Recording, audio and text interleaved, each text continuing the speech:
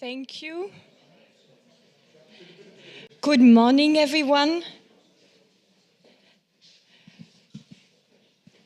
Thank you for taking a seat. We are about to start. I'm Malik Chambris. I'm Vice President, Sustainability and Global Public Affairs at Viessmann, and I will walk you through the day. So first, a huge welcome for those coming on site. We have, for today, 280 people who registered to the conference, many online, also in Ukraine, and everything will be translated in Ukrainian language, so our colleagues from Ukraine can listen to this event. So the topic today is how to incentivize, how to unleash investments into decentralized energy solutions. And we'll start with a word from Uwe Becker, who is the Hessian State Secretary for European Affairs. And as you have seen, we are here in the Hessian representation to the EU, and this is why we have this welcoming word. Thank you. Dear Minister Galushenko, dear Commissioner Simpson, dear Member of the European Parliament, Mr. Gahler, Excellencies, Mr. Ambassador, ladies and gentlemen, distinguished guests.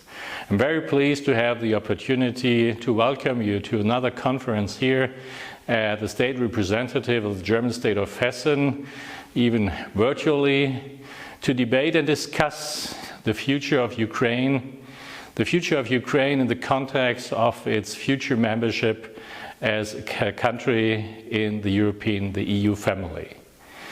The issue of today, the topic of today, is how to unleash investment in decentral energy solutions now. It's already the second conference that we are holding, and in June we already discussed future investments into Ukraine on regard to the investment map that focuses on the question what should be done in the time after what we all hope will come soon, peace and freedom for Ukraine.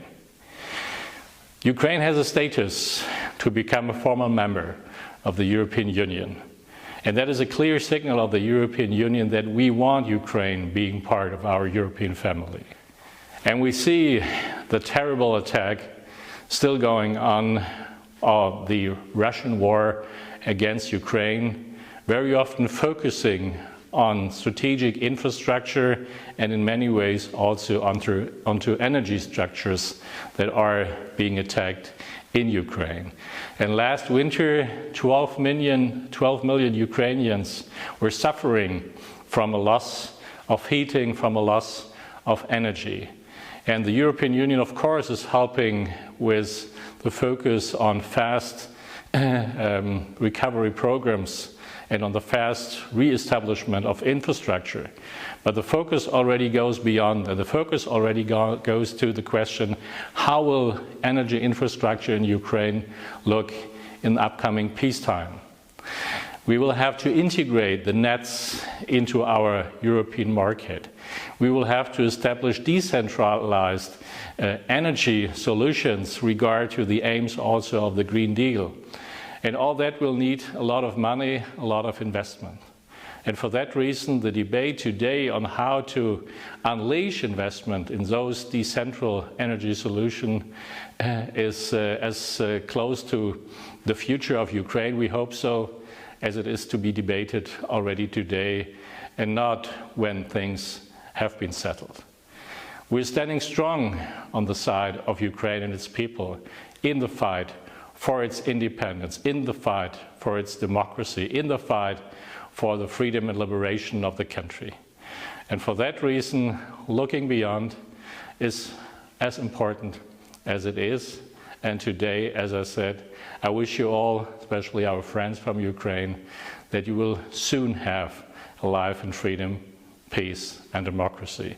Thank you very much for your attention, and now I wish a lot of success to this conference. Thank you also in the name of our Minister for Federal and European Affairs, Minister Puttrich, and also in the name of our Prime Minister Boris Rhein. Good luck for your debates. Thank you. So we've heard Uwe Becker. So Uwe Becker said we are on the side of Ukraine. I would say the private sector is on the side of Ukraine as well. This is why we are here today. And now we have a word from Kadri Simpson, the Energy Commissioner for Energy. She unfortunately could not be on site because she has a business trip outside of Belgium, but she was happy to provide a video recording.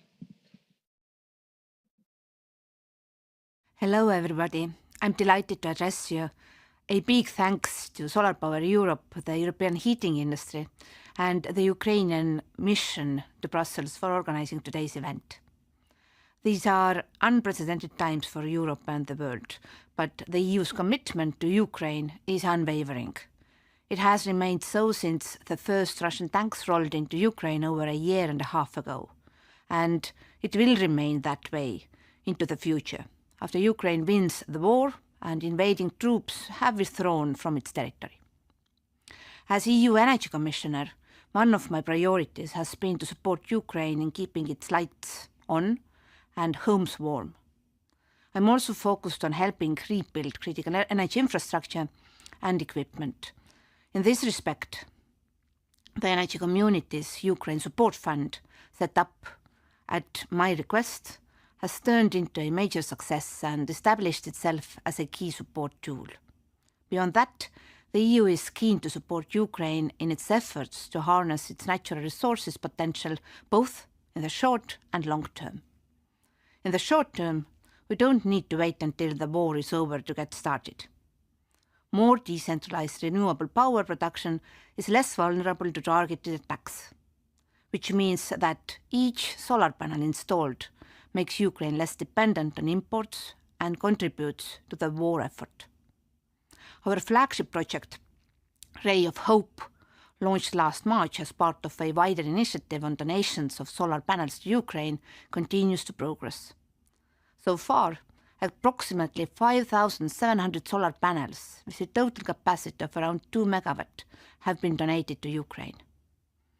Ukraine has selected a group of hospitals where the panels will soon be installed with the help of Sweden. This first batch of panels is certainly a model to replicate in the future, and I'm grateful to the Energy Community Secretariat and the EU delegation in Kiev who have been instrumental in supporting this initiative. They have helped to procure associated equipment and provided valuable advice and expertise. We hope other companies and member states get inspired and join our lead. There is some initial interest, and we will continue to work in this direction. Moving on to the long term, we are looking beyond emergency support towards rebuilding Ukraine and its economy. The EU is helping Ukraine to come up with a medium-term strategic plan, setting out the government's priorities, reforms, and investments in different sectors. It will be anchored in the EU accession process and will determine how the future facility will be dispersed. Essentially, it's a vision for economic growth and hopefully prove useful to the wider donor community as well. In the context of future reforms, it's important that Ukraine makes progress on its national energy and climate plan. It should clearly state its commitment and guide rebuilding efforts towards Green Deal goals and sustainable infrastructure. Judging by the progress so far, we are convinced that Ukraine will build on previous steps and stay the course on implementing EU legislation. This will help to prepare future enlargement negotiations. Soon after the war began, we synchronized the Ukrainian electricity network with the European continental network. Today, the synchronization brings the very much needed system stability against Russian attacks on energy infrastructure. In the future, this increased system stability means that Ukraine will be able to absorb more renewables into its system. Market integration will then follow this network integration. Ladies and gentlemen, these are challenging times, but we can and should stay hopeful. Russia's invasion of Ukraine drove home the need for homegrown renewable energy, both in Ukraine and the EU, and we are starting to see efforts bearing fruit. I was encouraged to hear that Ukraine exported electricity from renewable sources to EU neighbors recently when it had excess generation capacity. Another remarkable achievement is the Tiligulska wind power plant. This is the first wind farm built in Ukraine during the war by TEDEC. It's already delivering 114 megawatts of renewable energy, and it will be the largest wind power plant in Ukraine when it reaches full plant capacity of 500 megawatt.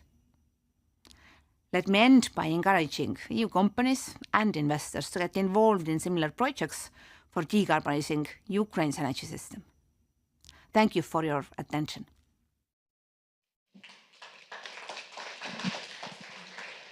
Thank you. So we have now a statement from Yaroslav Demchenkov, who is Deputy Minister for the European Integration at the Ministry of Energy.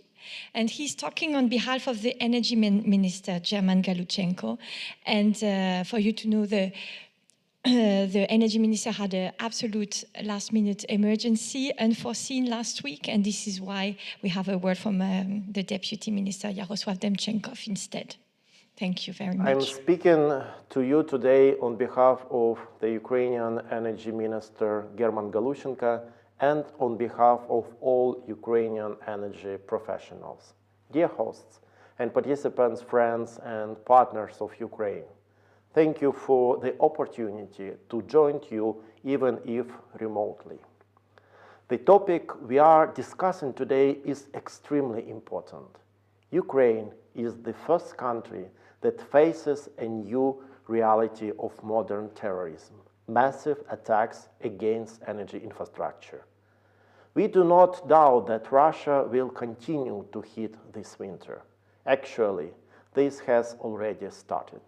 The lessons we are learning are not for Ukraine only, but for the whole world. Russia's invasion has shown how vulnerable the centralized energy system is. Most European grids are centralized around big power plants. The electricity distribution model is designed for long-range transmission from large generation to consumers. 30% of grids are over 40 years old. The same is valid for Ukraine. Our energy system is still the Soviet-era legacy with heavily centralization. The EU, same as Ukraine, that soon will become an EU member, are facing a common challenge. When energy system is our consumers were built, no one had an idea about the energy transition or massive drone rates. There is a new reality, and we have to adapt our policies to it. Following the net zero idea, we see Ukraine as a widely electrified country. After the destruction caused by the war, there is no sense in restoring old facilities. We have to build a new carbon-free energy system to produce clean, affordable energy for domestic use and for export. We expect Ukraine to become a green European energy hub and will contribute to continental growth and prosperity with clean and affordable energy. Ukraine has the necessary conditions to do this. Wind generation will be the main driver of renewable energy growth. Meanwhile, the country's higher insolation indicators, solar panels, are also in the game. There are about $300 billion of investment opportunities in renewables, grids, and storage. In the years to come, we will experience an electricity revolution. Centralized nationwide energy system of the past will transform into energy islands. More consumers will become prosumers that produce electricity for their own needs and sell the surplus. Local electricity production will meet local consumption. which will help replace long-distance transmission grids. It will change the nature of electricity demand and consumer behaviors. It will demand investments not only in energy production itself, but in distribution too. We are remembering the European Commissioner Kadri Simpson's recent warning.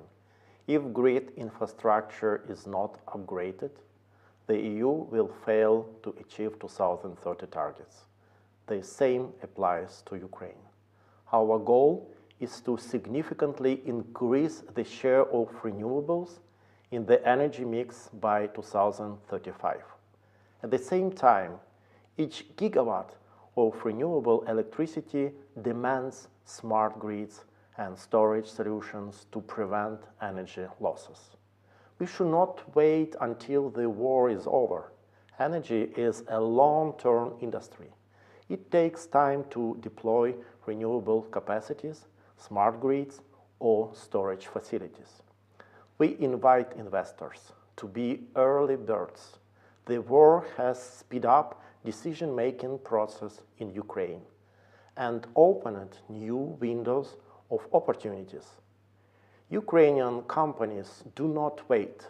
They start building new wind farms and storage facilities despite the hostilities, sometimes less than 100 kilometers from frontline.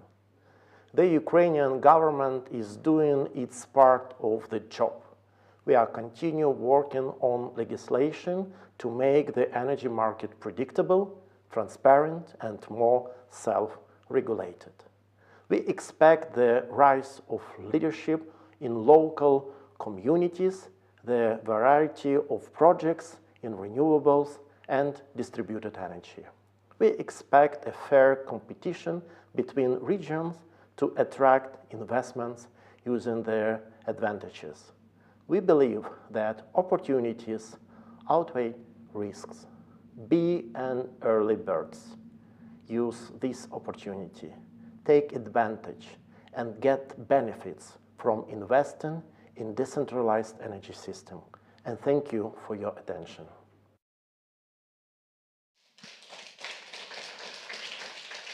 Thank you. Before starting with the first session, I would like to thank the sponsors of these events, without whom the conference would not have been able to start. So first of all, the Hessen representation to the EU, who hosted us today. Then, of course, the Ukrainian mission to the EU. And Solar Power Europe, the European heating industry, Heliostrategia and Viessmann, and of course Deutsche Bank. I saw Malte here today. So Deutsche Bank, SMA, and the trade union to the European Commission, who also sponsored this event. Thank you very much. With that being said, Walburga Hermansberger will lead you through the first panel debate on the market conditions in Ukraine. Thanks a lot, Alex. Hello, everyone. My name is Walburga Hermansberger. Indeed, I'm the CEO of Solar Power Europe, and I'm very happy to have a distinguished panel today with whom I'm going to discuss the opportunities. The Deputy Minister just mentioned vulnerabilities of central energy systems and that it would need to have something to live up to the new realities, and the new reality and the opportunities that we see is in decentralized energy systems. And we want to discuss about these opportunities. Opportunities when it comes to resilience and energy security, because that's what it is. Decentralized energy, a decentralized energy system based on renewables is much less vulnerable, but also opportunities for the economy to thrive again in the Ukraine. And thrive again because there's a lot of renewables being built. That's a whole industry. And there's companies like Heliostrategia with Olga who will be thriving with their business in the Ukraine, but also a lot of European companies who are just waiting to invest in the Ukraine again. And more generally, renewable electricity, that means cheap electricity, and that will also attract other industries again. So the topic of the first panel is Ukraine market conditions today. And I'm very pleased to welcome on the stage Mechthild Wörsdorfer, Deputy Director General of DG Energy, European Commission. Then we have MEP, Member of Parliament Michael Gahler. Please join me here on the stage. Thanks for joining us. And also here in the room, Svetlana Mikalovska, who is representing as the Deputy Director, the European Business Association.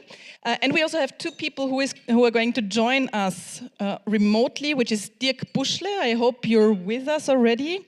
Dirk Buschle is the Deputy Director of the Energy Community. Yes, we see you here on the screen, and I hope everyone else is going to see as well.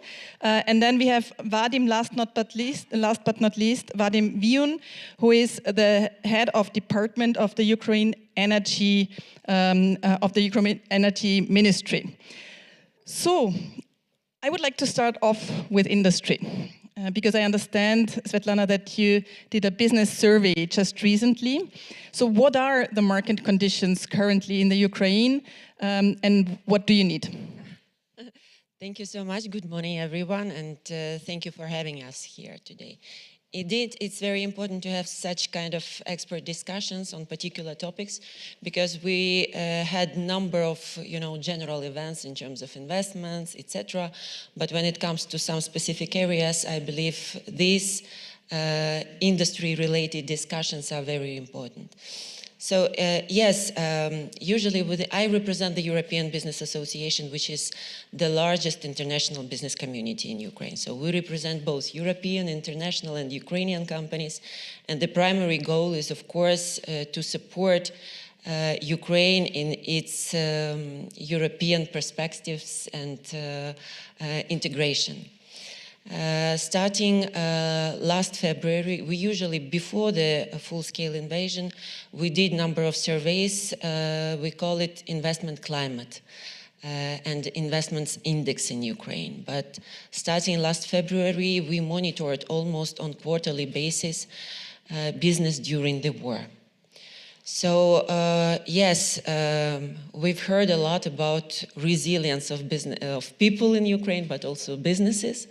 And just last survey showed that in October this year, already 77% of our members operate in full, when last year, a year ago, there were just 44% of companies operated in full. The major restriction, obviously, it's a restriction in terms of geography of businesses. And 22% of surveyed companies still have their assets in occupied territories, and obviously it impacted companies operating in alternatives, solar, wind. We lost several companies, our energy committee members, because of losing, I hope not forever, but temporarily, their assets. But when it comes to forecasts, majority of our members, namely 58%, they forecast positive development next year. Last year, there were less than 40. So still cautious, but positive perspectives we see. And business is still growing. Only 2% of surveyed companies do not have any financial cuisine.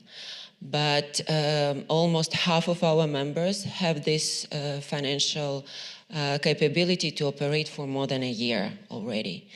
Obviously, it could happen with the support of external partners, but also we need this international trade and finding new opportunities for companies to operate.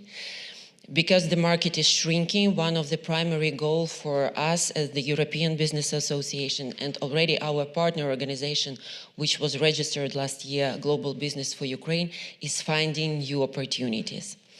And Yaroslav briefly mentioned, just recently we had this strategy, energy strategy development plan presented by the Ministry of Energy, that shows that Ukraine aims to attract $383 billion to establish new energy capacity, including $134 billion for solar generation. And last but not least, since we will talk about this decentralization of energy grids and energy system in Ukraine, actually decentralization in general was one of the successful reforms in Ukraine. So we have this platform to develop this new capacity for energy system. So just thanks a lot, Svetlana. A lot of interesting insights and a ray of hope. That's also, by the way, the program that the European Commission has set up. A ray of hope, 70% of businesses being back at full capacity again, which is really great. They all need cheap energy. They all need renewables. And this is why I'm turning to you, Dirk, to tell us a little bit more, because the energy community is working very intensely. You also have a foundation in order to build up renewable capacities together with the Ukraine. So what's the state of play? What is the current framework? And what does it need for renewables to thrive in order to support businesses? May I first say that what Ukraine is doing in the whole context of greening the economy and starting a green post-war recovery, putting also focus on decentralized renewables is evidently the right thing to do. This is not about the large-scale project that are supposed to be sources for export of energy to Europe. This is really something for the Ukrainians. Decentralized renewables do not only decarbonize a legacy system which is based on carbon fuels, they also lead to a true democratization of energy. And as Yaroslav Demchenko said earlier, they will reverse this Soviet system, which depends on large-scale electricity generation, has proved to be very vulnerable for the Russian attacks. So decentralized renewables is indeed a very important aspect of Ukraine's recovery and should also be a very important aspect of people's day-to-day life in Ukraine under the current circumstances. Last not least, also they will create additional work opportunities for people in Ukraine. And I think in this respect, Ukraine also has to be commended for not being idle, for doing its part indeed. In summer, a so-called green transformation law has been adopted in Ukraine. It is a great tool, not only to follow up on what the European Union has been doing earlier in terms of the clean energy package, but also really introducing as possibilities that can and should be used as of now aspects such as consumer or prosumer possibilities, net billing, aggregation, etc. So Ukraine is indeed on the way from the centralized Soviet-type system to a modern European system based on decentralized renewable solutions as well. And in this respect, the market is also, of course, very important. The electricity market that has survived the war, the market is still functioning. It is, of course, still to some extent distorted. There are still price caps that prevent also full integration of the market with the European markets and system.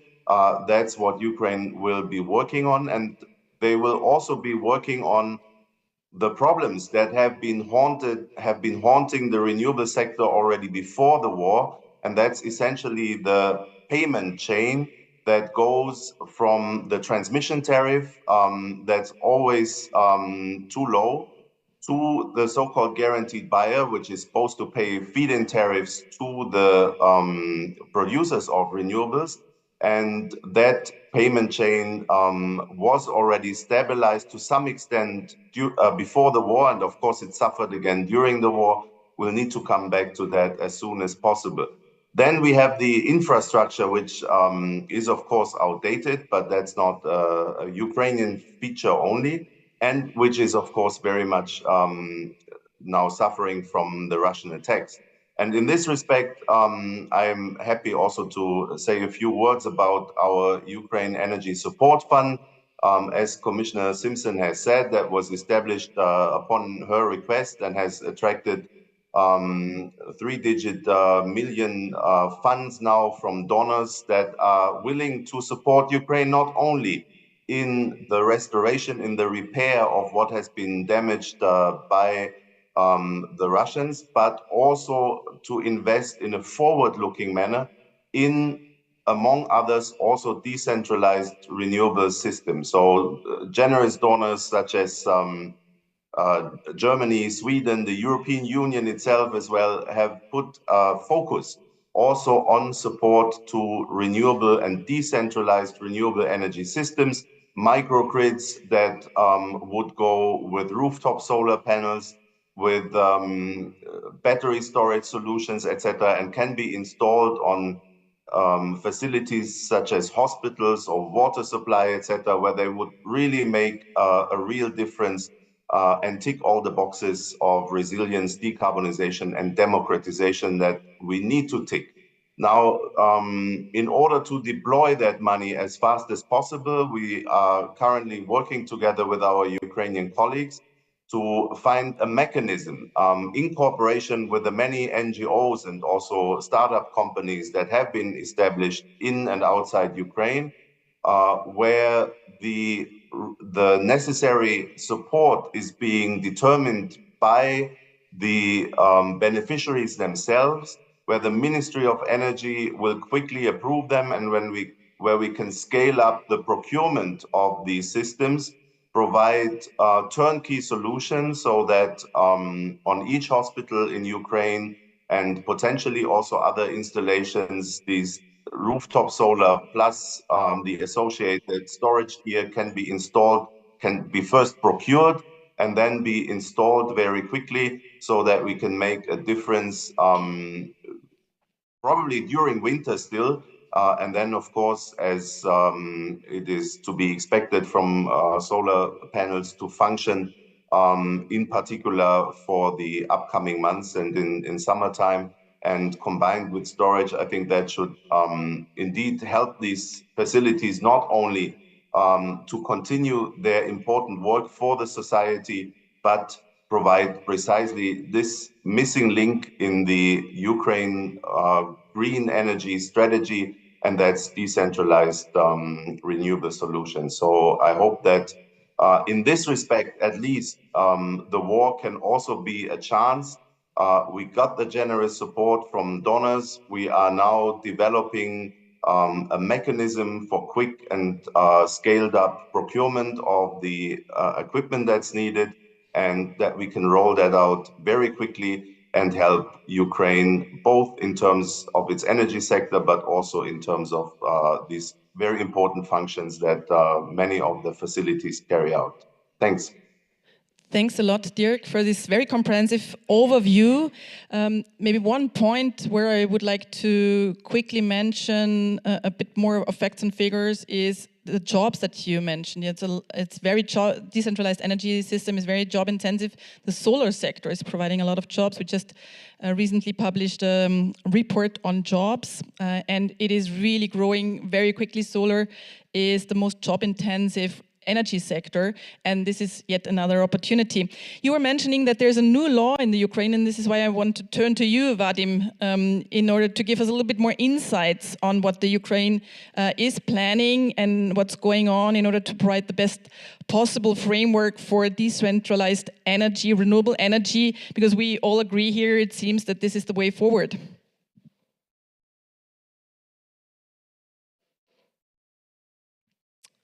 Vadim, hello, can you connect? Do you hear me? Yes.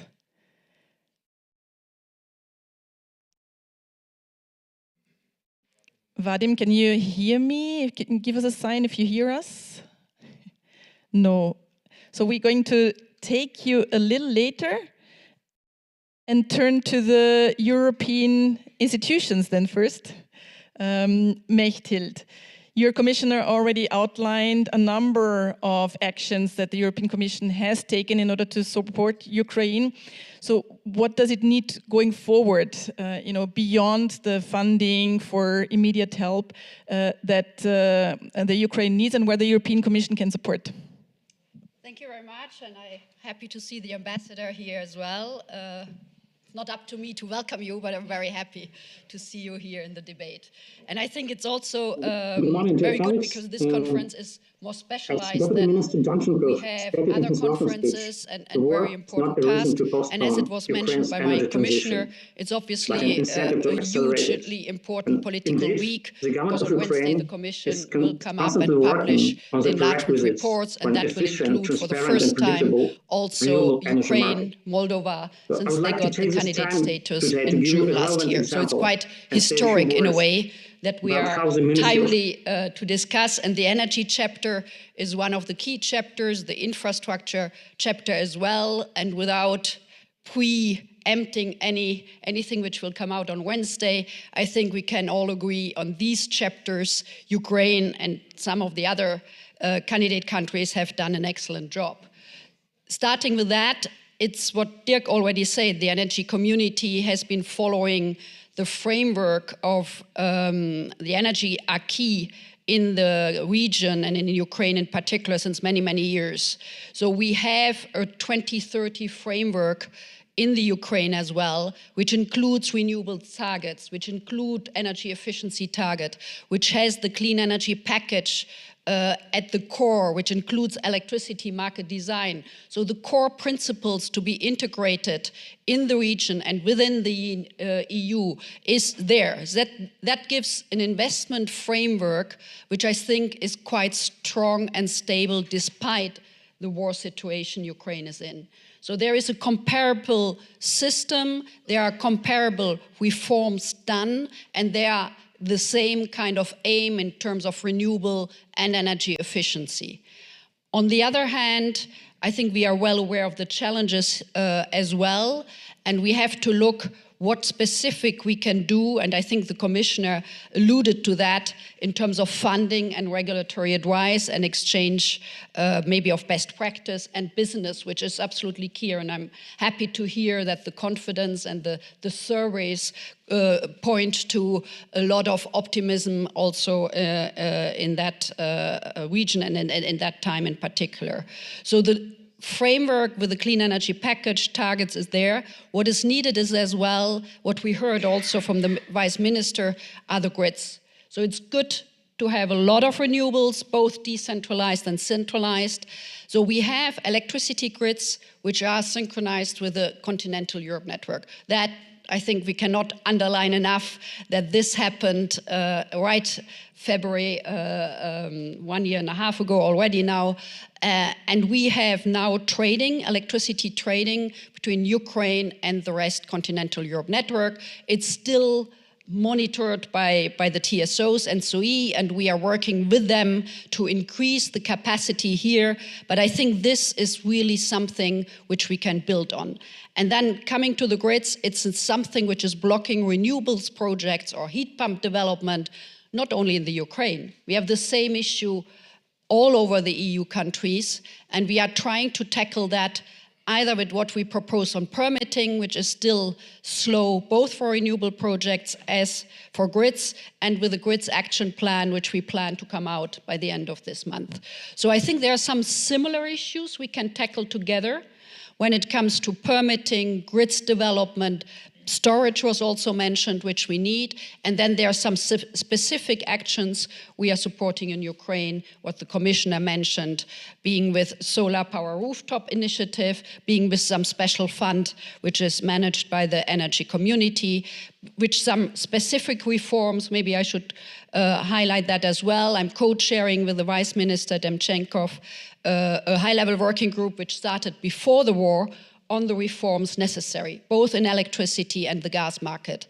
This includes unbundling as well, which we need to progress even more. This looks at certification of the TSO, both for electricity and gas, and their observer status in the European network, NSOE and NSOG. So there are a couple of concrete issues we have identified in a roadmap, and I must here say a lot of progress has been made, and we are trying to tackle what can be done still in that context as well. Thanks a lot, Mechthild. Mechthild, you mentioned it's a historic week indeed, and I would like you, Mr.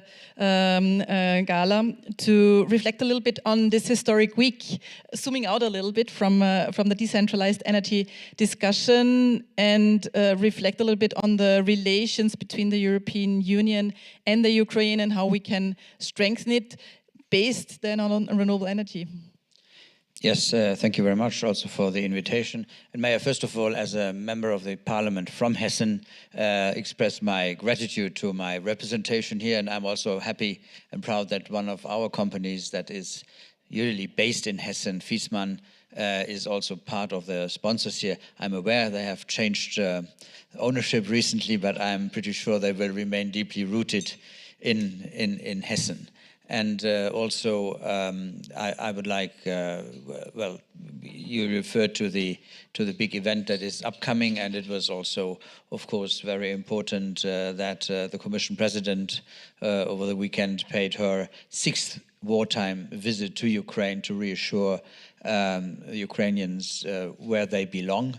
And I think especially when we refer also to this sector, which is so important for the country to move on and to survive, may I also at this occasion pay tribute to the workers in this industry. Apart from the soldiers on the front, I think they are in the home front, the also real heroes who, while the attacks are still ongoing, start to repair what has been damaged by the Russian aggressor.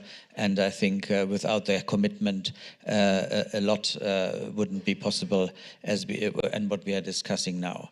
I think this, as we refer to the synchronization, the connection of the Ukrainian grid with the European grid, is one visible and sensible sector where we really connect and show where Ukraine belongs. Not somewhere in a gray zone, certainly not in the Russian orbit, but on the way to the European Union. And these connections are so important in this sector to, first of all, well, connect the country, but then also to, for the future, pave the way forward on the goals that have been set also in the European Union in the area of energy efficiency and to combat climate change. I'm, on the one hand, the standing rapporteur on Ukraine in the parliament, but also the co-rapporteur for this Ukraine facility, the 50 billion for the next 4 years. And I think within this program,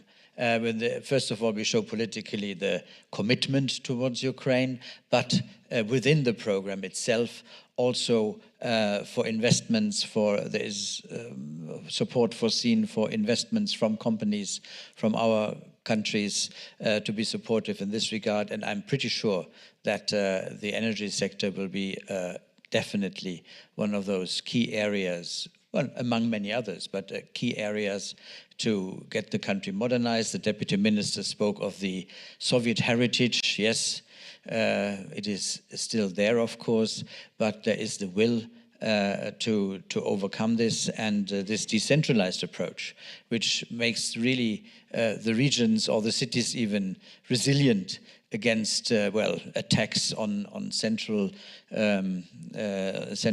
units or power plants. I think this approach that must start as we speak is very important, and I'm pretty sure that all those who dare from the EU companies who already dare to go there, I would like to encourage them and say it will be a good investment. And also, I mean, what we've seen both from the EU, but also I'm aware of the German government when they have this initiative to say, okay, those who dare to go now and to invest now, and if it were destroyed by the Russians, we will back you up, we will compensate that. So there is, in this regard, no risk as far as the finances is concerned. We what is important, and that is one of the other key areas, that is the reform of the legal system, the judiciary, that this all is functioning so that any investors will be aware and can be sure that, that they are acting in a safe legal framework. And of course, the path towards the EU is a safe legal framework as such, as it is about to harmonize the legal situation in Ukraine with ours, but it requires, of course, on the ground functioning courts, functioning authorities. And I'm pretty sure also that when we speak of decentralized energy solutions, they will have, those who invest there will also have to meet functioning local authorities, regional authorities, who will also be able, out of their own competence, to take decisions and not only wait what comes from a central ministry in Kiev. So decentralized energy solution requires also decentralized decision-making processes. So and a functioning public procurement system. I think they have already had this excellent Prosoro system that was functioning before the war, and that needs to be reinstated and fully working. And I think in this area it will also be a big asset for all the investments. Thanks a lot, Mr. Gala, and thanks very much for mentioning the Ukraine facility, the 50 billion that will be spent over the next couple of years. I would like to turn again to Mr. Vadim Vion. I hope you can hear us now, and maybe ask you how the Ukraine facility can help you in order to decentralize your energy system, and also once again this question about the new law that has been passed, and if you could also reflect a little bit on the framework conditions that Mr. Gala just mentioned, which are necessary in order to bring the help from the European Union in a very efficient way to Ukraine. So I hope you can hear us now. The floor is yours. We see you, but it seems that you do not hear us. So the floor is yours, and maybe show that as well.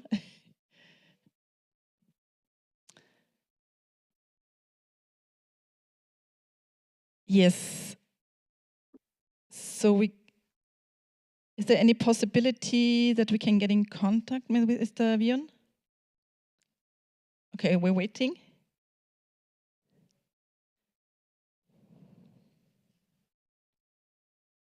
The good thing is that we already see you.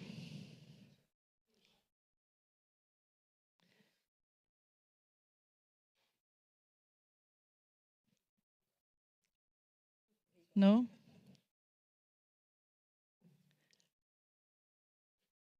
Maybe I can give sign once again.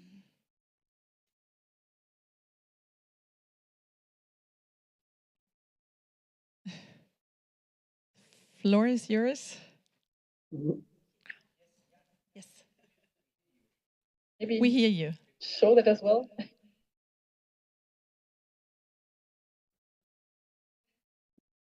Please, the floor is yours. Good morning, dear colleagues.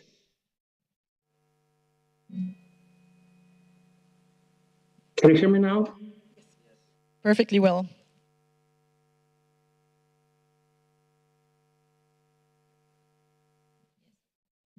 Yes, Vadim, we can hear you. You may start because we are waiting for your speech already. Вадиме, ви нас чуєте? Бо ми вас не чули весь цей час. Може, зараз ви нас можете вже говорити?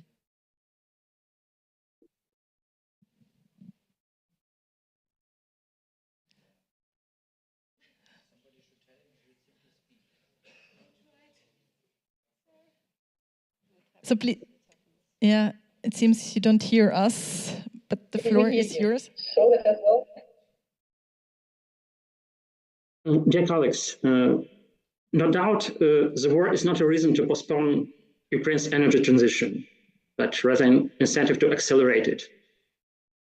The government of Ukraine is constantly working on the prerequisites for an efficient, predictable, and transparent renewable energy market. So I would like to take this opportunity today to give a relevant example and say a few words about how the Minister of Energy of Ukraine is working today to shape the renewable energy market of tomorrow.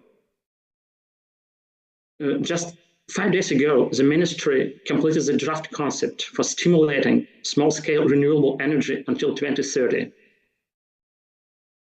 This draft is now open for public discussion on the ministry's website, to which it will be submitted to the Cabinet of Ministers for approval. Then it will become the basis of the state program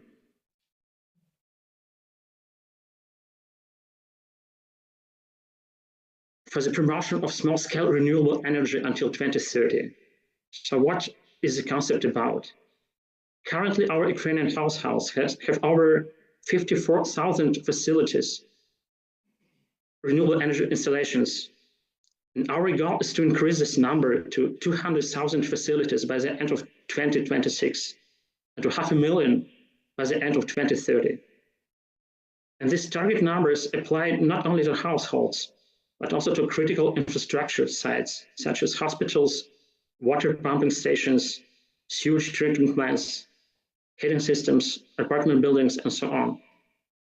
Importantly, the concept defines a renewable energy facility as a set consisting of a solar or wind power plant, a hybrid inverter, and a battery energy storage system. In addition to this, the concept establishes a capacity ratio between electricity production and storage. So for private households, the ratio should be at least 0.5 kilowatt hour of battery capacity to 1 kilowatt of installed generation capacity. For critical infrastructure facilities and apartment buildings, the battery storage system must provide autonomous power supply for at least 4 hours. The system will operate on the net billing model with hourly cash netting.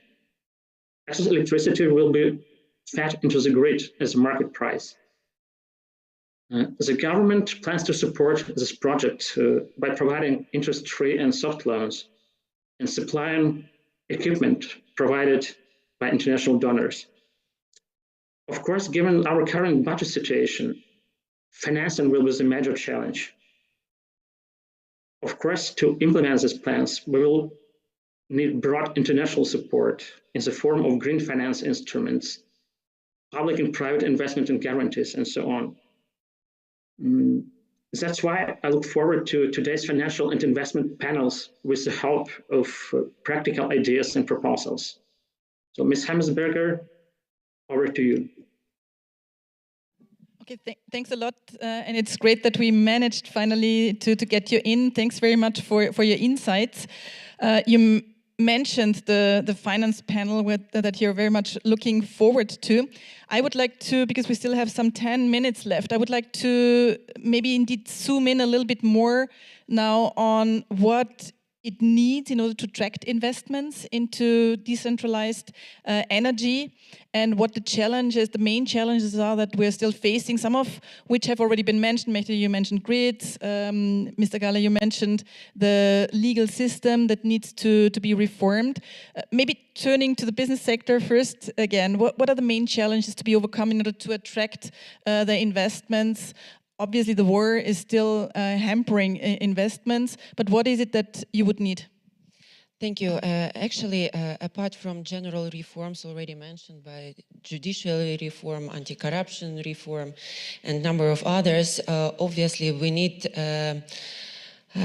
possibility to predict changes in legislation. That's very important for any businesses, actually, not only in energy.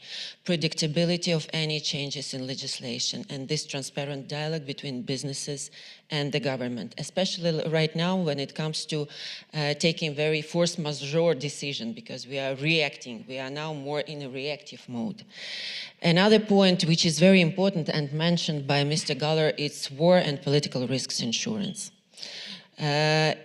By the way, it's very interesting because we also conducted this survey, and the war started not last year, the war started in 2014. But before the full-scale invasion, only 14% of businesses we surveyed actually used this kind of insurance. Now the demand is growing. It's almost 60% of surveyed companies crucially need this war and political risks insurance. And that would support also European investors to come. And that's why we indeed expect maybe, of course, we have MIGA, we have DFC, we have KUKE, etc. But as far as I know, only one successful case of insuring one of the investors in Ukraine is Dragon Capital by MIGA. And what would really attract European companies, it's some solution tool like pan-European war risks insurance platform. Another point which is also, but it's already on the Ukrainian side, it's about tariffs. Yes, so we still have those debts for green energy producers, and this issue obviously should be solved.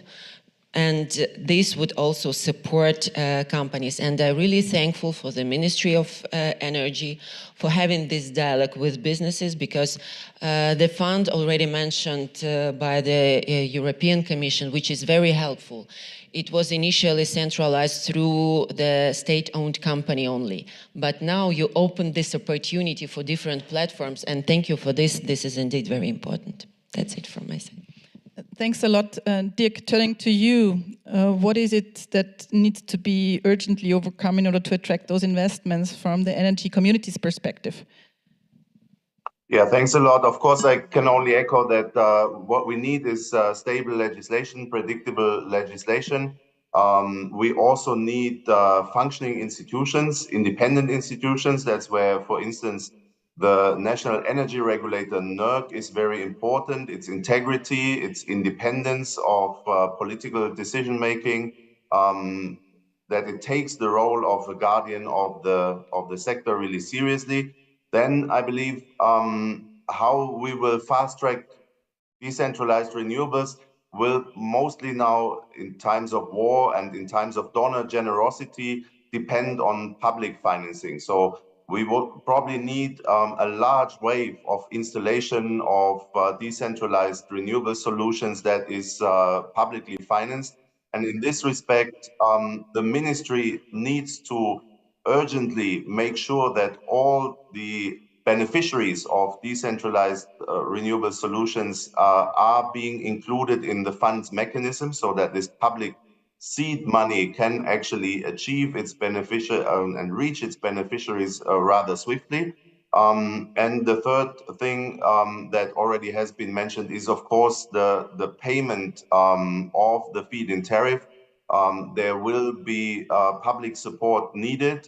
And while this exists in theory, we have reason to believe, based on experience, that the payment chain is indeed not stable enough to allow investment and reliance of investors on getting their promised support paid roll out as fast as we would need to. So, for instance, we have a feed-in tariff that is essentially financed by a surcharge, which is included in the transmission tariff. The transmission tariff is historically set at a too low level, so that renewables investor, large and in the future also small, essentially wait for their money. They are normally paid at half of the price that they can expect to get. And I think this is something we need to fix quickly as well. Thanks a lot, Dirk. You wanted to come in, Ms. Yes, I wanted to ask a question rather. I mean, I recall years ago there was some discussion about existing on the way to the consumer, be it companies or public sector or private consumers. There were still existing monopolistic structures on the way down that hampered the lowering of prices. So is there, well, decentralization should normally also go in line with the possibility to compete on the ground for the consumer and their needs. So is there still something that hampers the free offer and Angebot und Nachfrage, offer and demand, supply and demand? Is there still something that hampers that, or have these obstacles been removed in the meanwhile? Who can answer that question? Dirk? I can give it a try. I think your suspicion is very much correct. Ukraine, as any post-socialist countries, of course, relying very much on state-owned companies plus one large private company that supplies electricity in Ukraine. While it is clear that during a war you don't change the model by 180 degrees, but I think in the future we also need to do more to demonopolize and make sure that the state's role in the electricity sector slowly but constantly also decreases, and that there's more space for private investors indeed. And that the fact that they should be given fair and equal and non-discriminatory treatment, I think is understood as well. Changing structures, Mechthild. Yeah, thank you. I fully agree with Dirk. There is still some legacy to tackle, and it's not only true for Ukraine, but it's still there. And that's what we try with our dialogues on the reforms and implementation of the law, because there is a lot which is already there, but it needs to be implemented, which it's not the only country where we need to follow that up. But I think it's quite clear that we need more competition also in the energy and electricity sector. I had two more quick comments. First, as it was mentioned, the Ukraine facility by Michael Gala. This is the biggest amount of money the European Commission has proposed to a third country, 50 billion from 24 to 27. And it should be linked to decarbonization, greening, and in the energy sector, we are working with Ukraine, and there's a meeting this afternoon, that they also finalize their national energy and climate plan. So there's a link, clear link between the financing, the future facility, which needs to be adopted before the end of the year in order to be dispersed from 24 onwards. And it should be linked to our objectives, common objectives of really greening, decentralization, decarbonization, energy security, and all that. And in order to make sure that this is happening, we assist. There is a draft national energy and climate plan for Ukraine. And we assist also here, together with the energy community, with an advisory meeting this afternoon, that this goes hand in hand, that there are steps from now to 2030 in all the different areas. So this gives more certainty and more monitoring, like we do also for other countries. And my second point, I fully agree what was said on insurance, the risky business in wartime. I mean, this is an obvious factor. And we have been working both with EBRD and EIB. EBRD has been helping on some of the issues to be there for insurance and give the guarantees. And I take another example from the energy sector, which is gas storages. Ukraine has the biggest gas storage facility in Europe. And it wasn't used until a few months ago because of uncertainty, all the attacks which happened also last year and which unfortunately continue on the gas infrastructure side. So there is a high risk. But there is lately, because the gas storages in Europe, in the EU, are also full, nearly 98%, more business, European business, have stored gas in the Ukraine. So the risk has been overcome by business opportunity. So there we are now, European companies storing gas at least for a few weeks or months until winter kicks in fully and we have to withdraw the gas. But there are concrete examples where business, European business and Ukrainian business can work together. There are possibilities and business opportunities in Ukraine, in the energy sector. We discussed today renewables and electricity and in particular solar, heat pumps and heating sector in particular. So we have to really get them, and insurance and working with the financial institutions can really help to overcome them. Thank you. Thanks a lot. I would like to give the opportunity, as we're running out of time, to you, Mr. Vuillon, to react, if you can hear us, to the challenges that have been mentioned. So we have been mentioning predictability, the insurance in wartime, which can help, where the EBRD and EIB can also play a major role, the help of the Ukraine facility in order to get this done, and the system change that is needed. Any reaction as a last word from you? If the techniques work?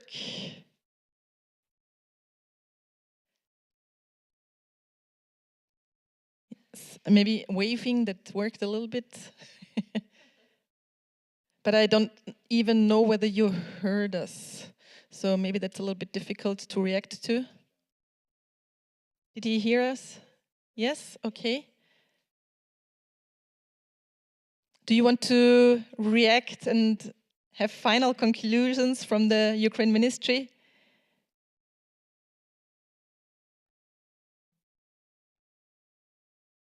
Floor is yours. Okay. It doesn't seem to work. Yeah, we've been nearing the time which has been allocated for our panel. Thanks a lot. It was very insightful. I took away a lot of important points.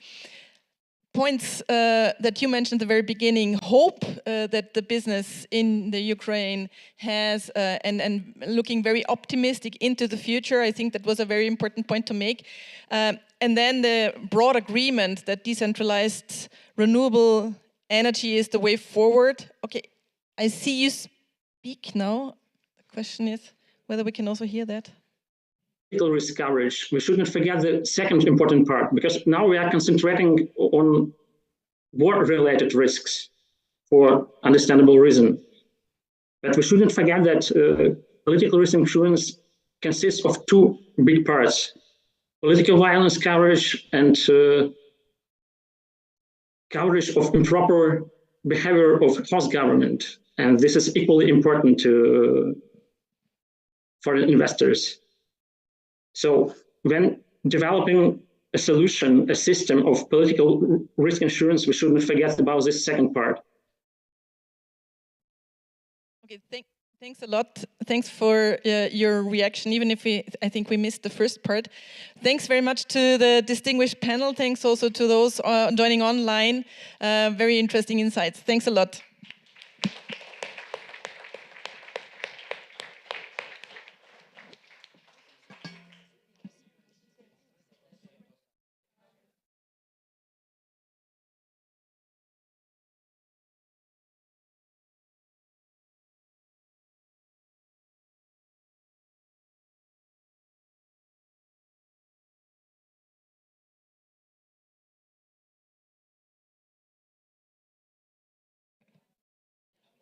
Is it working? Number two. Yes. So we meet back here at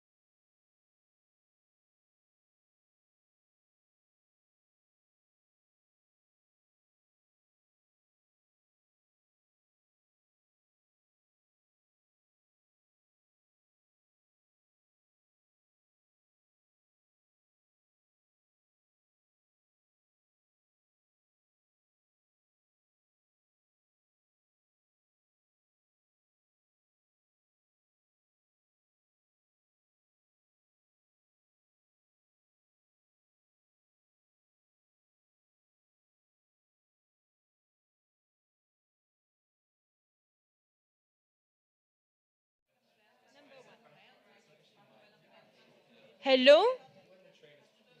We are about to start. I'd like to ask our honorable guests to come and sit. Thank you.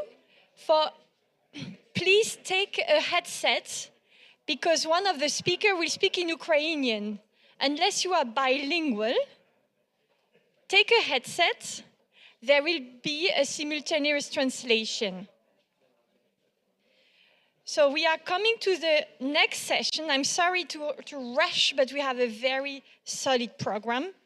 So the next debate is about how to accelerate investment in solar energy specifically. And Eric Kiering will be our moderator from SMA. Eric Kiering, the floor is yours. Thank you very much. So I just wait a second before we start our next round. Yes, take your pencil. Very good.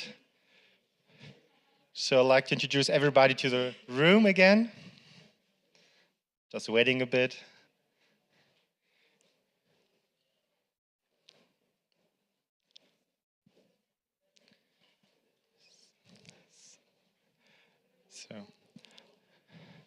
So it's my job to interrupt your coffee pause.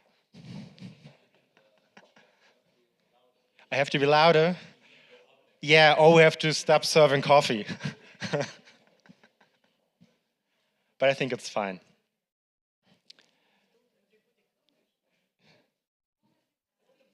Yeah, I think it's a good sign if we talk outside a little bit, to exchange business cards and ideas. Olga, I hope you already exchanged a lot of your cards. Okay, so this is Olga. Please give her your card. So very good. Ladies and gentlemen, we will start this panel right now. Please come into the room and close the door. And I'm very thankful that you're here in Brussels today, where actually the idea of minimize the risk of conflicts is very strongly linked with decentralized energy and sharing energy supply from the very beginning. And this panel will focus more on already operating institutes and companies in the Ukraine. So we go more on the practical side in the debate. And I would like to invite you for a very warm applause for the next panelists. And the next panelists are Anna Zemaza, Olga Michalot, Julga Onishuk, and Jochen Hoff. Please come to the stage and please give them a warm applause.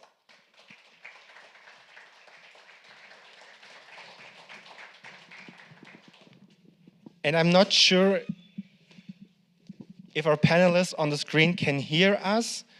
So from the last panel, I learned that I have to wave my hand a little bit. Just check before we start. Yes, we're waving. That's good. Very good. So we are linked. So when I start waving, then it's your turn. Okay, here we go. Very good. So at the last panel, we heard about all the framework, the policy framework for the Ukraine and rebuild Ukraine and all the budget we have. But now we are looking really on concrete projects. And Jochen, first question on your side. I saw in the last 2 years that you had many projects in Ukraine. You supported with money, with products, with service. And can you just be very open, transparent? What is your learnings from the last 2 years, like operating in this framework under these conditions? First of all, and thanks for having me and the question. We were not actively working in Ukraine. We were working on mobilizing and donating projects, different sizes from the very beginning.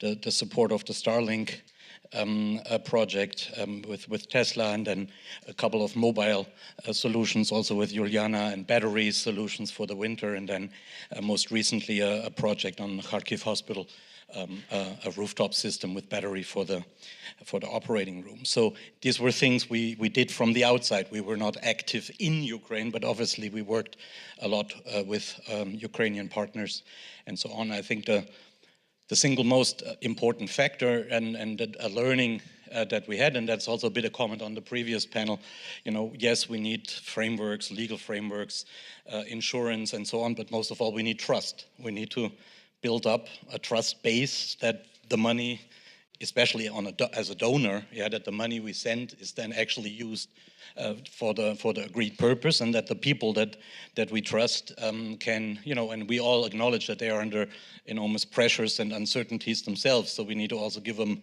our trust and credit that they are operating under a difficult, partly personally challenging situation. So this is something that I think is needed, and that's also needed for business. You will never convince a board to go there just because you take out an insurance. That the insurance comes as a backstop, as a limiting the damages. But the real investment, of course, of a potential renewable energy investor like us is the management capacity, is the resources we focus on dealing with this country. So based on the last year's experience, I can say we did build up a trust base, we did realize projects, we could repeat certain projects with certain partners, but to this day, it's never easy, and we know that situations are dynamic and shifting. So that trust needs to be reaffirmed and controlled in some way. We at some point we already thought about flying drones over the systems that we supposedly installed, but then we thought, wait, flying drones over hospital probably not a good idea. So we need to find ways to reconfirm and then move on and make a stepwise approach. I hope that answers at least some of your question, but it brought out what I thought also as a reaction to the last panel. But what can I expect when I decide, okay, I want to operate in Ukraine, I want to build a solar power plant, and I mean, Olga, we come to your side soon, but Jochen, what can I expect when I start business in Ukraine? What are the main barriers? But I mentioned the main barrier for us right now is the need that it takes trust, so we can't just go in there and do it. And even if you get subsidies and so on, that's not it. So the risk of the war and these topics are for us a barrier. And the other barrier I can say frankly is obviously alternative opportunities. We have a booming renewable energy market across the world, but we also have more and more difficult conditions all over. We have an increasing interest rate environment. We have increasing costs. We have the danger of tariffs slapped on solar equipment here in the European Union because some people are arguing in that. So we have an increasing business risk already in our established market. So how do I now convince that given all this, we should go to an even riskier market, or at least perceived as even riskier? So I think that's right now the single biggest challenge for Western companies moving into Ukraine, is that they are either have a lot of opportunity and or risk already in the markets where they're established. So this is right now not the time to look for more risks, unfortunately. And the answer to it means Ukrainians have to do it themselves. And that's why Olga and Juliana are here. They need to do it. They need to be the investors. They need to be the people on the ground who can judge the risks, who can have a better gauge for the trust. I mean, I hired a Ukrainian mother of two to work with me, so she is my indicator for trust, right? So do you trust this guy, yes or no? If she says no, trouble is she doesn't trust very many people. maybe right, so I need to help her there, but where I'm getting here is we need to enable Ukrainians, trigger the investment, and drive the investment themselves. We cannot rely on Germans or other Europeans, getting over their fears. The Ukrainians will have to, also this one, have to do it themselves, but obviously we need to help them as good as we can to enable them and support them in that journey. Okay, thank you. So when I speak about trust translator, Olga, we're talking about you doing also business in Ukraine, and looking at the renewable field, it's clear, it's proven the renewables will be the main pillar of the future energy system. The main pillar in the renewables are solar. What is your idea how the solar industry will grow in Ukraine? What do you need for more investment in the Ukraine? Thank you very much for trust, Jochen. So I think that Ukrainian company will be trustful, and your company will invest in Ukraine. But our company right now, we invest in Ukraine, we continue to work on Ukraine. It's difficult, but we continue to work, and we invest also in Poland.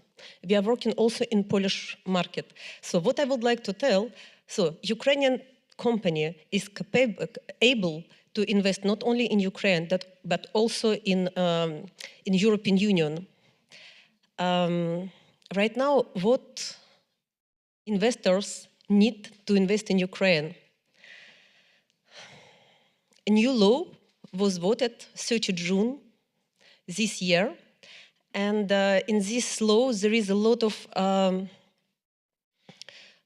interesting things for us. For example, it's active prosumers, really important for Ukraine. It's certificate of origin of green renewable energy, really important for Ukraine. Better work with TSO, etc. So there is a lot of points that will attract investors in Ukraine. And not only investors, government investors, but also investors, private investors. And I think that banking system will be also interested in Ukraine. But what investors really need? They need a PPA, long-term PPA, because when they're doing business plan, so they are calculating return of investment, and in Ukraine right now it's 5 years. It's not bad at all comparing to in other countries. So we need to make a business plan and go to the bank and discuss with the bank to receive a credit and invest on the PV field. Secondly, it's a corporate purchase agreement. Indeed, it exists in Ukraine right now, but only on the paper, and it doesn't work for the moment. Why?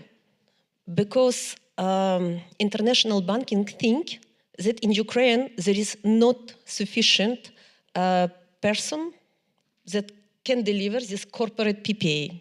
It's second problem. Third, it's insurance. So right now we can see that in Germany it's Hermes, in France it's Coface, in Poland it's Kuke. So maybe in other countries there is something, but I don't know for the moment. What we need really, we need European insurance, European Union insurance. And if I understood, European Union work right now on it, and we are waiting because I think that it will deblock. Right now there is a problem, economical and political, and war. War, it's biggest problem that Ukraine face right now. Next thing that could be useful also to develop solar energy and to construct more decentralized solution in Ukraine, it's a grid. Because we need to invest in grid. And as we told before here in this room, we spoke about Soviet system, facilities, etc. So they destroyed. They destroyed right now, so it's 40 or 45% destroyed. Let's take a time. Let's make investment, but smart investment. Let's make investment in smart grids. So it's shortly, but I told everything. Very good. Thank you for those 3 points. And yeah, hopefully we can skip some infrastructure evolution steps in Ukraine. I mean, the grid is also a very big bottleneck in Europe right now. But really, what is important right now, we need to speak about 3 words. 3 words, it's resilience of the system, flexibility of the system, and decarbonization. Because right now we spoke also about that Ukraine will join the European Union. I hope that it will be I have a dream. So, and for this dream, we need to decarbonize our system. And to decarbonize our system, we need to install more heat pump, solar, wind. We need to have more renewable energy. Okay, So I share this dream with you. Just go, and just invest. And don't forget that European Union would like to establish in 2026 new taxation, and for Ukrainian societies, so actually for Ukrainian commercial and industrial, it will be really needed to make investment in their facility to have electricity, to have energy. So they will decarbonize their facility, and in this case, they will go to the rules of the European Union, decarbonization. Okay, thank you. So talking about solar, decentralized energy, I think one of the main assets of those energy source is the acceptance of the people. Solar energy really has the energy to liberate a market, but also to bring energy supply to the people, where the demand is. And Juliana, you represent with your foundation really the people. And can you just tell us a little bit about your foundation, what you're doing in Ukraine, and how you work with communities? Thank you very much for inviting me. My pleasure to be here. And I absolutely agree with Olga, what you have said. With regard to what we are doing, so we are a charitable organization, and we work with communities and with critical infrastructure of Ukraine. We ensure that they have a stable electricity supply through decentralized energy sources. Practically, we are installing and we are doing a turnkey projects where we find donors, we find the facilities, we communicate with the ministries, with the Ministry of Health and Ministry of Education. We looking for facilities that were damaged because of war or that the region was heavily affected. We also estimate the damages to the energy infrastructure to estimate for how long they might have the interruptions. So, and that's how we prioritize the regions, and we choose schools and hospitals to build hybrid solar power plants for them, which means solar power plant on the rooftop and the energy storage. In general, our main aim here still is to cover the emergency need, especially for the hospitals. We are analyzing their consumption. We are analyzing their emergency consumption, saying surgery rooms, intensive care units, maternity units, and neonatal units, the kids that were born too early. And we are covering the consumption of these particular units for the hospital.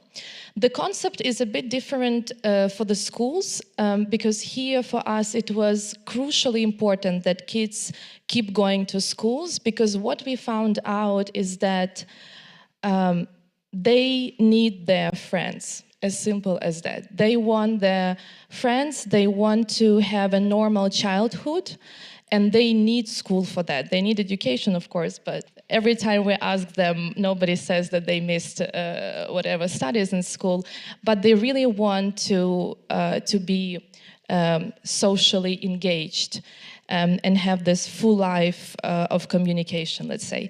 So for schools, we also install storages, we cover up to 4-6 hours in every school. So engaging the communities, this I explain a bit more, what do we do for facilities themselves. So it's our primary goal. The second goal is the community and their engagement into construction process. So that they can learn how to do it, how to do such projects on their own. Of course, there's a lot to learn, and unfortunately, as a previous speaker said, we need capacity building for them. Communities do not have enough resources, people, and expertise to make such projects, but the local NGOs are here to support. And from the perspective of the grid and resilience that we are talking about, For now, the projects we are doing are only for self-consumption, meaning that the inverter does not give, the inverter cut the excess of electricity. So there is no excess for now. But the new law that was adopted gives the possibility to such prosumers, let's say, to give the excess of electricity, to feed the excess of electricity into the grid. So potentially, when the secondary legislation is in place and the process how they should do it would be quite clear, then we will technically change the approach for inverters and so on, so that schools, especially at summertime, would be able to give the excess of electricity to the grid and maybe potentially work for demand response because storage is in place. So they could help grid in case if there is congestion, but of course we need more facilities like that because we are talking here about quite small amount. But if we replicate these projects, if we engage more facilities, buildings, universities, supermarkets, whatever social buildings we have, then of course, altogether having storage and smartly having a smart approach of the capacity we choose for the solar power plant, we will be able to develop a kind of a demand response in the future. Okay, so speeding up the prosumer framework would be boost your business, definitely. Business? Non-profit. Non-profit. Yes. The solar growth. Ms. Samazeva, we're heading over to you. I started waving to give you the sign. You represent the Ukrainian government and you're responsible for energy saving. Can you just tell us a little bit about the energy demand on renewables in Ukraine right now? And can you also give us a little bit idea of the forecast for renewables in Ukraine? Доброго дня. Я рада, що сьогодні я можу, наскільки я розумію, розмовляти українською. Так? Yes, окей. Анна Замазєєва, голова Агентства енергоефективності та енергозбереження. Відповідно... Sorry. Одну хвилинку. Okay, just one moment, please.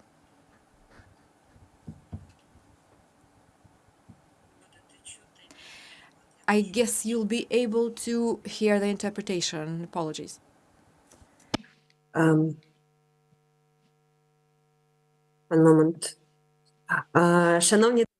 Dear friends, the issue of energy efficiency and energy saving in Ukraine are extremely important at the moment. And that's the only area where we can't wait for the end of the war for. We need to start developing this today.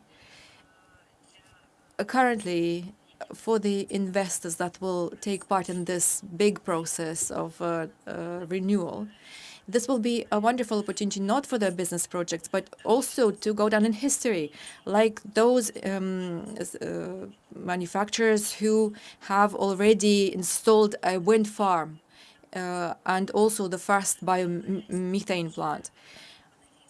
Today's panelists have already mentioned our national objectives and our national plans that we need to meet by 2030.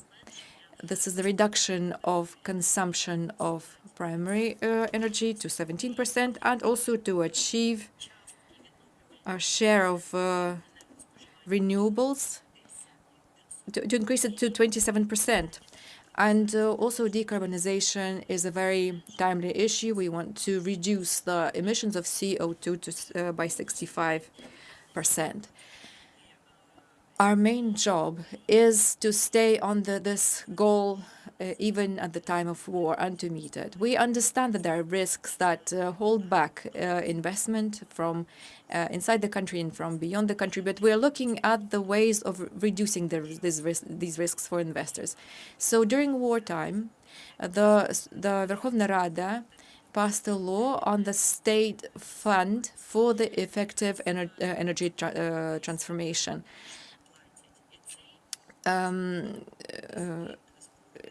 Polluter pays. It used the same approaches in the European Union, and there will be payments for the CO2 emissions. We want to prove to the international investors and the national investors that we are moving in the right direction, and this is a priority area for us. And together we'll be moving towards this objective. And there's also going to be budget programs in the national fund for decarbonization, and they will be aimed at the installation of solar panels in private households and also in industrial facilities. Demand for this kind of energy is very high at the moment because decentralization looks like this. For example, the National Agency for Energy Efficiency is opening its first office for decarbonization and energy efficiency in the regions so that we can improve the competencies of our local communities and our local self-governance.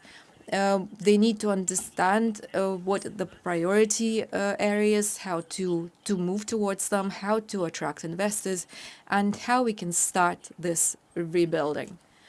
And accordingly, we know very well that the main objective that we're moving towards is, first of all, energy efficiency measures at the local self-governance level, at all of the industrial facilities, all of the utilities. And when we can see that everything that we could do has been done, then we will start to attract investment and we'll start to work with the renewables in various facilities, because renewables require investment. Energy efficiency measures do not often need investment. And of course, we need to use things efficiently, and we need to even change our lifestyle. We need to change our approach to the consumption of energy. Accordingly, in the framework of decentralization, the main direction for us is distributed generation. And it is super important because this distributed generation will cut losses, it will improve agility of systems, it will improve the use of locally available energy sources and fuels. This could be smaller generation installations and also solar stations in households, for example. We are working on this in our country. Even at the start of the war, these generation installations produced 1/3 of electric and heat in the country. We adopted a corresponding law in the current year. It went through Parliament. We've already prepared all of the regulations and bylaws. What we need to know about this business, and we're going to have a roundtable on this subject for all of the participants of the market who are already working with these cogeneration installations. These highly efficient installations, which are more powerful than 1 megawatt, they should stand at about 10%. And these facilities will be exempt from the excise. That's 3.2% approximately for the energy produced by these cogeneration installations. Regarding solar energy, we think that by 2030, the general capacity of solar energy systems will grow by a factor of 2. And we can see that the sun energy could stand at 83 gigawatt. And this is a huge potential, particularly for households. At the start of January 2023, over 52,000 households already installed solar stations, and their total capacity was 1.4 gigawatt. And that provides energy to 550,000 households, and 1 billion euro was invested in this approximately. And in 2022, in households, more than 7,000 solar power stations were installed, and their general capacity was 206 megawatts. And together with our reliable permanent partners such as GIZ, we have launched a project called Sun Energy for Children.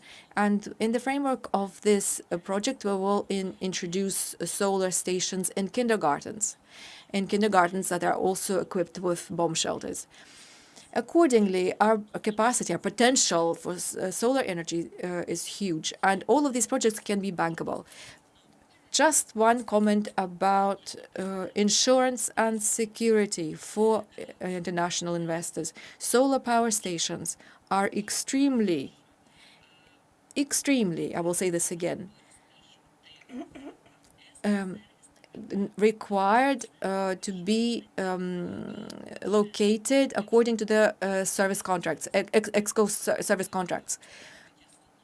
If a solar power station is installed in a hospital or a school or a kindergarten, under this kind of contract, you will receive your payments for the saved energy. For example, in Kherson, before the war, several energy service contracts were completed for hospitals. And when Kherson was occupied for 10 months, the state met all of its obligations, made all of the payments. And the right bank of Kherson region was liberated, and the state continues to meet its obligations. And one more thing that we already mentioned today, EXCO service contracts and the installation of solar power stations is project financing. And commercial banks, even Ukrainian banks, sometimes are not able to handle this kind of financing without a deposit in the shape of a building or a vehicle. They're not able to finance these projects. So this is why we're planning to launch next month a national platform for decarbonization, in which we will collect all of the feasibility studies, or all of the studies. We will give them a sign of approval, which means that we have verified them, that return on the capital is verified, and I hope that international donors will become a part of this fruitful international cooperation, because I will say this again, it is verified, guaranteed, covered by state guarantees, parts of the budget. So this will be undoubtedly a very good motivation for international donors to consider this instrument for future financing and development of this sector in Ukraine. Thank you. Thank you very much for so many numbers and such a great forecast. Also for this platform, I think this will really help building trust for investors. Okay, I have many questions right now. But I think also the audience have a few questions. So we'll have a little round to sum up our panel, but then I will hand over to a little Q&A for the last 5 minutes. So you have a few minutes to ask questions. But before we go into the Q&A, just summarize the panel a little bit. And the last round for our panelists, because we are speeding up in time right now. I think it's a good sign.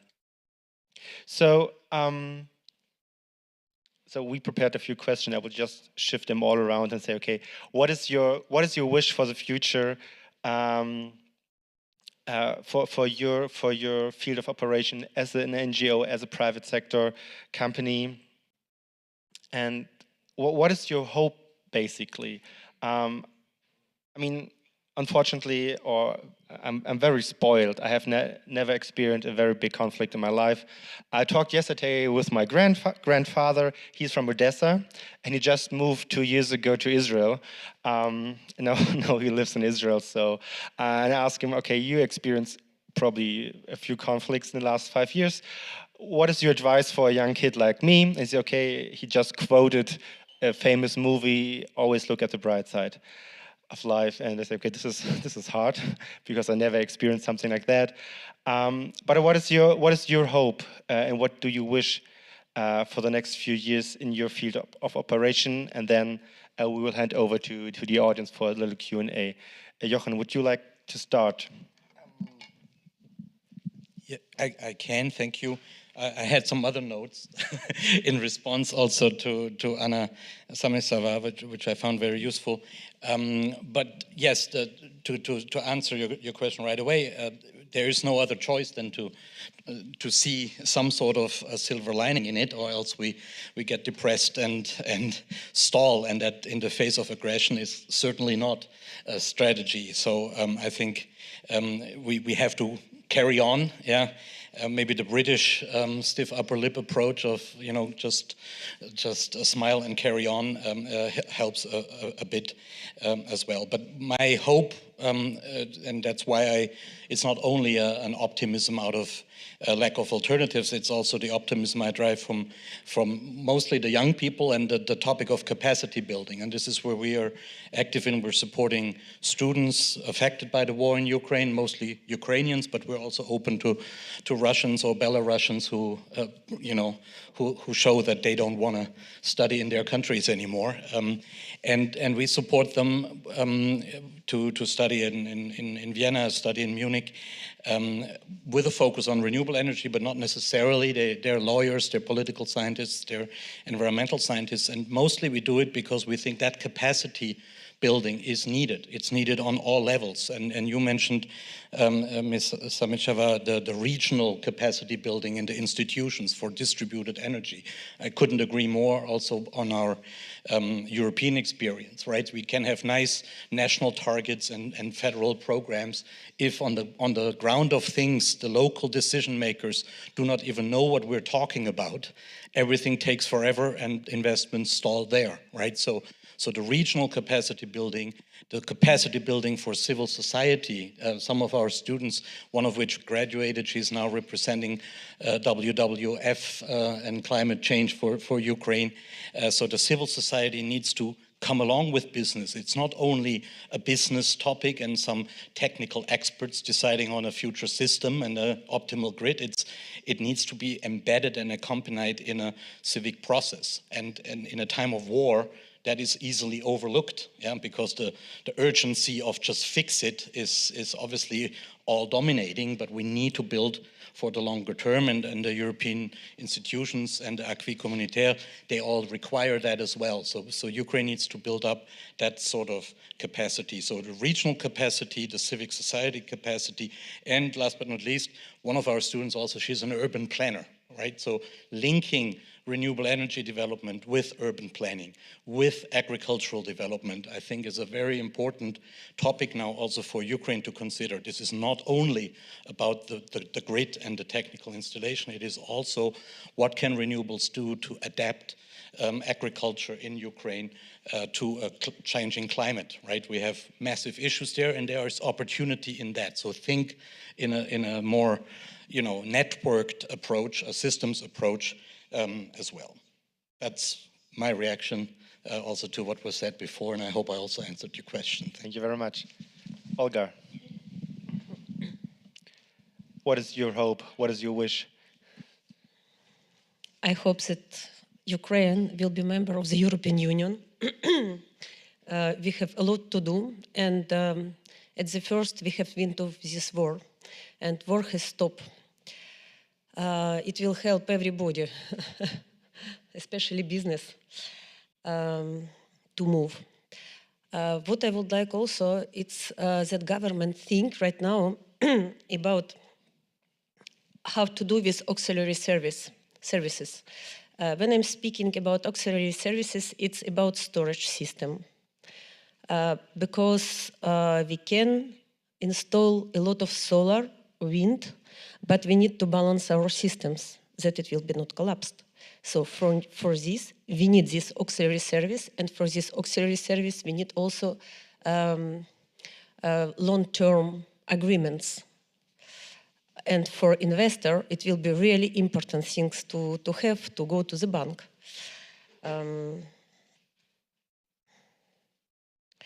Next things, it's about methodic. We have a law. It's really good. What Ukrainian government did, it's really amazing. So this law will help us to boost renewable energy development, but we really need methods how to do it. Because, for example, for active prosumers that would like to connect, we don't have for the moment any case that was connected to the grid. And next, it's I think that our grids has to be really smart grids. We need to go to the smart grids. We need rebuild with thinking how future will be. And for future, more resilient system, we need smart grids.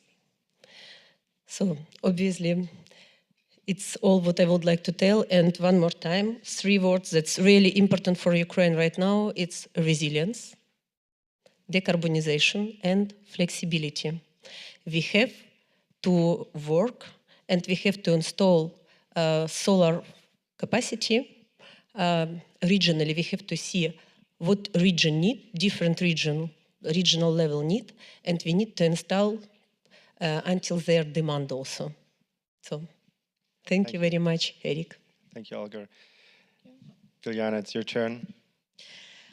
As an NGO and working closely with communities, we need to start from data and understanding our own consumption. We are facing all the time with the problem that hardly any facility like hospitals, schools, and others know how much do they consume. And we cannot propose a smart solution, whether it is renewable or it's energy efficiency, without knowing a real data.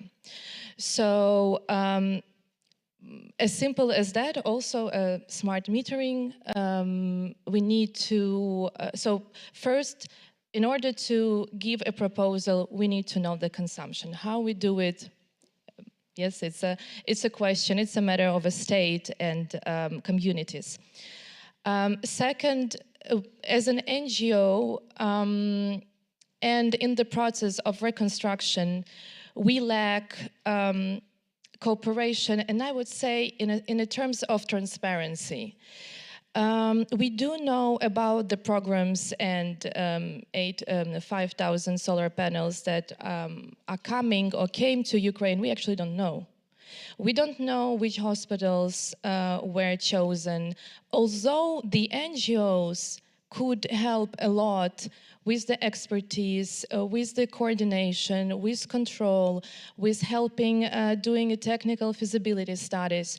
So that could be a great cooperation between the NGOs that work closely with the communities. We know what do they want, linking all this with the state and the opportunities and help that other countries are giving to our state.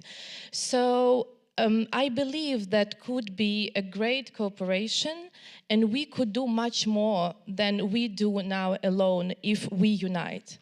And this is the time of unity. We need to change it, and we need to be more close to each other. We need to know what programs are on board and what can we propose to that. Because usually we, for instance, donors propose us a lot of equipment as a gift. And we have big storages and so on, but we lose a lot of, not lose, but we need a lot of time to find the facility to do all the expertise and so on. But at the same time, the state might already have a facility that is lacking such storage. So we need to link our efforts and cooperate closely in order to bring even better effect, a greater impact to the communities and to the development of the decentralized energy sources locally at the reconstruction process. And the third one, the last, for sure. I definitely agree with Johan, and we talk about it a lot. It's we are lacking professionals, we are lacking people and expertise. We need to ensure that people are back to Ukraine. And for that, we need to, if we are talking about renewables and solar energy, we need to educate, reskill, upskill, involve more women into renewable energy sector, because they are the one who are now coming back and looking for job and so on. So we are facing a problem that we actually cannot find people to enlarge the team, and everybody is facing this problem now in Ukraine. So how do we ensure that we have people with a great expertise in engineering in order to develop decentralized energy field in Ukraine? Who is going to do that? So we need more programs on education, on upskilling, on reskilling, on motivate people to work in this field, and then give them opportunity and stimulation to work with us and generally in the energy sector. Thank you. Okay, thank you, Juliana. Very good 3 points. And now I would head quickly over to our audience. Just summarize. Oh, sorry. Was she waving? Oh, sorry. Sorry.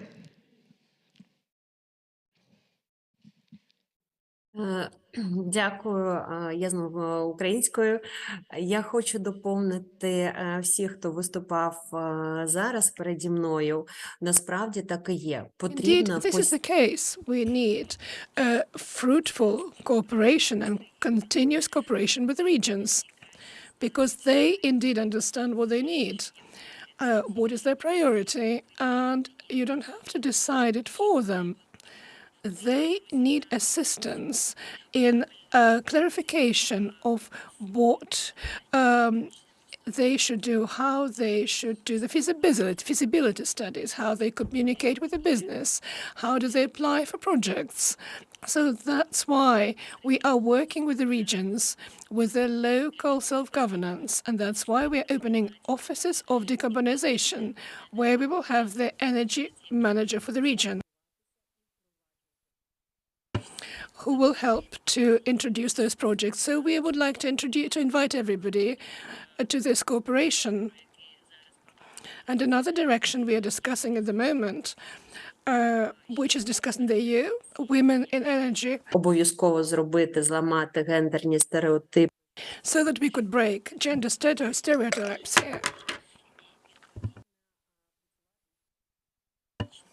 So that we could work in the professional field and increase the competency of the heads of the self-governance regions, so that they would know how to develop these projects.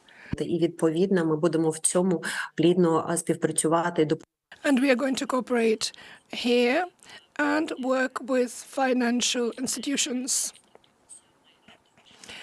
so that we could assist them and they could understand the energy contracts, so that they could remove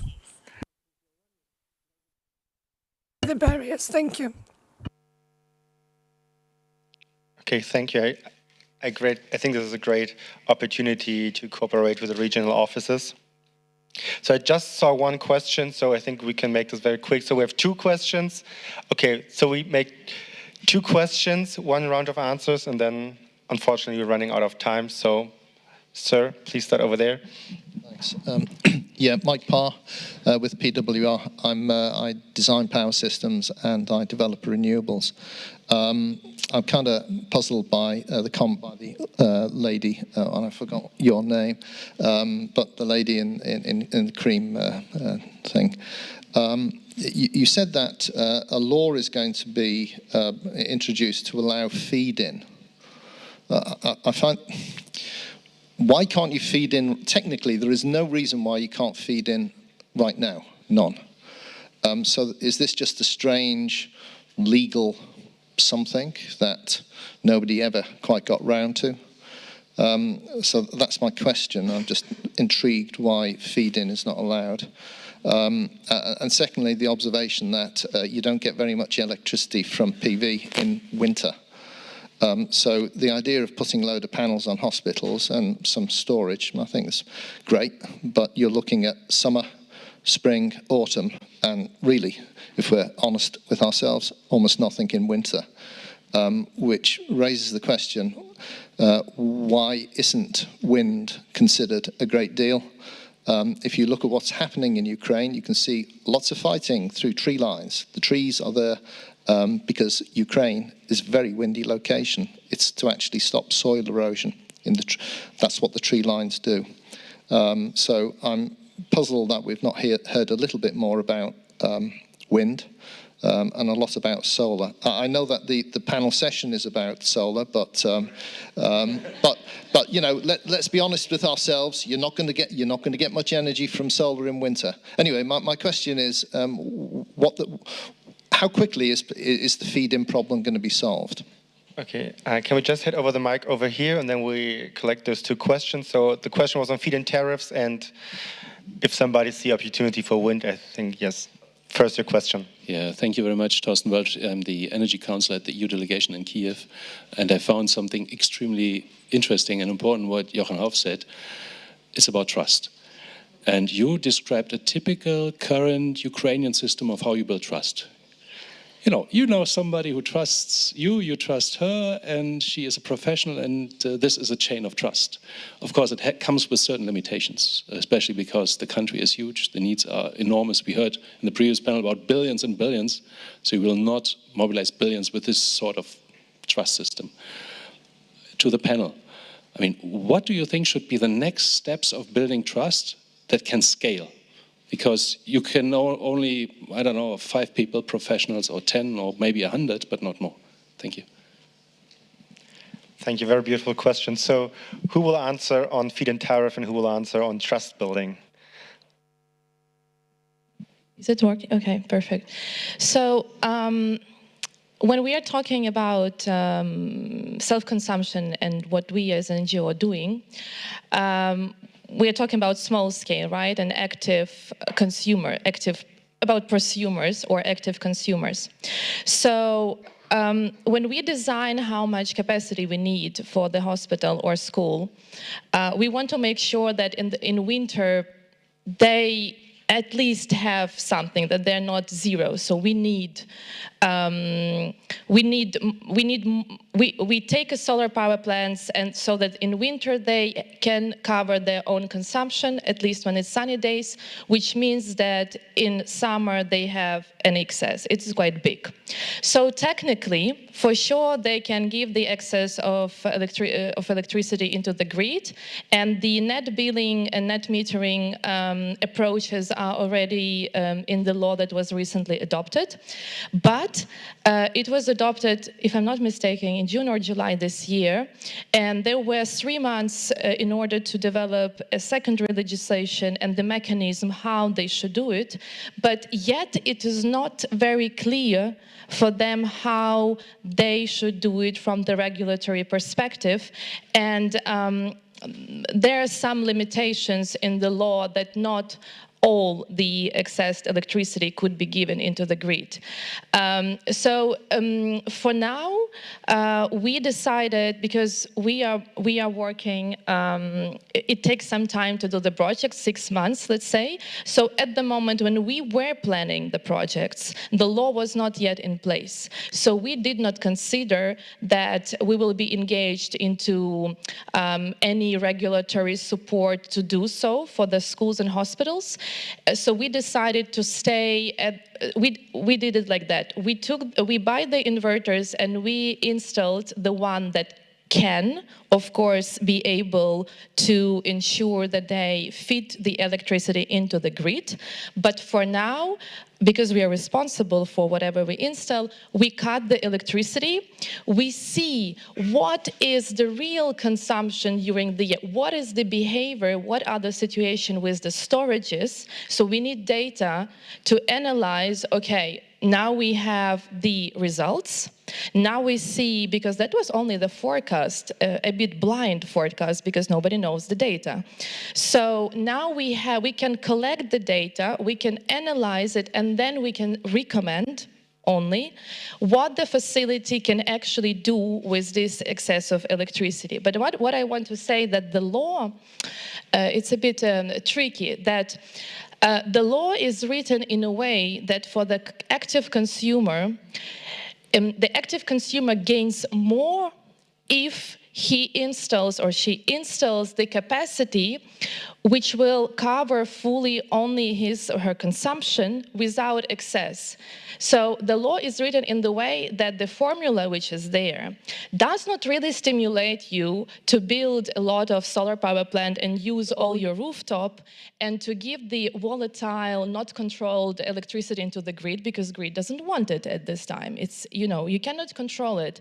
And during the war, when so much grid is damaged, even the solar power, industrial solar power plant have been curtailed all the time. So I understand that, I also understand the state side. So for now, if you would like to be an active consumer, install the solar power plant, consume everything you produce and gain more financially, rather than you have the excess of electricity. But it is true that technically you can do it. It's just that we need to wait that it is quite clear how they should do that. Thank you, Juliana. I guess I went into a lot of details. Yeah, that's good. It's complicated, vielen Dank. Jochen, 1 minute, and then we close the panel. On the very simple question, how to scale trust. First of all, the trust issue is because we're in donation mode. Yeah, if we're in business mode and we need to move from donation to business mode, there's a simple answer. It's called skin in the game. Yeah, so if the Ukrainian side has skin in the game, then the other side can up their side too. So it is gonna continue to be reciprocal, but it's gonna be a lot more mechanized and so on. So I think there is a path, and now the question is, how do we switch from donation mode to business mode? When does this start? Where does it start? And which technologies does it start? And maybe last swing on wind. We're also doing wind, but a wind project takes many more years to develop than a solar project, and I think we're all under a certain urgency here. Yeah. And that's why also our first focus is solar, but I agree with you fundamentally for the system. Of course, the wind development is an important balancing part of it, and will also take off, and it's already happening. Okay, we have to close our panel right now. Thank you for trusting us in your time, and warm applause for the panelists. Thank you so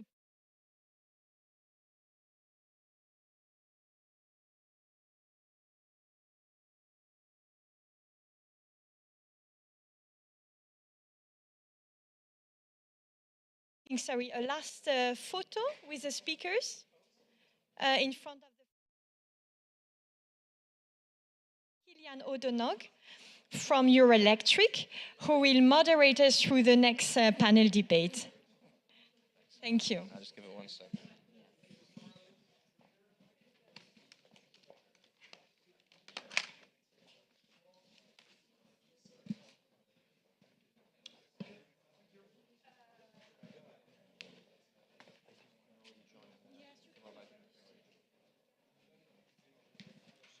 Hey, then, good. Sorry, guys. Kidding. I'm moderating. I think you can already take a seat. Yeah. So.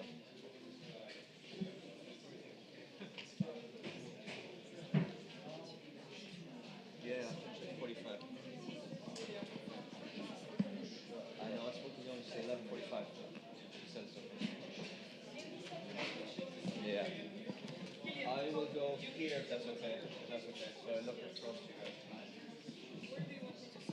Wherever, maybe you go here to your next, and then. That's okay.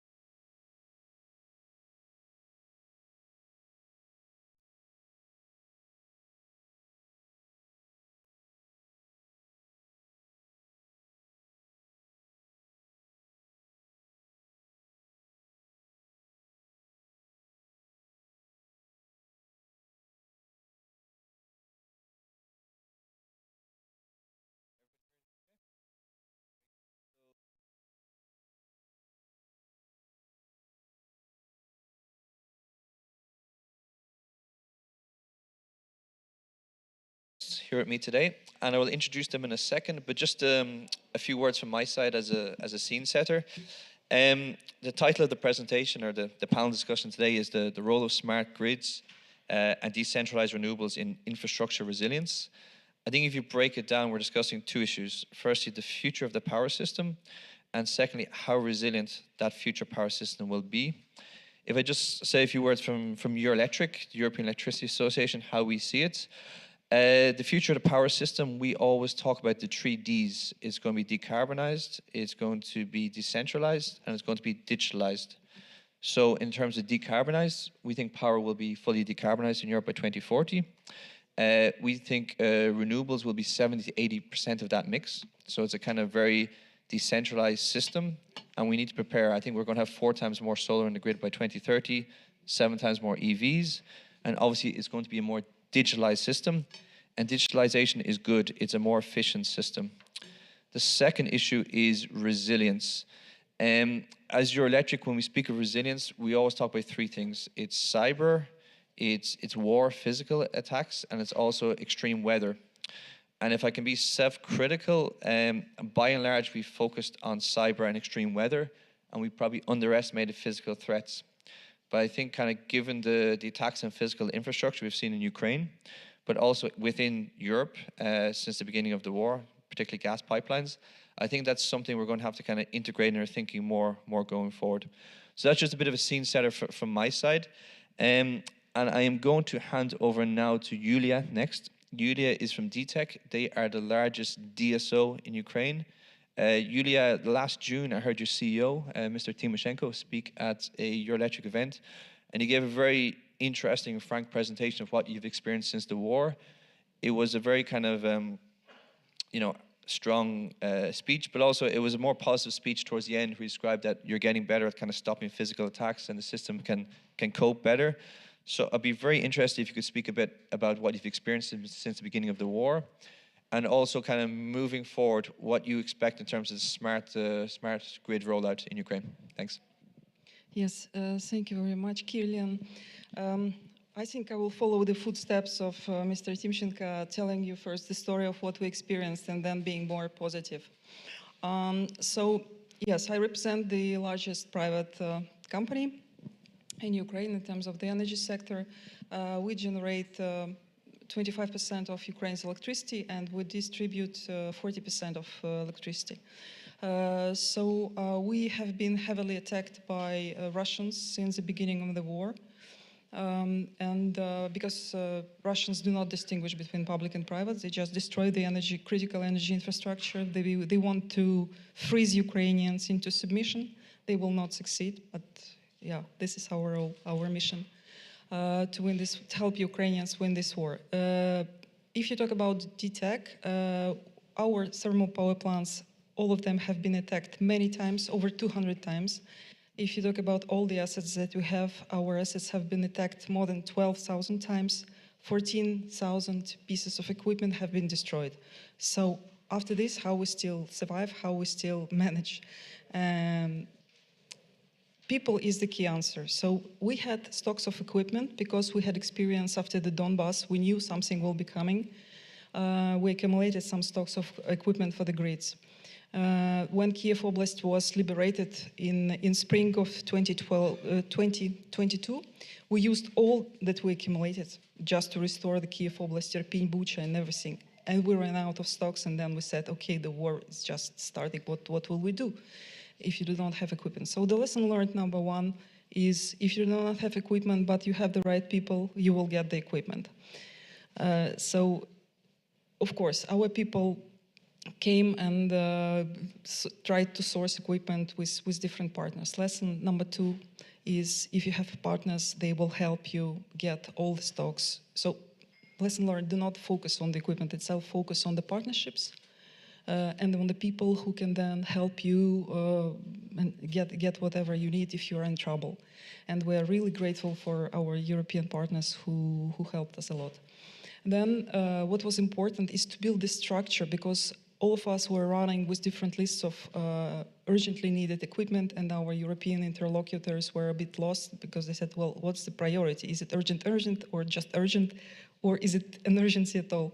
And then, thanks God, the ministry took everything like a priority list. Now it's the master list. All the needs are confirmed, reconfirmed by them. We all work through them. They work through the Energy Community Fund, which functions quite well. So thanks God, this system is now in place. We can rely on it. Our grids have been attacked many, many times. As you know, on the 10th of October last year, those missile strikes started attacking TSO and then DSOs. Destructions continued. We were getting assistance from the Energy Community Fund through the partners, but the amount of equipment that we received was really minimal. Total, up to date, we received equipment for the sum of approximately 15 million, which is incomparable to the size of the damages incurred and what we need. And still we were told at the beginning that you will only get the equipment for the grids, not for the rebuilding of the power sector, but actually our power plants were also destroyed, and switchgear, if it's situated behind the fence and belongs to the power plant, then the answer was no, you have to rebuild it yourself. Now, another lesson learned. We need to deploy innovative and we should not be afraid about decisions. The European Commission has recently taken a decision to review its rules of not financing thermal generation, its rebuilding, if the equipment relates not to the electricity production, but to the transmission or distribution. So if a switchgear is now, this switchgear can now actually be financed in case of state-owned companies, not yet for the private companies, but this is a long process still to, so we are marching, we are going, and we are really very grateful to our partners because they keep going together with us. They change their rules, and that's important to be flexible. And on the positive side, what I wanted to say is that our mission is to bring back the light, but our mission is also to bring new light. And by this new light, we mean building renewables, restoring Ukraine already now. We have built the first ever wind power plant amid war. 114 megawatts was built in Mykolaiv region, 100 kilometers from the front line. It works. Our enemies would need 19 missiles compared to one if it would have been a power plant, traditional power plant. So we hope they will not do this. We have started to look at the renewables, at the decentralized generation, not just like as climate change issue, but also as energy security, future energy security for Ukraine. The war will be over, but our crazy neighbor will still be there. We need to build the new system, which will be very difficult to target with missiles, drones, and everything. So that's the lesson learned. And we invite everyone to believe in Ukraine and to start rebuilding already now. Thanks, Julia. That's very interesting. I might just ask two follow-up short questions. In terms of the attacks, have they mostly on the physical power generation assets, or rather on the grids in terms of the attacks? And secondly, if I understand correctly, you're saying that a more decentralized system is one which is more resilient. Is that a fair assessment? Yes, a more decentralized system, this is a lesson learned, we learned from this war, would be definitely 100% more resilient. I'm not saying that the future system should be 100% decentralized, no, but now we need to work on a more decentralized system, definitely. So that the enemy cannot attack us. The first part of the question, yes, the enemy first concentrated its attack on grids. This was when they invaded Kiev Oblast, and the first attacks by missiles starting from October to January. It was all about different types of grids, high voltage and distribution. But then, starting from January, at the end of the winter, they focused their attacks on the power sector, on the electricity generation. Unfortunately, they were successful. They managed to destroy turbines, wind, like generation equipment, we cannot restore it anymore. So that's why we have worked hard with all the Ukrainian military service, with our international partners, to say that we have done everything we could. We installed all the equipment we could, sandbags, concrete walls, metal fences, whatever, everything that can help against drones. But we need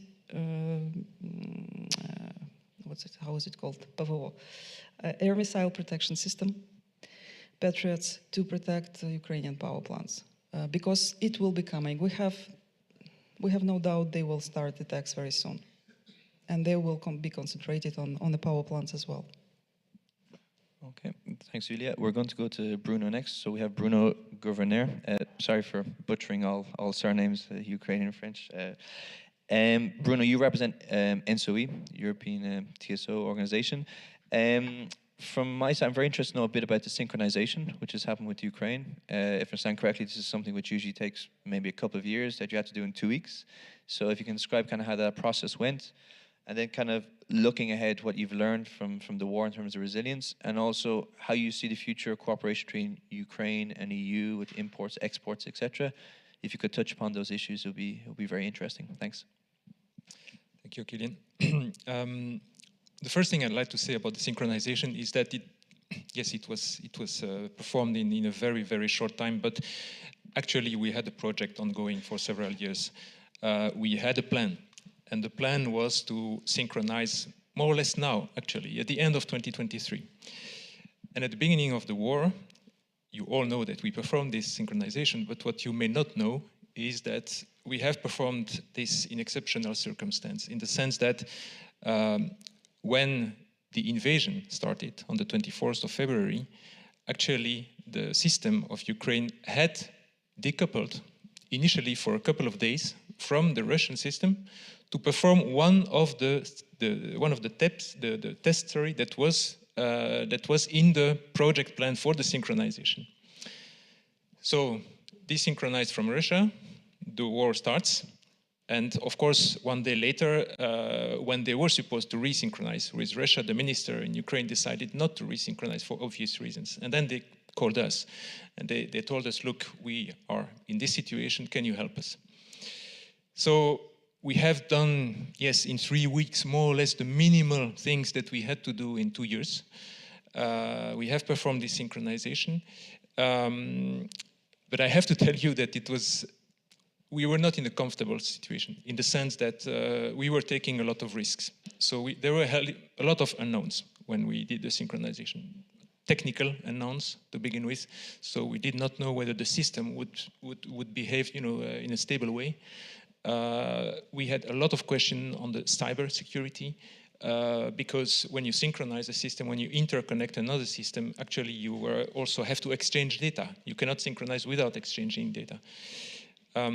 We also had some questions about the fact that our reserves, so the European reserves available in the continental Europe system, would be, used by Ukraine, and whether there would be enough reserve to keep managing the rest of the system.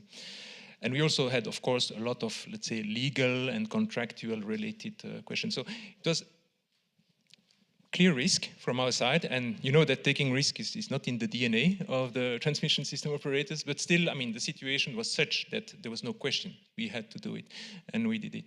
And at the end, I have to say that the system, and this is maybe your first answer to your question, in terms of resilience,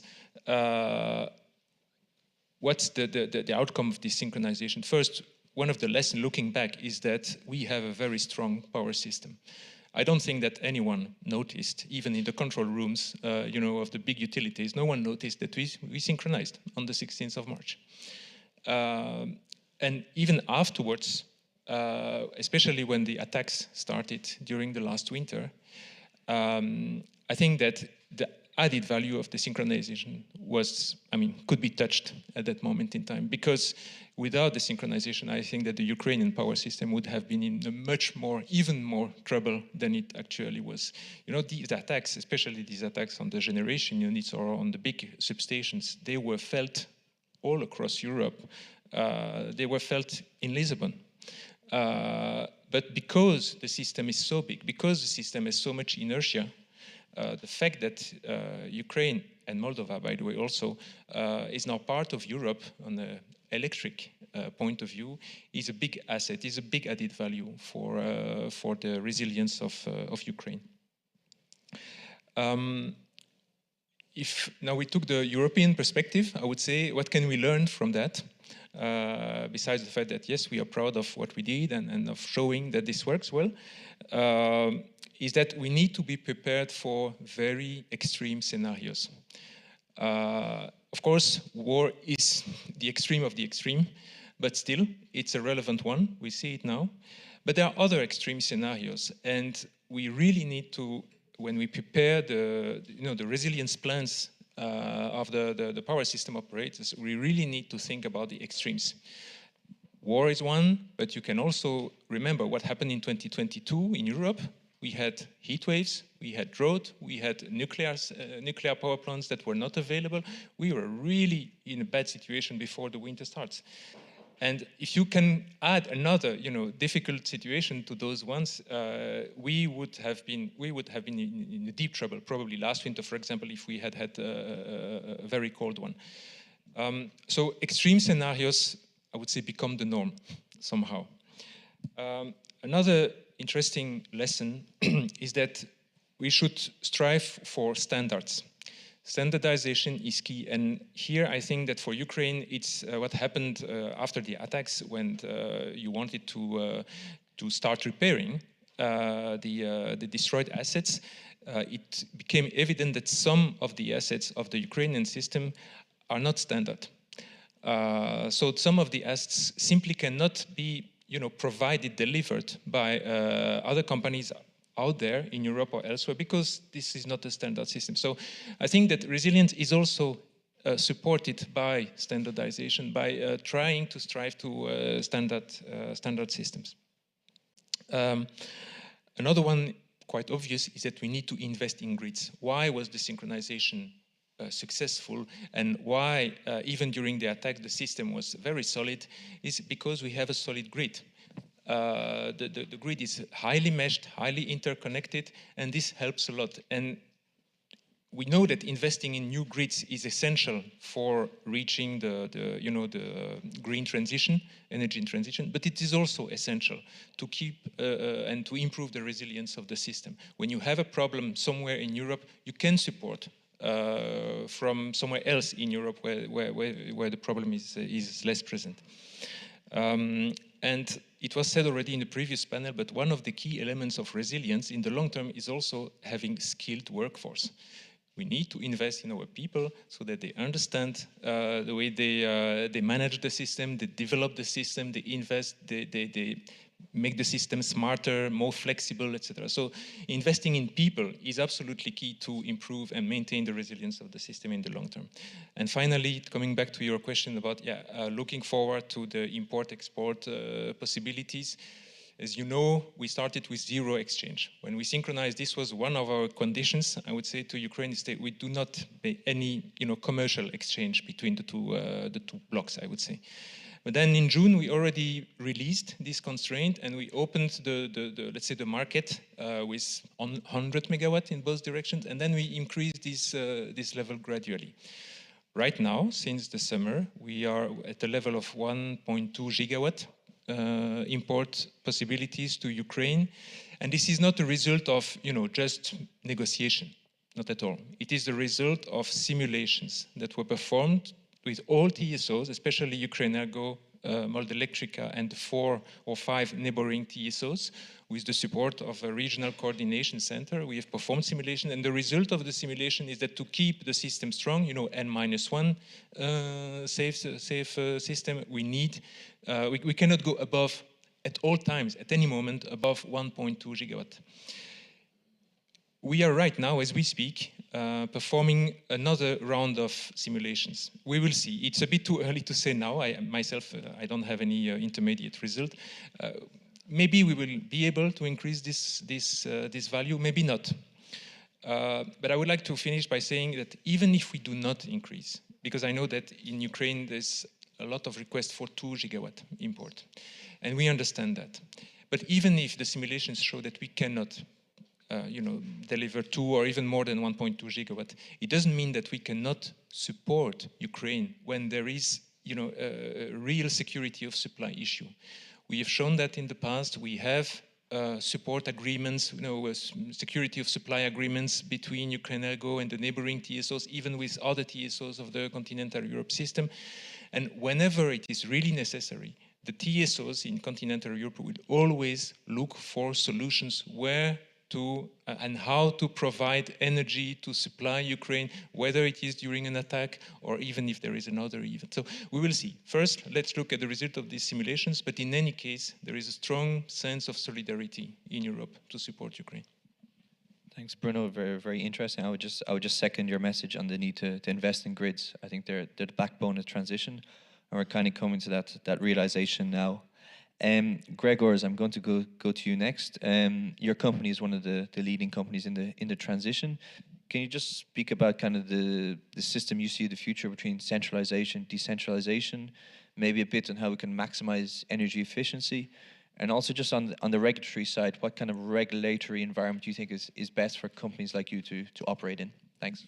Thank you for this question, and I just want to come back shortly to you as well. It's really amazing to hear what Europe can do under the pressure, and I hope that in the future we'll be able to achieve the kind of the amazing things as well without the pressure.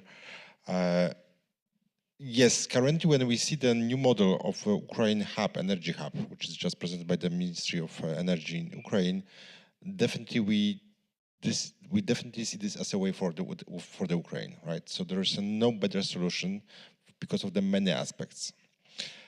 I was born and raised as well in the Eastern Europe, so I experienced this post-Russian or post-Soviet bloc as well. And what happens in this is that we very often are jumping over the old technology or very legacy technology. It happened to the Eastern Europe when we jumped from the cash to the credit cards, passing the checks. We jumped from the fixed phones to the mobile phones, jumping over the pagers. If you see the Ukrainian system currently, that the decentralized system is one of the most modern technology which can be used, and the model for the business, energy business, which can be used. First of all, it's resilience. Of course, from perspective of the cyber attacks, physical attacks, is one of the most resilient architecture which can be assumed. Secondly, these islands of the energy which can be provided next to the customers are stepping out from the old concern which we have in the Europe currently, which is the combination between demand and the supply of the energy, which is the biggest loss between the supply and the demand. And thirdly, of course, this is something which is allowing to not invest massively in the transportation of the electricity from the place A to B, and is much faster in being deployed for the intensive usage of the consumers of the energy sector.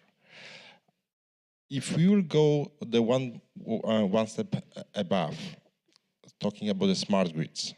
Smart grids is as well the brilliant solution, which more or less we are talking about this since decades in Europe, but in fact we don't see like a massive movements. But it can happen that the smart grid for the Ukraine will be the next potential industry as a sub-industry within the energy sector, which will allow to build a data mining system.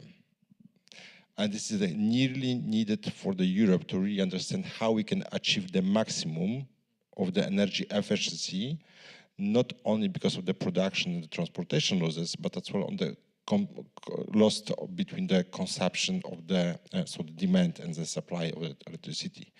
This is something which is highly needed to really understand how we can bring the entire energy system and the all innovation which happened in the past, in the future as well, as the way forward for the energy storages, for the transportation of hydrogen, production of the hydrogen during the night from the offshore wind, and many, many things. So we need to have this data, this massive data. We are progressing this in Europe slowly, so the huge market which the Ukraine is currently can be the very valuable source for the entire Europe with the data which can try to allow us to combine this data for the entire Europe. Nevertheless, what we definitely see is that the decarbonized islands of the energy production is something which we just discussed in the panels before, right? That there is no really understanding how many megawatts that hours are needed by the hospitals, by the households. So how it can be designed, production amount for the new investments, if we don't know currently what is the demand on the sense of the consumption. It's critically needed to understand this and really make this investment very efficient in sense of the design for the market needs. Secondly, of course, it will be much faster because it doesn't need to be supported by the huge investments in the grid, more or less. And at the end of the day, I hope that it was said as well that the communities, cities, voivodes, so the different areas of the Ukraine will definitely be able to be designed how much and the energy is needed in some particular areas. What is really needed? It's needed speed. Currently, what we see as well is that we are working, unfortunately, as a business to support the Ukraine in more kind of the dual mode. On the one hand, we have an emergency mode. It was a great description from your side, but as well, now we are talking about the longer investments, right? So it's difficult really to combine this together. Still, from the process perspective, it's separated. We see the great movements really on the long investment side from the many perspective.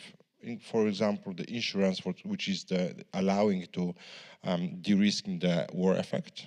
We saw about the KUKA, we discussed the Harmers and other insurance, which we see more and more on the market.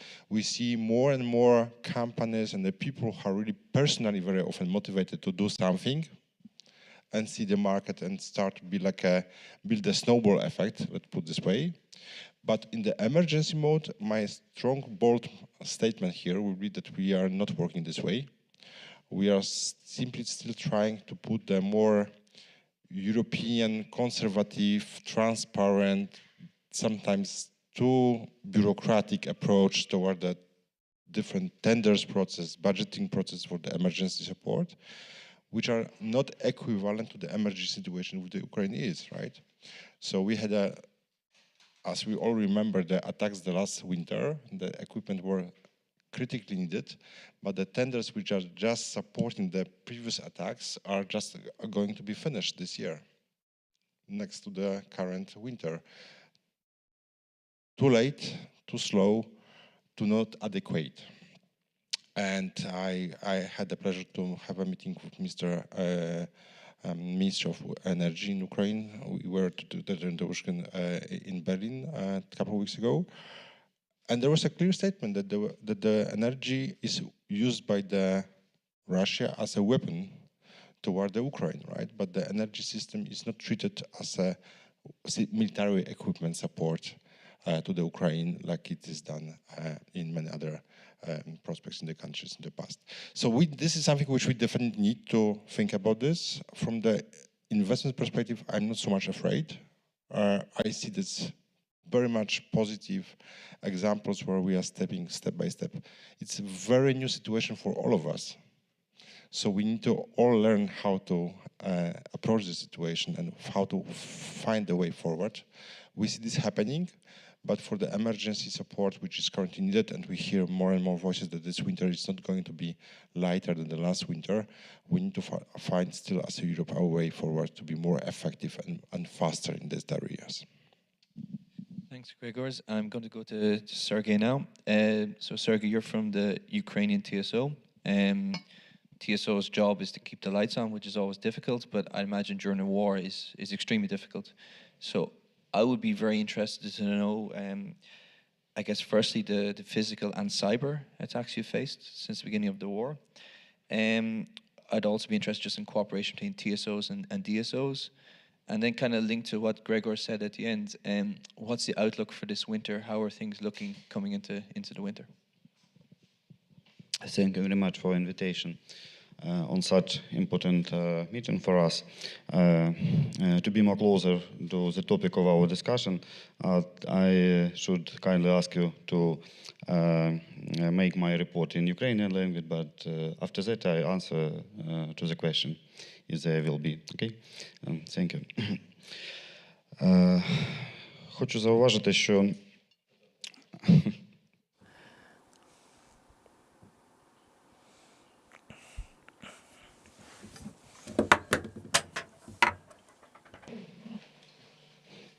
Добре.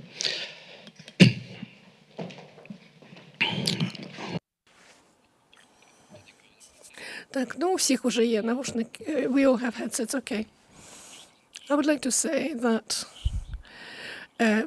in the history of the world, the energy system of Ukraine has received such massive missile attacks against the civilian population.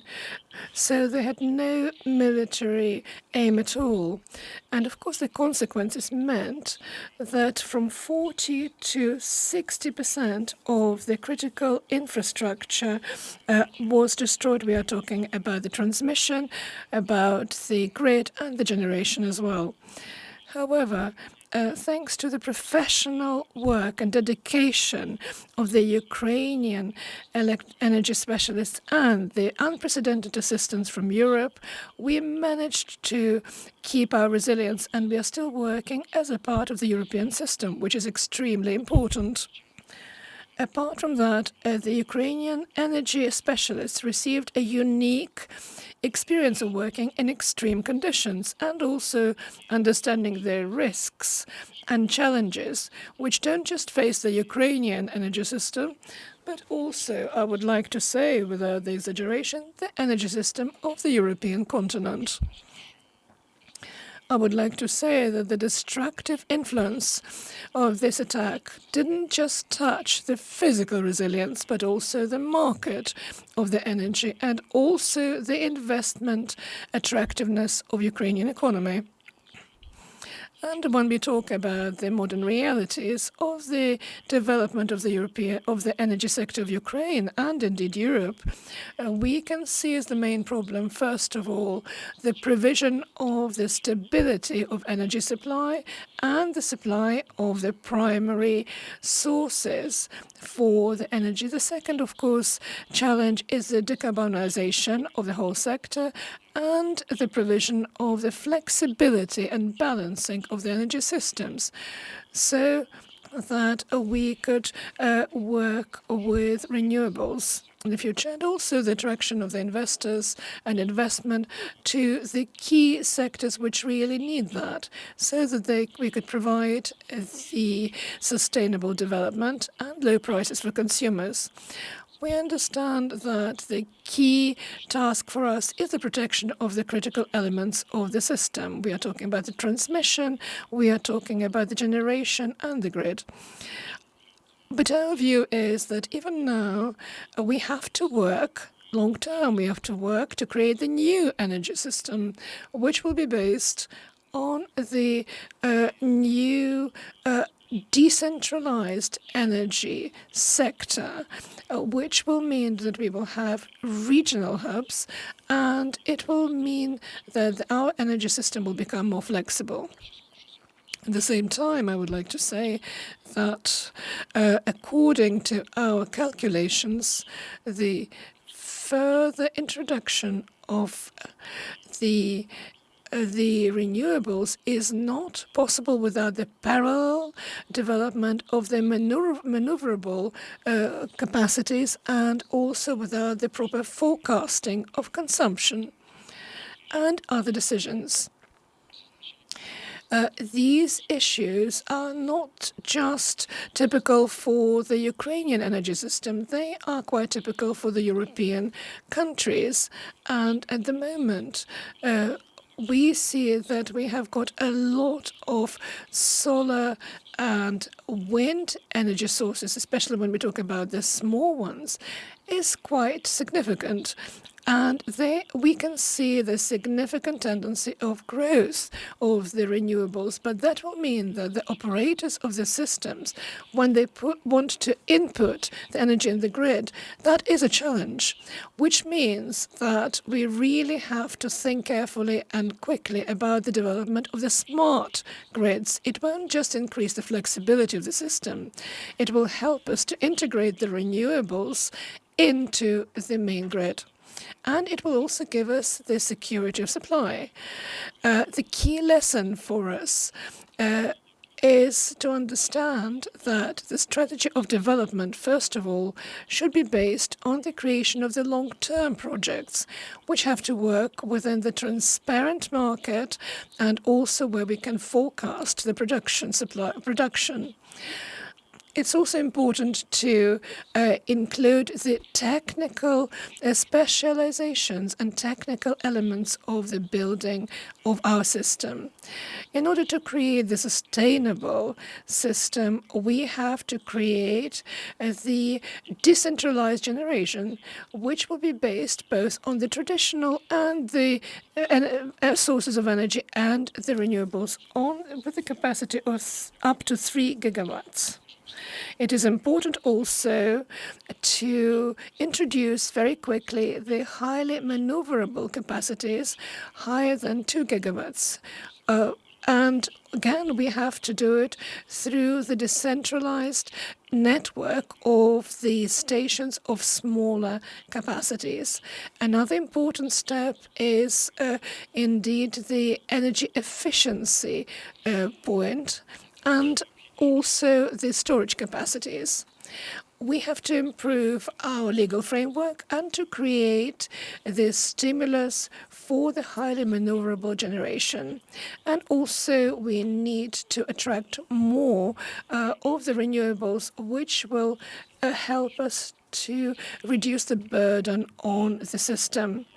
Another important factor is indeed the prevention of the quite a lot of proficit of the energy, which means that we have to create the capacities for storage and for the export of the energy. What are the key challenges and risks when we talk about the generation and also managing the consumption?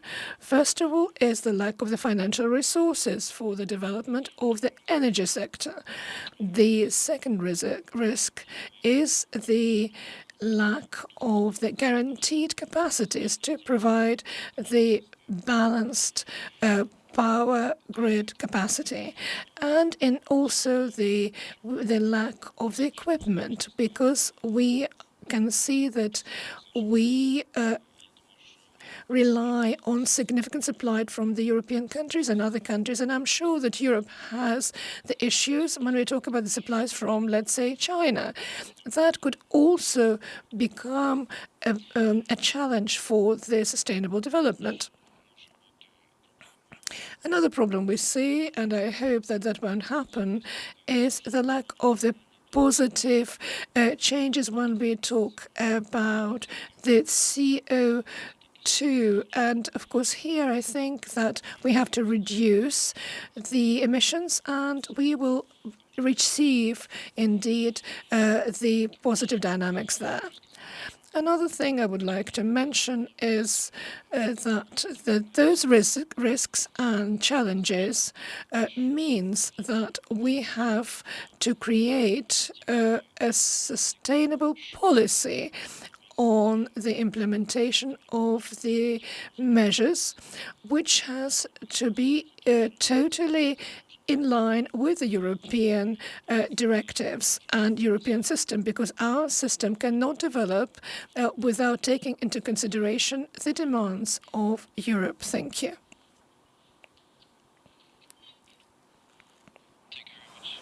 Again, very interesting. I guess a few takeaways I had was the beginning. You said 40 to 60% of your infrastructure was hit, which is huge. We're going towards a regional hub system. We need smart meters, and we need to align legislation between EU and Ukraine. I think that was pretty clear. We have a hard stop at 11:45, so we have 5 minutes left. So I will open the floor to any questions, please. So I have 1, 2. Anybody else? Okay, 2 questions. Please. Hi. My question goes to Ukrainian colleagues. First of all, given the current circumstances, how do you see the solution for maneuvering and balancing capacity? How do you see what exactly can help Ukraine to bring more of solar and wind? Because that's not unique for Ukraine as a problem, but this is one of the additional problems to all the risks we already have. Thank you. Okay, we might group them, and also the gentleman here. Kurt Geisert. I'm one of the guides in the House of European History. I would like to give a practical example about solar energy. You spoke again about solar energy. We saw in spring last year that suddenly our neighbors had solar panels on their roof. We spoke to them. They said a private company installed it and it costs nothing. 2/3 of the energy is for our household, 1/3 is for this company. I find this is, some weeks later we had it. I find it's a win-win situation. It may even be interesting for Ukraine. Okay, so if there's no other questions, I'll hand over our panelists. I think the first question was directed towards the Ukrainian representatives.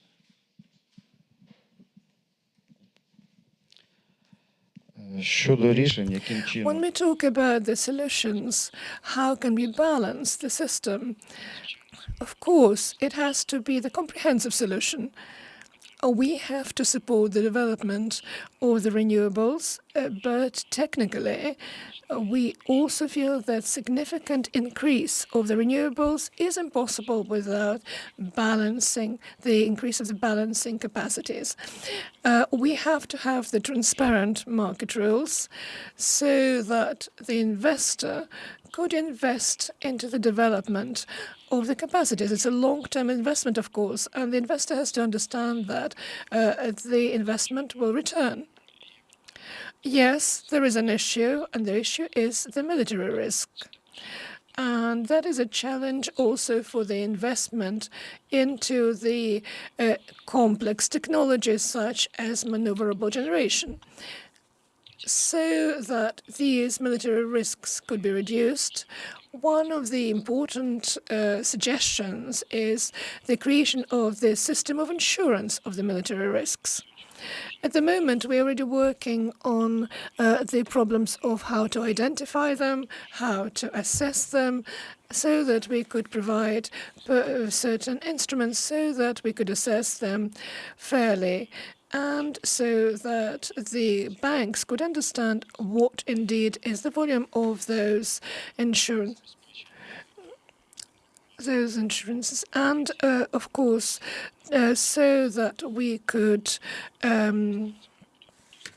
talk about the maneuverable capacities. It's quite an interesting market, and I think that here we could allow indeed to introduce the renewables here. Maybe we could have different solutions, but it's difficult, I would say. If that's okay. Yes, I need even less. I just wanted to say that we believe in the future of battery storages in Ukraine. As Sergei said, Ukraine would need up to 2 gigawatt, 2 gigawatt, we believe in 2. And we built the first in Ukraine 1 megawatt of battery storage. It's now unfortunately occupied, but we went further. We developed a project of 20 megawatts. We have submitted it to different IFIs, European, US IFIs. We are looking for the decision because there are different options with German Fluence, for example, Siemens Fluence. The other one is with American Honeywell, etc. We need to build more and more battery storages to have them balance the system in the future. Thanks very much. I think we should finish up there now. If I understand correctly, we will go to a short coffee break, I think now. Very short. And we will continue with the next session, which is on facilitating investments in renewable and efficient heating. Thanks.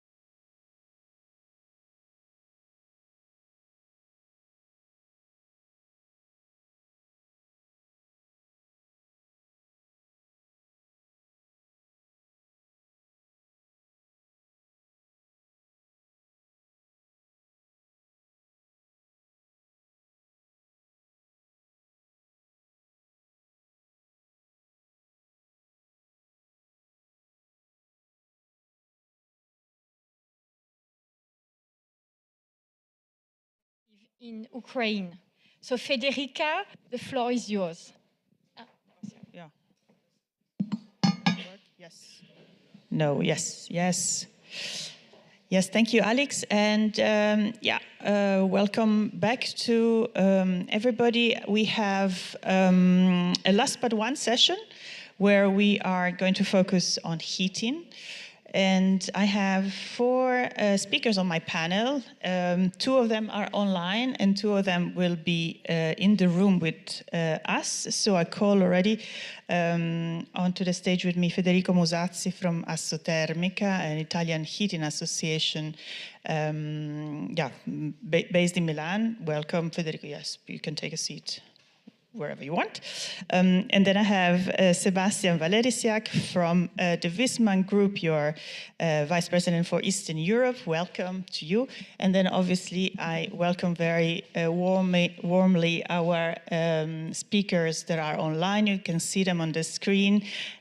Good morning. I have Mr. Alexander Butenko, who's the Deputy Minister for Development of Communities, Territories and Infrastructure of Ukraine. A warm welcome to you and thank you for your time. And I have Victoria Kulikova. Hello, Victoria. You're team lead of the European Business Association, also in Ukraine. Good to see you. Good to have you here. First, I'll do a check on the video and sound, because we've had a little bit of hiccups before. You can all hear me online. Victoria smiles, so yes, I think you can hear me. And can you say something? Yes, I can. Very good. Do you hear And me? Hello, Mr. hello, guys. Butenko, same thing. You can hear us and see us. Hello, everyone. I hear you well. Perfect. Very good. Normally, I think this panel is all in English, but maybe there will be some comments in Ukrainian. I don't know. So if you have your devices with you, that would be helpful. So in case we can switch. Yes, so I'll just start 2 words about this session. As I was saying, we are focusing now on heating. We've been focusing a lot on decentralized solution, mainly for a lot for electricity production, which is of course quite an important part of the energy system. But obviously, we are getting very close to winter. And heating is an important part, both of this essential need actually for people, and with hot water production, this is actually part of the critical infrastructure of a country. If you think about hospitals, if you think about old people's homes, if you think about kindergartens and so on, these are certainly services that are very important and that have also been challenged by the ongoing war. So we wanted to focus in this session a little bit about what are the options going forward for investments in decentralized systems for heating. Whether it's heating at the residential level, which is of course very important, but also could be a commercial or industrial level. Commercial level, particularly when I say commercial, I just mean larger systems. So for example, what you would use in a hospital or in a school, etc. And what are the options for the decentralized systems? So what kind of technologies we have that are used also in other parts of Europe that can be useful already in this phase, but with a long-term view, therefore always keeping in mind the goal of decarbonization, which we've heard very much is on the radar screen very much of the Ukrainian government. And we'll also be hearing a little bit about what the situation on the ground is, particularly for heating, and how the perspectives can change from what we have today to a future of sustainable heating in Ukraine, which is very much in line with what the European Union is actually discussing as well. So strategy for heating is something that we are discussing in Europe at the European Union level, but it's something that has been discussed also in Ukraine. So perhaps I'll just go directly into the situation in Ukraine. I'll start with our online guests. Maybe I'll start with Victoria. Can you tell us a little bit about how the heating needs and the solutions that you see on the ground in Ukraine are?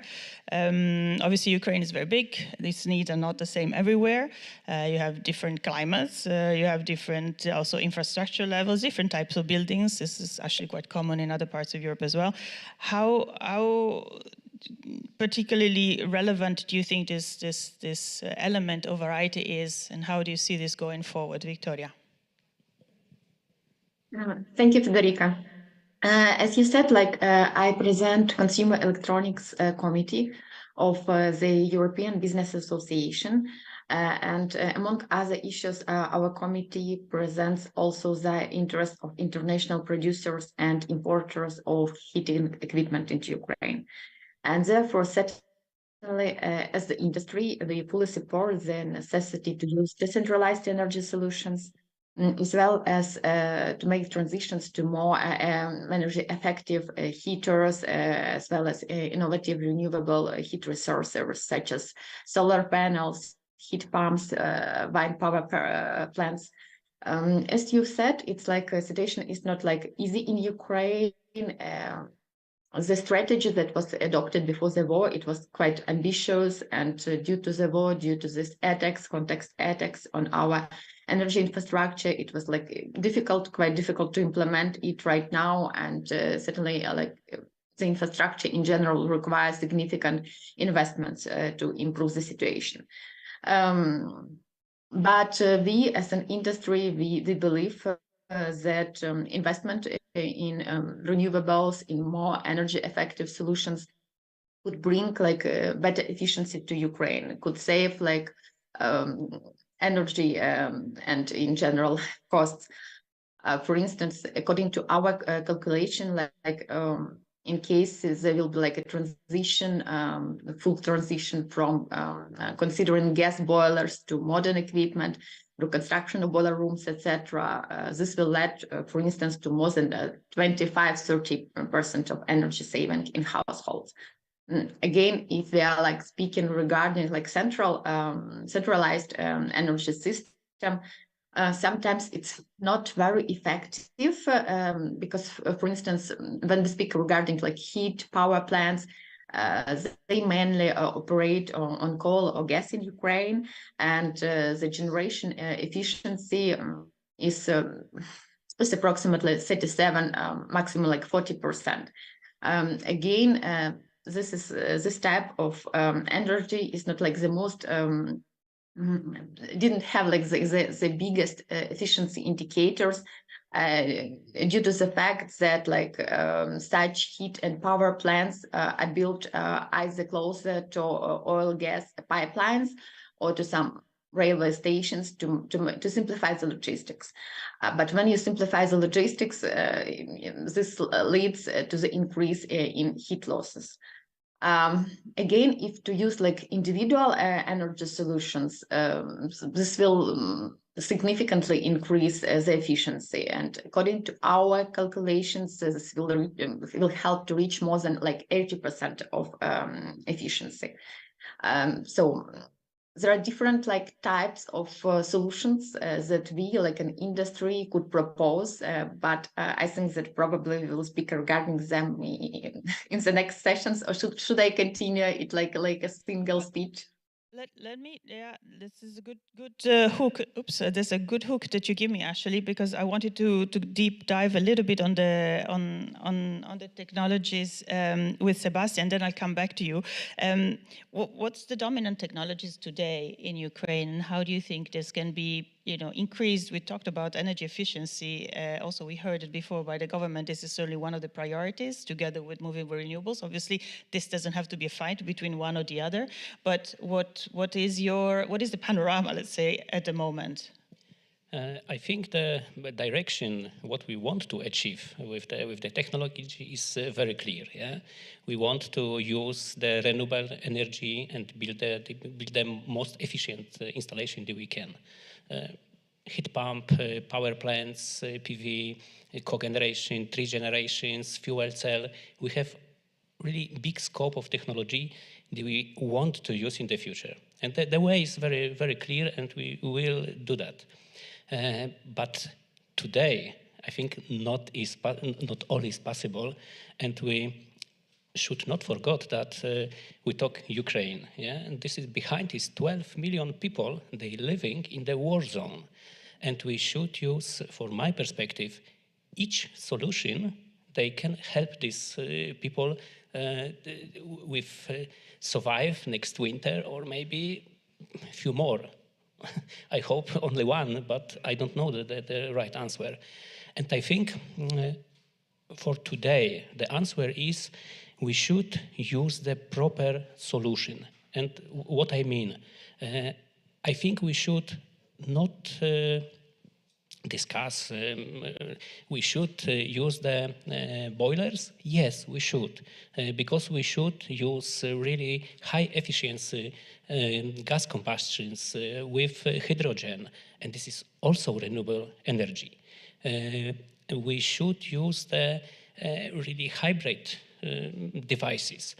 And I discussed with Juliana, she's not there, we discussed that this approach, she showed us solution for hospital, for school. We can build this on the base mobile device, on the base of the container. And today, this is not the end solution, but this is the best solution for this time in this place. And when we build this like mobile devices, we can move to the next localization, and in 2-3 years we can build really the end solution, high efficiency installation on the base heat pump with the PV, and decentral for sure. Yeah. I was going to ask Mr. Butenko if you can hear me. Can you tell us a little bit about how the Ukrainian heating strategy, if there was one that was only heating, or let's say more in general about decarbonization strategy of buildings, how was it before the war, how it is now, and how that fits somehow, what we've just heard, how that fits with that strategy?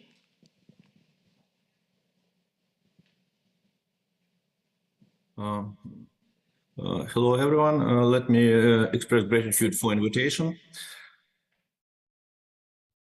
Before the beginning of the large-scale invasion, Ukraine actively worked towards Euro integration, decarbonization, and improving policies in the district heating sector.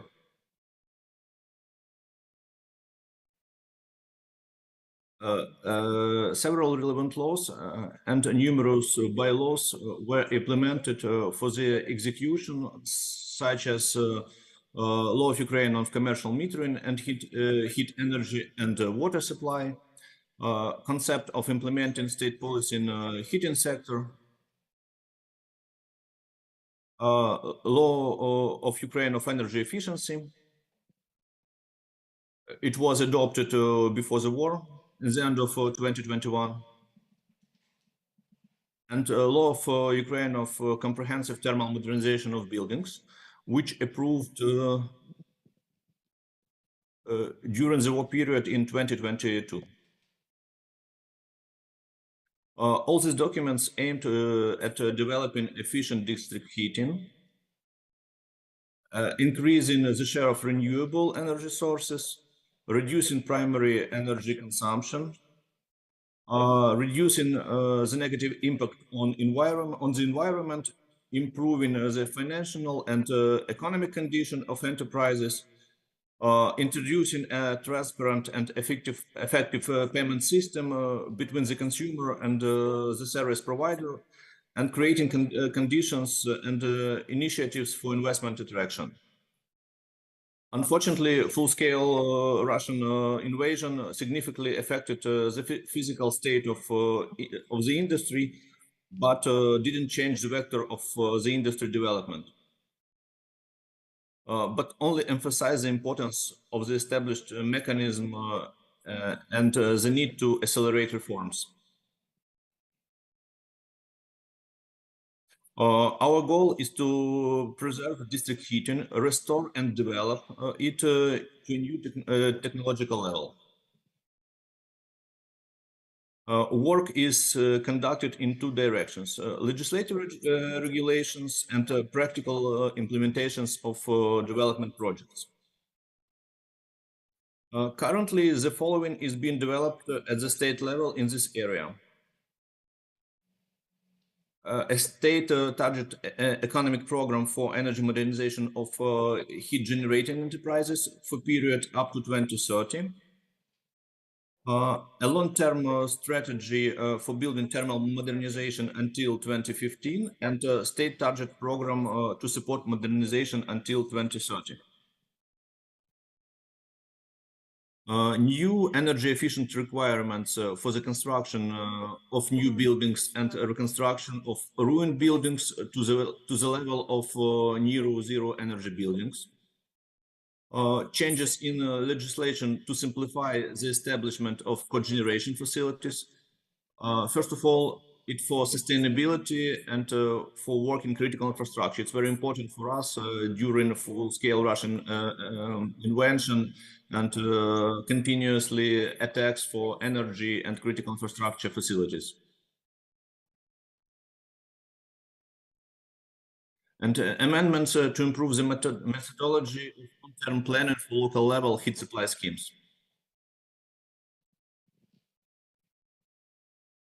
The main priorities in the development of the district heating sector taking into account the war and post-war recovery are restoration of availability of services for consumers, whether they were interrupted due to the destruction of the infrastructure, distributed heat and electricity generation, mix of fuels and mix of supply sources, resilience and flexibility of district heating systems, detailed analysis, modeling and planning of heat supply at the local level for each city, and of course taking into account the forecast of changes in demand and supply sides, which may now change significantly. Simultaneous planning of measures of the site of consumption and generation, implementation of energy management system at enterprises and municipalities, of course, promoting the use of locally produced renewable energy and industrial waste heat, energy efficiency at all stages of heat energy production and supply, including consumers, thermal modernization of residential and public buildings. And of course, we should speak about exemplary role of public buildings in energy efficiency. Development of cogeneration, commercial metering, regulation of consumption, and introducing even new technologies such as heat pumps and heat storages. For the real European integration of Ukraine in the district heating sector, only progressive legislative regulation is not enough. Huge investment in real projects of reconstruction and new construction are needed. And we call on our partners to provide us with expert support in this direction and specifically to send the technical and financial experts to develop feasibility studies and structural investment projects for modernization of the district heating. And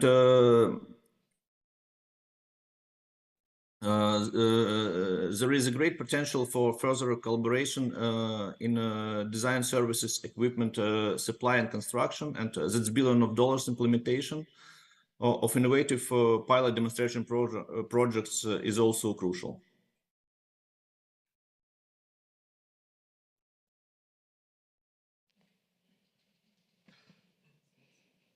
I have a question follow-up on you. I've heard, first of all, a lot of things that are in, very much buzzwords that we hear in Brussels as well, from, energy efficiency, energy performance of building standards, and development of, nearly zero energy building for the new builds. I have a question on the district heating, because that's a very important, I think, or has been very important in Ukraine so far. What about the state of, and I don't know if it's a question for yourself or anybody else on the panel, how much has the infrastructure been damaged from the invasion of Ukraine? So I mean, or the subsequent attacks, because that's of course a large infrastructure, and it's is based also on production of energy and then distributing it in some key visible areas. How much is the damage of the current district heating system?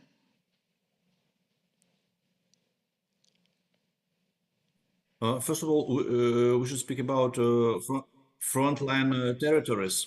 Mm-hmm. Of course, we have a huge damages for district heating facilities. We speak about heat power plants. We speak about other critical infrastructure, and during full-scale aggression, especially during previous heating season, Russian air attacks, missiles shelling energy infrastructure and critical infrastructure, and first of all, heat power station. Mm-hmm. And this heat power station, we try in the territory in the middle and central part of Ukraine, western part of Ukraine, which were sheltered, try to restore and to prepare to winter period. For other territories near front line, like Kherson region, and which part of Kherson region was liberated previous autumn, we try to provide and restore networks and facilities to provide district heating for future heating season. Yeah. So I think that's indeed a challenge I understand you're facing. Can I go to Federico to ask from your experience and from the experience of the manufacturers there are in your membership, what kind of solutions that would help in a decentralized way to secure the resilience of heating, let's say in general, in this context? Okay. Federica, first of all, thank you for the invitation to the organizer. It's an honor for me to be here. And I'm here, as you said, not only because I am the member of the Executive Council of DHI, but also because I am the responsible of Assotermica. Assotermica, in very few words, is the Italian association representing the heating sector. And between Italy and Ukraine, there is a long tradition of friendship that lasts for a long time. Let's consider that before the start of the conflicts, a delegation from the Italian government, including also the chairman of our federation, went to Ukraine to sign some important agreement regarding especially the HVAC sector. And this is because the similitudes between the two countries are a lot in terms, for example, of the building stocks, the age of the building stocks, the variety of the thermal installation in the building stocks, in some cases the climatic conditions. And if we consider the fact that Italy is the second exporter toward Ukraine behind Turkey in the period between, let's consider a period between 2018 and 2020, the volume of export was about 100 million of euro of export toward Ukraine. This is to say that the attention, of course, on the Ukrainian situation that has a lot of dramatical aspect, but also regarding the energy issue is very high. As we heard before, the situation of the infrastructure is heavily compromised in Ukraine, and the energy has been used as a weapon in some cases to weakness the population and to compromise the possibility to reach the goal of the energy transition and the share of renewable. But not only, there is also the problem, of course, of the energy security. And in that sense, we probably share our experience in Italy to have an approach on a decentralized approach to energy. one of the experience that we have now is related to the local energy communities. Local energy communities are a possibility, are legal entities that are foreseen at the origin by the Renewable Energy Directive 2, and that are supported by many of the national recovery plan. In Italy, there is a recovery plan that support this kind of approach, of course, because it's an approach that go in the direction of resiliency. And what happens in the local energy communities? It is promoted a production and the self-consumption of energy within a localized boundary that can be very small at the level of a building, larger, for example, at the level of a neighborhood, or even larger, for example, in a town or in a big city. So in the Italian context, at the moment, there is this kind of decentralized approach in order to create a framework to go in the direction of the local energy communities. The framework consists in a mix of incentives and in simplification. And the simplification is in the direction to promote, we hope to go in that direction, and we are working to do that, to promote a neutral approach to the technology.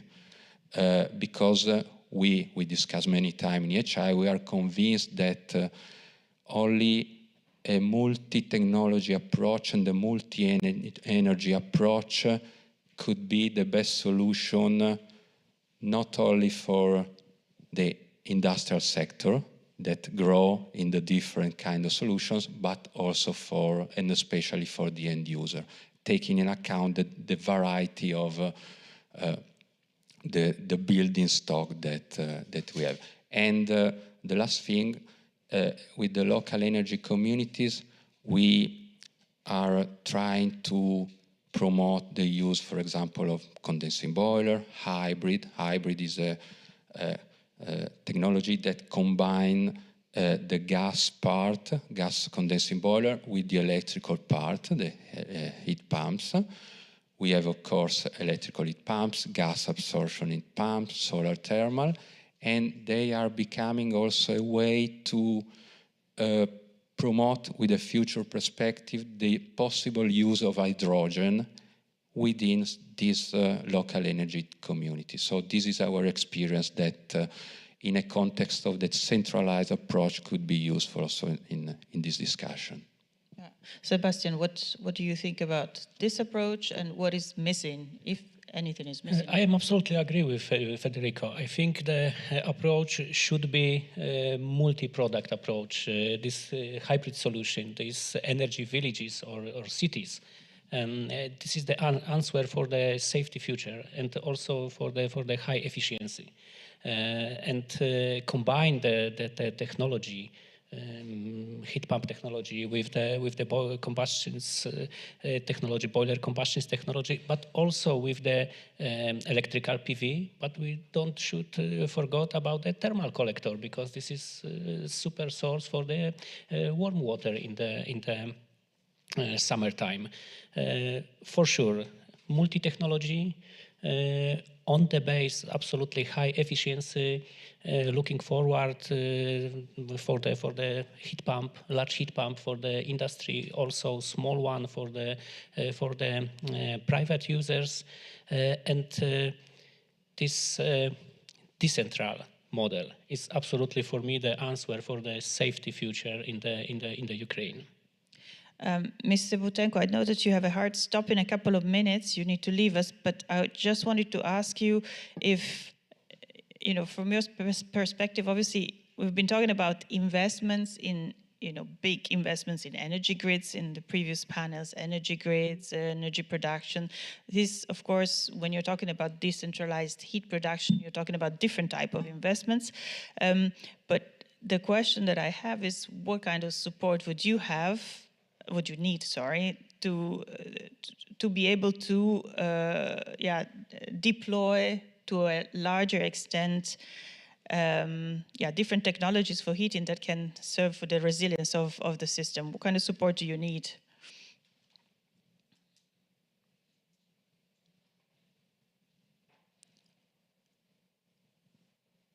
Oh, thank you for your question.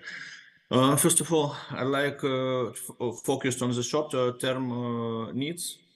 First of all, we urgently need help from our allies, our friends following areas for this winterization period. It's first of all electric generations and large quantities for autonomous operation of boiler houses and central heat stations in case of disconnections from centralized power supply during shelling. It's for future winter period. Of course, we speak about modular boilers, boiler houses for quick connection to heating system to prevent freezing of heating system for consumers in multi-apartment buildings and district heating networks in critical situation, and as well as for heating separate facilities like resilience points. And I should mention about spare equipment and parts to replace and destroyed one, such as boilers, pipes, valves, consumables, etc. And of course, special automotive and construction equipment.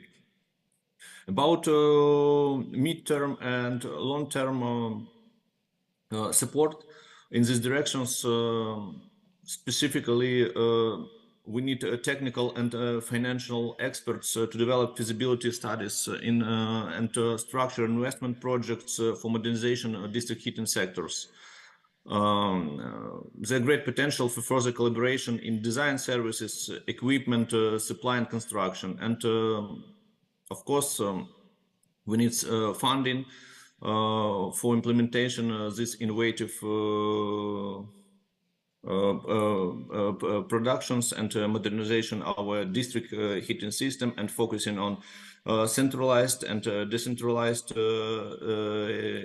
heating system, focusing and taking into account energy potential of our regions, territories, for mixing natural gas in district heating. 90% in Ukraine, approximately 90%, it's natural. We use natural gas, but we should modernize district heating facilities for gas turbines, gas pistons generations, more efficiency generations. Of course, we should do it in parallel with thermal modernization processes. First of all, in buildings, our buildings consumed before the war, we have relevant data, more than 40% of energy in buildings. We have retrofit buildings, so we prepare a strategy for thermal modernization.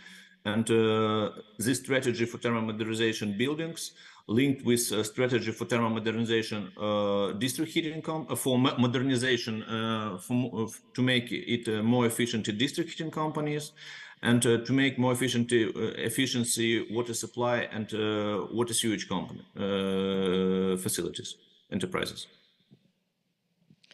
Thank you very much. List is long, but I think it's also interesting to talk about short and long term. I have 5 more minutes. If there's anybody that wants to ask a question, yes, I have 1 hand, 2 hands. Yes, then I think I'll just take these 2 questions, and then you please just introduce yourself, and if somebody can pass a mic, thank you. Yeah, Thorsten Wald, EU delegation in Kiev, Energy Councillor. We talk about the short-term needs, etc., but in the long term, there needs to be a huge transition also in the heat sector. And you talked about these multiple technologies, and one question is of cost. So what would you think, which of these technologies could be easily produced in Ukraine? Not only, let's say, for the Ukrainian market, but also in the wider context of Ukraine becoming a member of the European Union. I mean, from an industrial point of view, what would make sense? Thank you. That's a good question. I think to the 3 of you, including Victoria. But I have a second question. I'll pick it up and then we can pass on to the answers. Hello, I'm Volodymyr from BPIE, Buildings Performance Institute Europe, and it it's lovely to hear about the multiplicity of solutions and different ways to achieve the effort, but we need to also consider like the development of the European Union level and the importance of renovations, as Mr. Alexander Butenko several times highlighted. For example, in EET, Fit for 55 revision of Energy Efficiency Directive provided for energy efficiency first principle. And we need to always consider, when we talk about the generation and the heating potential, we need to consider the potential of renovation. When we consider about heat pumps, we need to consider heat pump readiness and use all the research which was provided over the last years to support all of these developments for Fit for 55 in this regard. It's just one small remark that we need to always consider this. But also on the other hand, I heard a lot about hydrogen right now, and hydrogen is a great solution when it comes to shipping, for example, and also industry. But we need to consider also recent research that shows that on individual buildings level, hydrogen may be not the best solution and not the most energy efficient one. So like the analysis and picking the most important and most efficient solutions and the best solutions, it should always be kept inside, and it always should be applied when we consider such a big topic as the Ukraine, because a lot of money go in and money should be spent very wisely and at the most efficiency. So this is just a remark. It's not a remark than a question. Yeah. Yeah. Leonie, can you pass also to Alex? Thank you. A very quick question. Heat pumps, a fantastic opportunity to reduce the energy consumption, modernize the heating infrastructure in Ukraine. Are we doing enough? What can we do to accelerate the rollout of heat pumps? We'd be happy to hear your views. Thank you.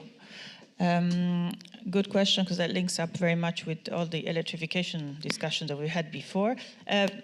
Who wants to talk about the industrial element? Sebastian, Vittoria, I saw your hand. Producing, production, costs. Yeah, actually, I will try to make a general response for all raised questions. Regarding European integration, I'm glad to say that Ukraine, due to our course on European integration, we had adopted a lot of EU regulations, and currently our requirements to eco-design, for instance, or energy labeling are quite similar as in the EU. And this is good. For instance, last year in Ukraine, we had forbidden non-energy effective gas boilers, and it's also good, and we are going in that direction. We had currently some problems with absence of market surveillance due to the martial law, but we hope that this problem will be ended, and then the import of this non-energy effective gas boilers will be stopped to Ukraine. Regarding in general, great energy solutions and heat pumps, I would like to say that in my opinion, heat pumps in Ukraine really they could do a lot, and efforts should be made in the direction of supporting incentives to replace, for instance, electric boilers with heat pumps, encouraging reconstruction, as well as direction of motivation to design new facilities on heat pumps. Because in our climate, according to our calculation, usage of air-water heat pump instead of, for instance, electric boiler can reduce the electricity consumption during the season by approximately 2.8, 3.2 times. If you're speaking regarding soil water pumps, then this efficiency index is even better. And certainly, this could extremely help our country. But what we need to implement all this nice ideas, it's certainly some incentives, additional and smart approach to different energy programs. For instance, the IQ energy program that was in Ukraine several years ago, and that allowed our banks to provide loans for consumers and to pay up to 30% of credit in case of investment into different energy efficiency technologies and solutions. And the program was quite effective. Currently, we have similar programs. The only issue is when it's easier sometimes to apply them when we are speaking regarding private houses. Yes, you could buy this heat pump and use it. When we are speaking regarding apartments, big apartment buildings, it's sometimes it's difficult because they have the centralized energy efficiency system, and it's the decisions that should be adopted by everyone. And unfortunately, in most cases, they use this programs mostly for change of windows, for instance, and for some, I would say, easier, simpler energy efficiency decisions that are certainly essential, but still. So I think that what we really need, in addition to what Alexander had said, it's support from the state, and certainly support from our international partners, from international organizations in organizing such and in financing such incentives for population to move to more energy effective technologies, to move to new renewable energy technologies, and to make in general our energy system more stable and more effective. Thank you very much. Thank you, Victoria. That sounds actually familiar, not only in Ukraine, I'm afraid. Do you want to have one last word about this? Exactly, about Alex asked what we should do that the process introduction in the heat pump in the Ukraine will be fast. I think we should prepare people because the heat pump, they are really high level devices, and to introduce with success and properly, we should prepare enough people with the high knowledge, with the high skills, in the first of all in the installation, but then in the service and the using the heat pump. When we miss this one step, I think we don't achieve success with such a modern technology in the future. And yeah, finishing with people is always a good point, because all of these technologies without people are difficult to install. I'd like to thank very much the panelists also joining from Kiev. Thank you so much. We close this panel debate. I think we have lunch, and when we start, I'll do half of the job of Alex at around 1 o'clock. Thank you so much. Thank you.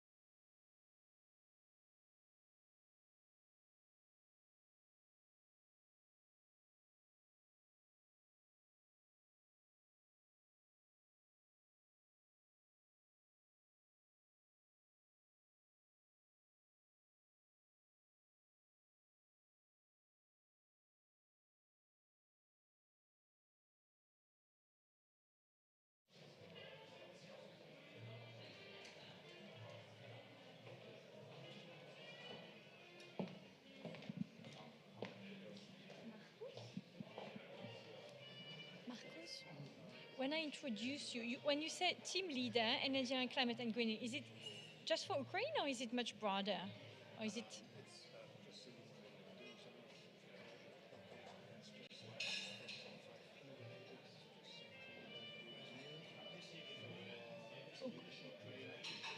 It's enough. Okay. But you do Georgia as well. You are in charge of Georgia.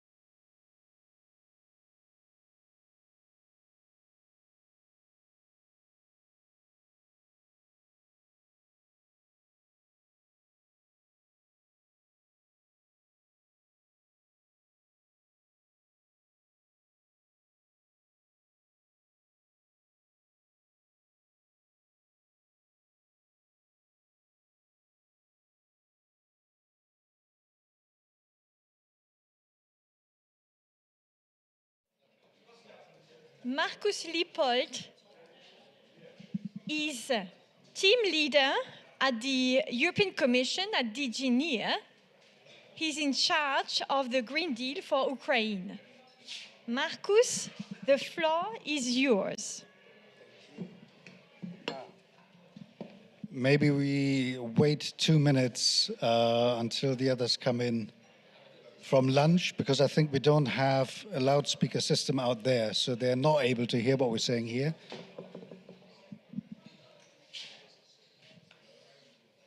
Do you want to rally in the troops more? Okay, good.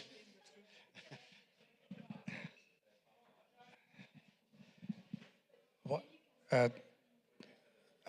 Adam Thorsten, why don't you already come up here? I'll introduce you when we're all on stage. Yeah, well, Hauke is, if you could come too. And I've got one thought staring me directly in the face. So I'm sort of, you're half blinded looking into the audience. Okay, good.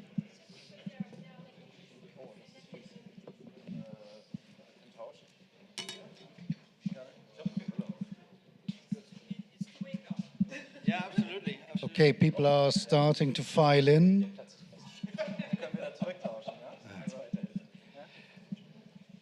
Let me maybe start by introducing who's here. We've got a great panel, all practitioners, if you will, in terms of Ukraine. On my immediate left, there's Adam Balog, working for the Energy Community Secretariat in Vienna.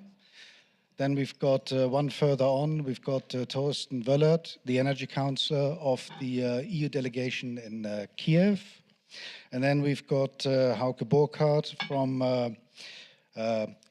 private banking, Deutsche Bank.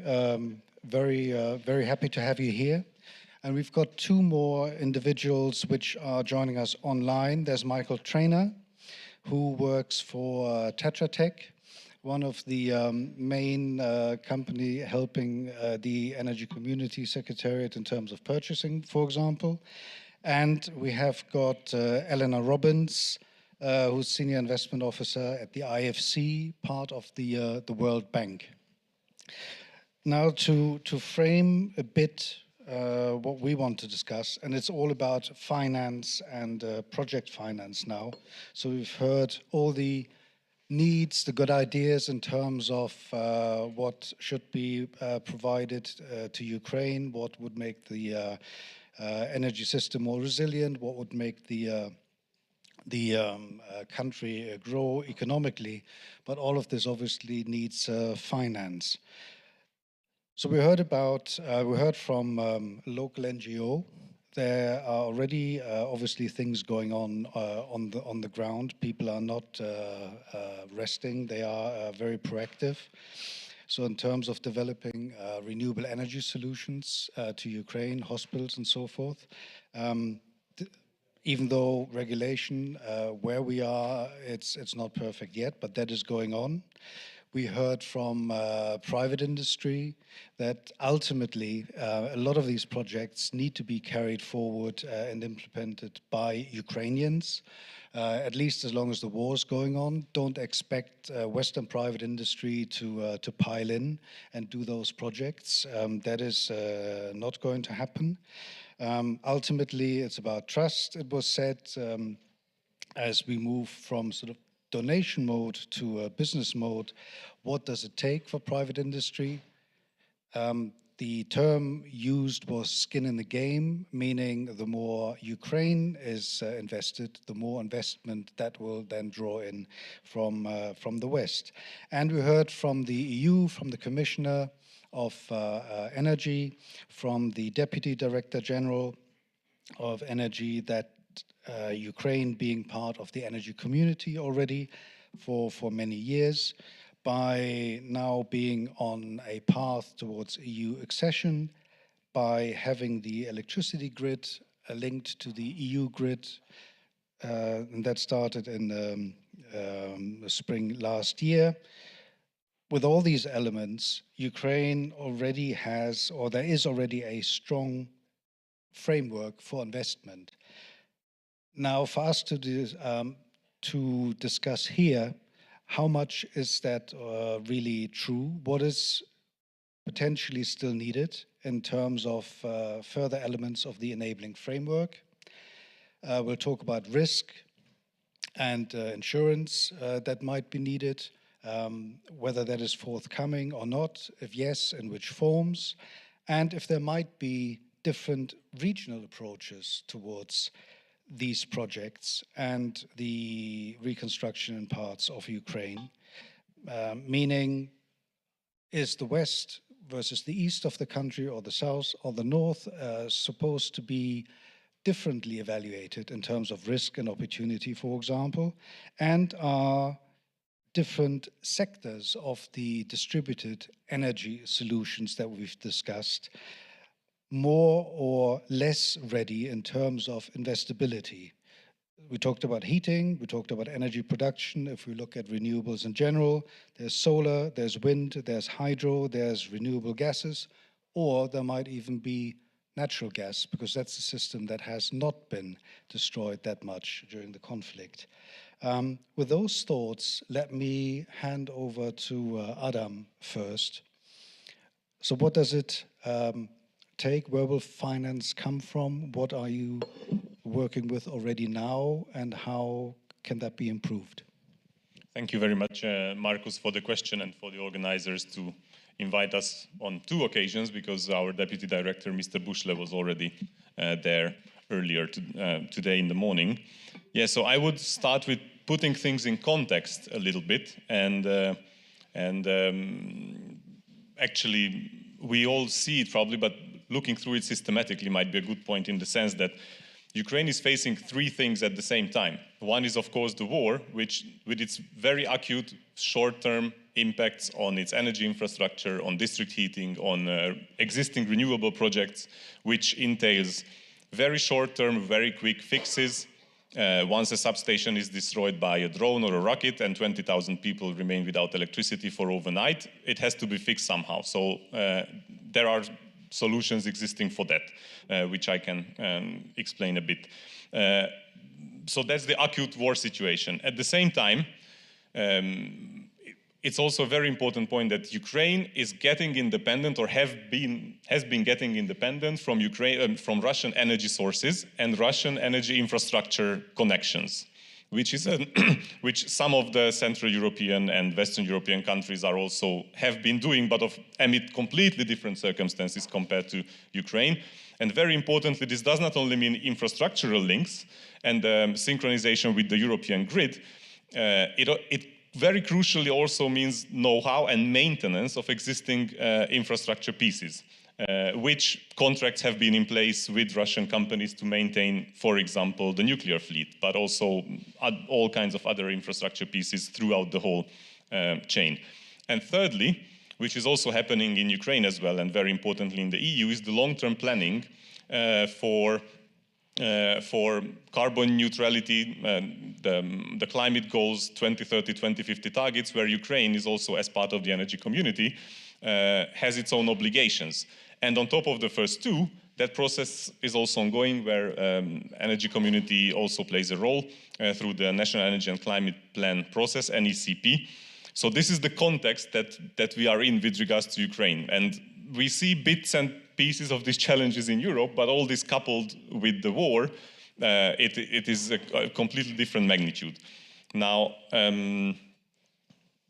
very quickly on the first challenge, so war and short-term damages, and the authorities and the ministries of Ukraine work relentlessly with the infrastructure operator companies, be it the companies under the jurisdiction of the Ministry of Energy, which are, of course, the power generators, the grids, transmission, distribution, etc., but also Ministry of Infrastructure, where the district heating and the water infrastructure is overseen by that ministry.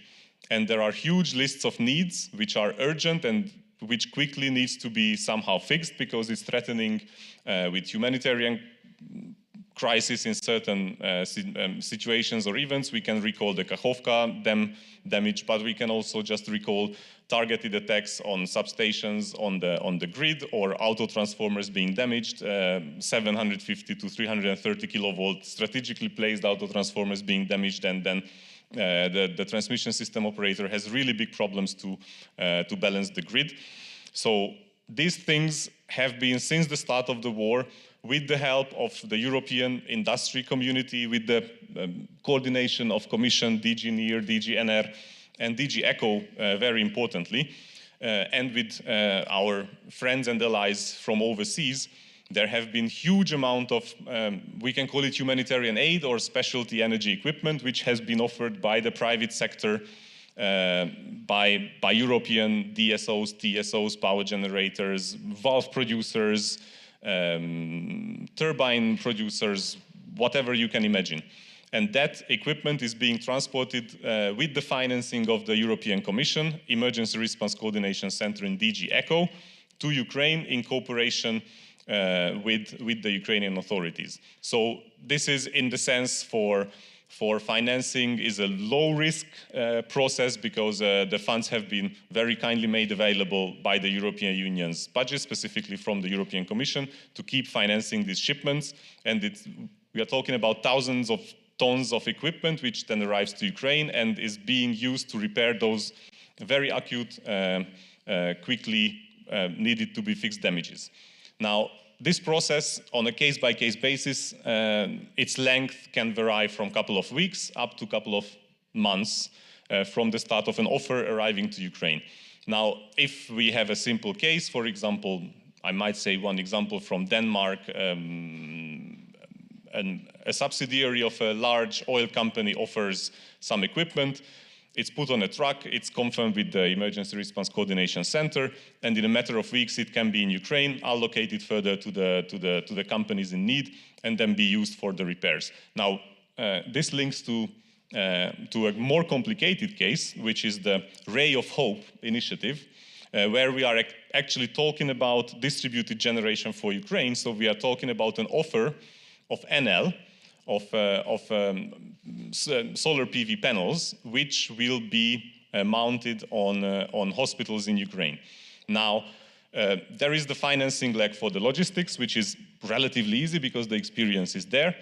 On the other hand, of course, the fund, as my deputy director in the morning explained, I will not go into detail about the technicalities, but the fund is also able to procure equipment which are needed to have turnkey solutions on the top of a hospital, and we are working very closely with Torsten's team and Markus's team and with the Ukrainian colleagues to bring it about. So there is then financing from the European donors through the fund, and that can enable that this equipment as turnkey projects are mounted on top of hospitals and can support the hospital's power generation or power consumption needs, even if there is blackout or whatever might happen over the winter. But the goal of this initiative is actually to set up a system in Ukraine which can last longer, so that it's not only about the 2,000 panels from Enel, but that there is a structure in Ukraine which can work beyond this single project, so that if there are further funds offered, for example, through the fund of the Energy Community Secretariat, then there is a structure in Ukraine which can make sure that these funds are utilized based on the needs of Ukraine for the long term, and is efficiently done as efficiently as possible in such a time lag which still makes sense for the beneficiaries on the Ukrainian side. I think I will stop here and can elaborate further on other points later. Thank you. Thanks very, very much. As you see, we're still also very much focused on the emergency aid to Ukraine, especially as we're marching towards winter. But as Adam said, the aim is to set up systems which are long-term lasting, which can be used for the reconstruction of the country. And that is the projects where a lot of the finance is needed.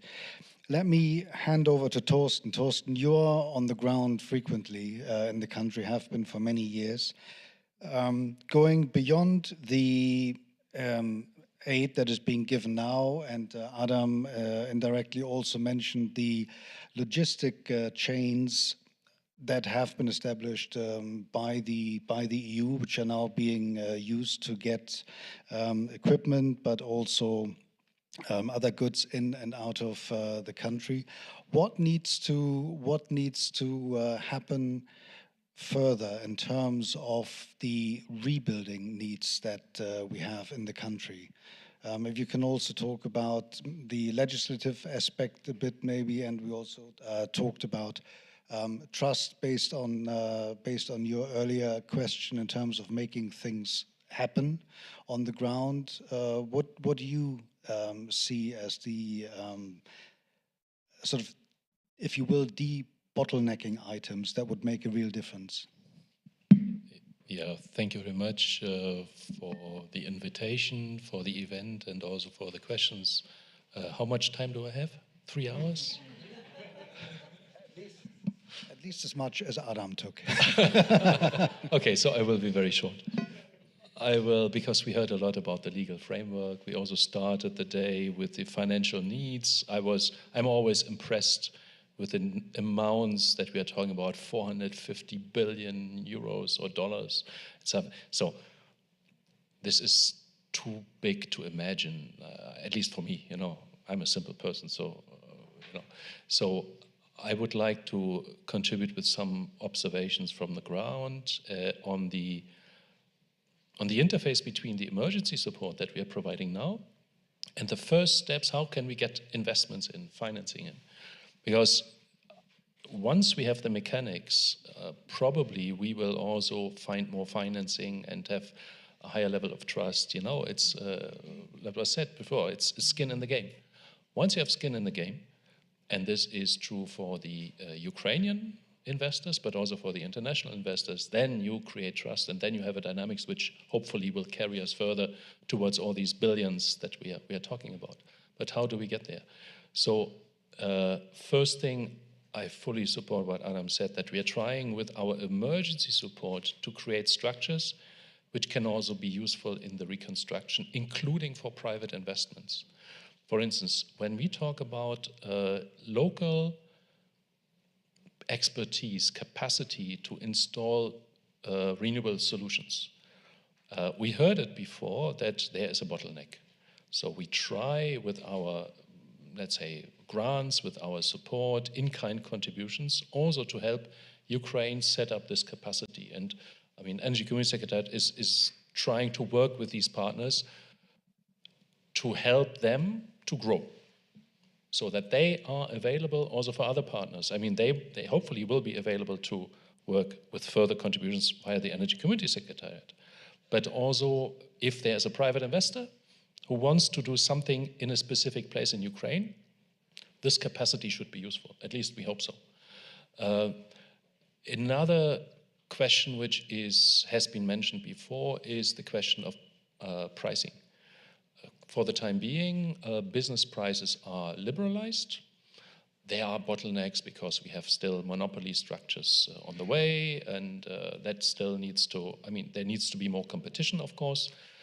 But for, let's say, social stability reasons, the previous government and this government, they have opted to keep electricity prices for the households very, very low, for all. So it is not really targeted according to the needs, but it's just you are a household, you get a cheap price, which corresponds very much to political requests in Ukrainian society. But it's like everywhere. Nobody likes to have a high energy bill, yeah, in Belgium, in Germany, wherever.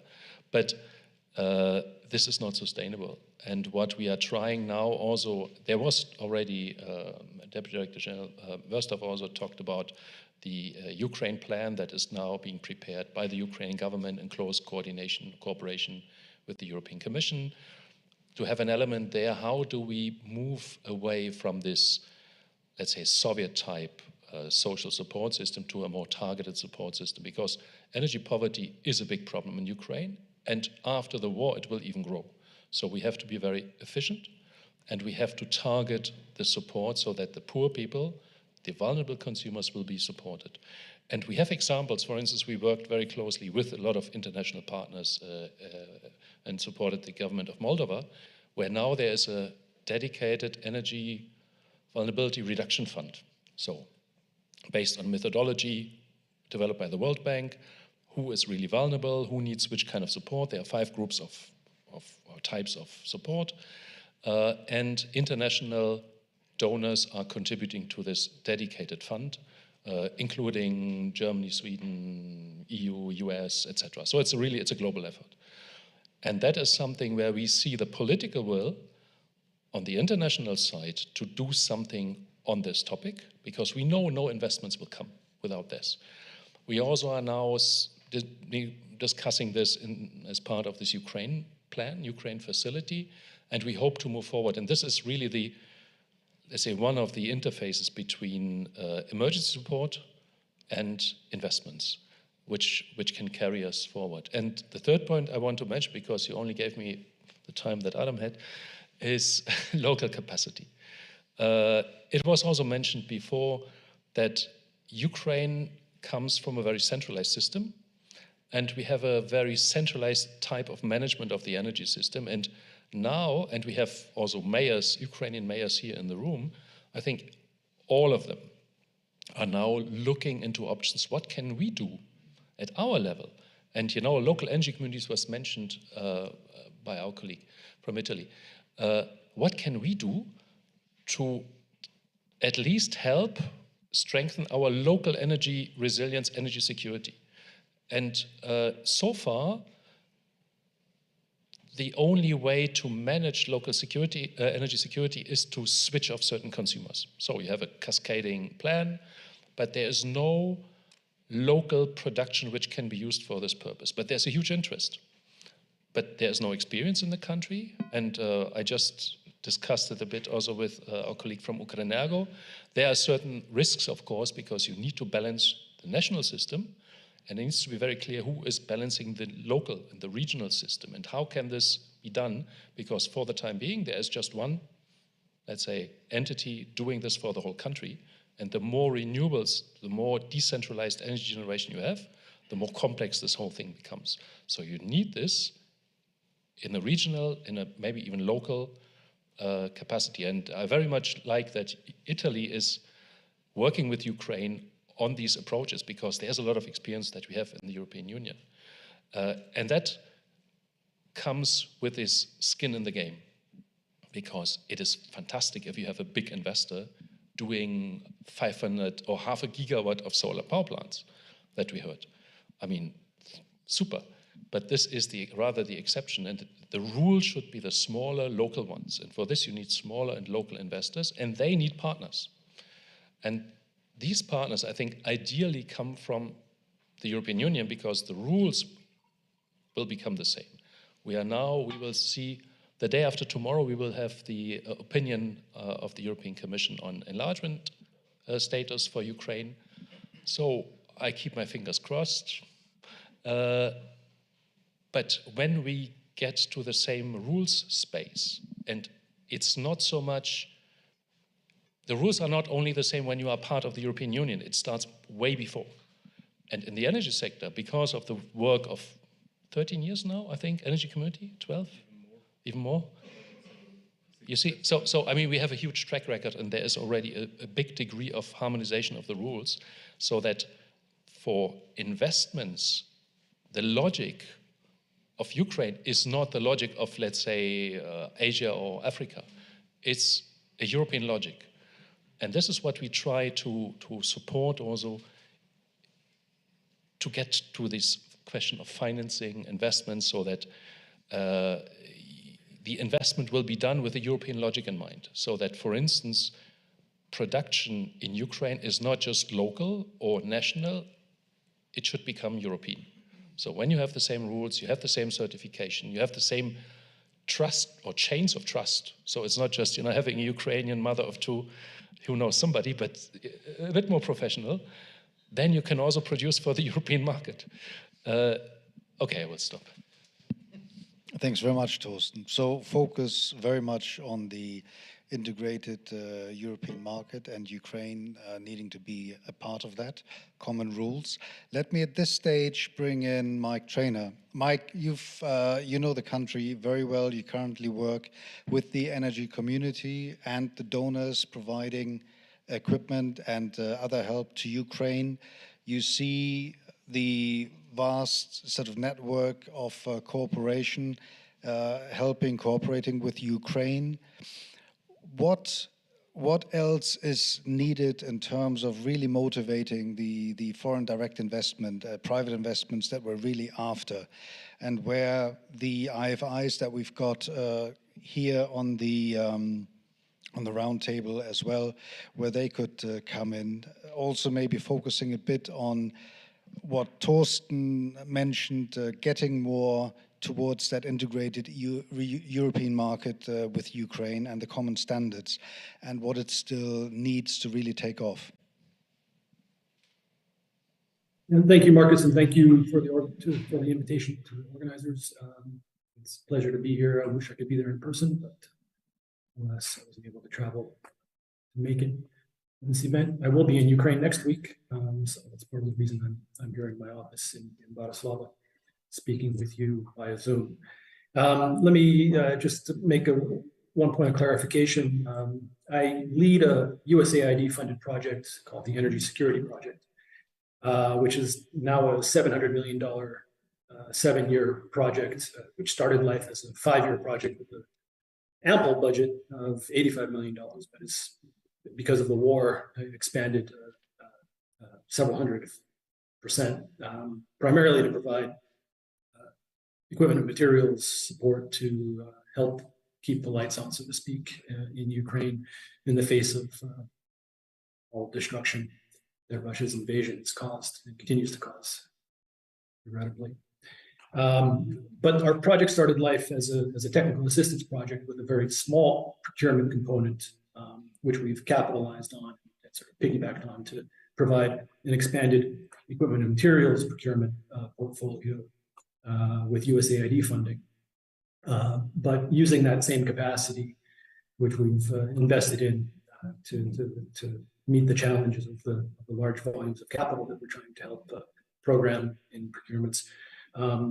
We've also stepped up and are providing in-kind support to the Ukraine Energy Support Fund that Adam spoke about out of Vienna, which now I believe has reached about a 200+ million euro total combined contribution. So that's what we're doing in the area of procurement and responding to the immediate needs of Ukraine. But well before the invasion, we were also working directly with our Ukrainian counterparts in government and state-owned enterprises in helping Ukraine sort of get the market rules right and expand linkages in gas and electricity to Western Europe. I believe Adam or you, Marcus, at the beginning of this session referred to the synchronization of the Ukrainian power system with the continental European synchronized grid. I'm happy to say that our project was at the forefront of providing assistance to Ukrenergo in making that happen, working with NSOE and Ukrenergo, ensuring that all the technical requirements were met to make that happen. It happened a lot more quickly than was initially planned. The synchronization began right at the beginning of the war, on the eve of the war, as a matter of fact. And I hope there's no causal linkage there, because we were part of making that experiment work. But that wasn't intended to be a permanent solution immediately. It was only supposed to happen at the end of this year, and full synchronization took place. But that's an example of the type of work that our project has been doing from its inception in 2018. And we're continuing that through the middle of 2025 now. On the question of, which was sort of the agenda topic for this conference, I wanted to bring up a couple of points, one of which Torsten spoke of quite eloquently earlier, and that is there are pricing distortions up and down the value chain in energy through a variety of distortionary policies, starting with this so-called public service obligation, which I think is a misnomer in the case of Ukraine. We don't see the government actually paying the companies charged with providing this PSO the cost of providing that service, which erodes the capital base of companies like Ukrenergo and Naftogaz, who are required to sell below cost energy resources, be it electricity or natural gas, and it's very distortionary, and it also it's wasteful, because the distortion in end user tariffs benefits everyone. And in fact, it's regressive in the sense that the more affluent you are, the more likely you are to use greater volumes of electricity or gas in your dwelling. So more affluent households actually benefit in absolute terms more than low-income households who don't have air conditioners or 2 or 3 large refrigerators, things of that nature. So that's part of that's a big problem. All of the pricing distortions and as it relates to revenue streams or flow of funds within the sector need to be sorted out and replaced with a rationalized tariff policy, accompanied by a targeted subsidy system to ensure that the energy poor, which are also known as simply poor — I don't think energy poverty is as germane a term here, or an apt term as simply poverty, because if you're energy poor, I think you're also food poor, you're also shoes on your feet poor, you're poor. Poverty is an issue and remain an issue in Ukraine for many years to come. But in any case, those two things, that tariff rationalization and removal of the distortionary pricing throughout the value chain in energy, alongside the introduction of an effective targeted low-income household subsidy scheme, those need to be phased in and announced well in advance of their introduction as policy, but as aggressively as it can be done without causing social upheaval and downfall of governments. You know, this is a very, very emotive topic for households, and one that's often abused by sort of opportunistic politicians as well. So, but it's essential, because without that, private sector capital is going to be very hard to attract in energy infrastructure in Ukraine, because it creates such market risk, such political risk, and the risk premia go straight up. They're already through the roof, of course, during the war, but cost of capital becomes impossible to bear when these sorts of risks remain in the system. Flow of funds being and revenue adequacy being the greatest among those. They can be mitigated with credit enhancements like guarantees, partial risk guarantees, or insurance products, but that is only really touching at the margin. I think the political risk is in the context of the war is going to be. So moving on. Mike, one thing I think we need to take a step back and look at more Mike, critically is can you not, make sort yes, of two? Can you make sort of 2-3 closing comments? Yes, sir. I've probably exceeded my time.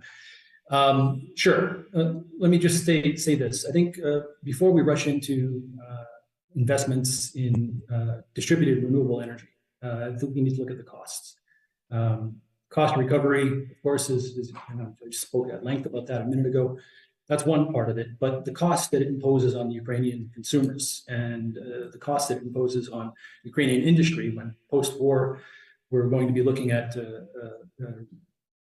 rethinking Ukraine's industry, and energy intensity is going to be an issue. If energy costs, because of policies that skew towards higher cost, lower and marginal cost energy production, they can impede economic recovery. That's the my main, perhaps controversial message. But saving the planet is good, but there has to be an accounting for the cost. Otherwise, it's going to be doomed to fail.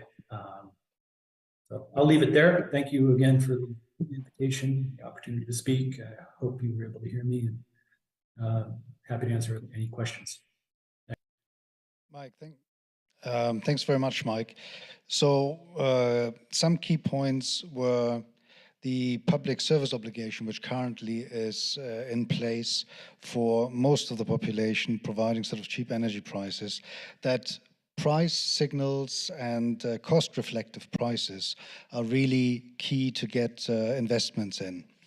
So tariffs, and even though there is martial law in many aspects regarding the economy now, it would make sense to look at least at identifying the really needy citizens, so that you don't do a blanket sort of PSO, but you allow for market forces, if you will, and transparency to slowly come in, because lifting that and coming up with a scheme right after the conflict, the wars stopped, is probably unrealistic and will take too much time. So already coming up and working on schemes, how to get to cost-reflective tariffs and looking at how to phase out the PSO would be needed.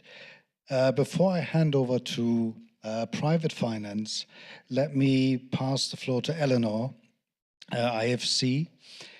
Now, the IFC is our cooperation partner, project manager, if you will, running the multi-donor fund that we've got for the energy efficiency sector in Ukraine. So the energy efficiency sector that predominantly looks at renovating houses, that is private real estate, together with homeowner associations, works very well. It's a great cooperation.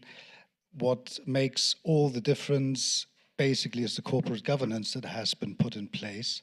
So Eleanor, from your side, and maybe knowing a bit about what we do with the EEF, where can IFIs make maybe more of a difference than they are currently making in terms of attracting potential also private investment, or putting more of the IFIs money down? And I have to mention, being part of the commission, that ultimately the IFI financing to a large degree works because the EU Commission is putting the guarantees down, which sometimes gets forgotten. Eleanor, please. Very much so. Yeah, thank you. Thanks, Marcus, and thank you for having me. Also, apologies I can't be there with you in person. I have actually heading to the airport straight after this event, so had conflict with travel plans. But just by way of brief introduction, I lead IFC's infrastructure activities in Ukraine. And IFC, for those who may not know, is the largest provider of largest development financial institution that works with the private sector globally. We're an arm of the World Bank. In Ukraine, what we've tried to frame our work overall in response to Russia's invasion of the country through an action program. So we've called the Economic Resilience Action Program for Ukraine.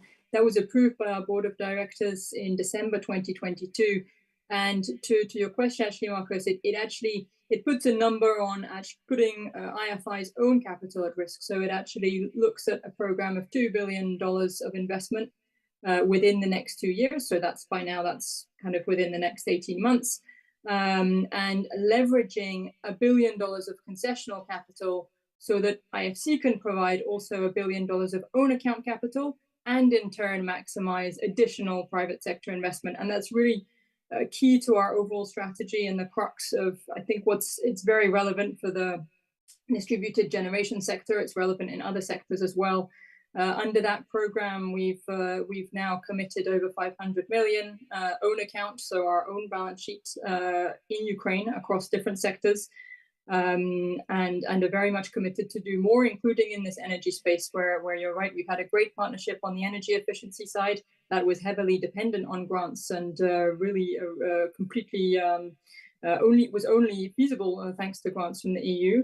We're very much trying to now, as I say, put our own capital at risk in the energy sector in a way that's thoughtful, deliberate, strategic in terms of trying to work on projects that we feel have potential for scalability, for replicability, and to set standards and have demonstration effect for follow-on projects, and indeed for larger reconstruction programs, which it's been mentioned a few times, critical that whatever we do now makes sense as well in terms of reconstruction and helps pave the way for a successful kind of green and resilient reconstruction. And if I just take a couple of examples of what we've been doing under this Economic Resilience Action Program in the distributed generation space, actually, we signed at the Ukraine Recovery Conference back in London this year, an engagement with Scatec, leading renewable energy producer. Scatec already has a large program in Ukraine. And, as to also, I think what Torsten was saying in terms of bringing this expertise, bringing this value add as well from the European experience, we're partnering together to look at how we can roll out distributed energy solutions in Ukraine. Scatec already has a subsidiary called Scatec Release, which is an extremely innovative model of renewable energy distribution, but it combines solar with battery storage. So it provides that quite mobile solution. It's actually can be containerized and then deployed, redeployed, but also has that battery component, which is, of course, particularly important from a resilience standpoint. A second one, which we've actually just financing that we've just closed together with EBRD and DFC, so the other large IFIs that we are seeing active in the energy, very active in the energy space, and we work a lot together. Is with the poultry producer MHP. Now, they part of the financing, we've just closed a $480 million commercial financing. Part of that is going to an on-site biomethane, so for self-consumption, but agricultural waste-to-energy solution, which again makes a lot of sense in terms of business model. So I think that's really what we're trying to do is partner with top-tier private sector firms. We need to, see things around bankability. Ultimately, there are fundamentals that have to be in place, and these points that Michael was making around cost reflectiveness of the tariff, predictability of revenue streams. These are really important fundamentals in any sector, but it's true, of course, in distributed generation as well. The investors absolutely have to see some form of revenue stream and be able to have some level of comfort around the predictability of that revenue stream. So, for instance, comfort that the regulations in place will allow them to, underpin the basic economics of their project, such as net billing, which has been a welcome change, but also the trust that that's not going to change, or that regulation isn't going to change, against this type of project within the next few years. So that's a really something that's really fundamental that's true in all sectors, but particularly relevant in the one that we're discussing. Absolutely see a need for concessional finance. So everything that we're looking at, we are trying to put our own capital at risk. We are trying to put skin in the game. We are asking investors to do the same, but coming alongside very targeted guarantee products, such as the EU has been providing, very targeted support, such as we're grateful to have a program with the United Kingdom with the FCDO that actually they've provided dedicated funding in the energy and energy efficiency space for IFC. And that's so far about $30 million, a bit more than that actually. With that, we expect to mobilize 3 to 4 times as much capital. So these are absolutely essential types of instruments to bring in to mitigate some of the risk and to bring in both our own money and that of reputable investors. Let me stop there. I'm conscious of time, but happy to delve into this in more detail during the session. Eleanor, thanks very much. Very clear. So good project focus is needed, scalability of projects, basically creating a good future project pipeline that we can build on. And you mentioned biomethane, for example, but also other examples. Thanks very much. Just in terms of managing expectations time-wise, I'll hand over to Hauke from Deutsche Bank now. Afterwards, I'll do final round of comments. As we started late, I'll not stop bang on 2, but slightly later, so we won't be much delayed, maybe 10 minutes. Also, the ambassador will still speak. So with that, Hauke, private industry, risk, project evaluations, what is private finance looking at, and where can it help, and where are you still waiting for enablers that you do not see either on the ground or implemented? Thank you. I was worried you're managing my time expectations already, so that's very kind. Look, I think if we look at the numbers of investments, and that's obviously not only into energy, but overall, I think the numbers, whatever it is, 400 billion, 450 billion, 500 billion, is roughly 2 times the European budget per year. So very, very substantial numbers that will not be solved by grants or subsidies or whatever. So from my perspective, we need 3 dimensions to consider. One is predictability, scalability, and distribution. So let's start with the first, predictability. I think when we talk about energy, and even if we wouldn't talk about Ukraine, but let's talk, for example, in Germany. Question first would be, who is the owner of the project? Let's take a wind park or windmill. Who is the owner of the project? How much wind is there? So quantity, and what is the price scheme attached to it?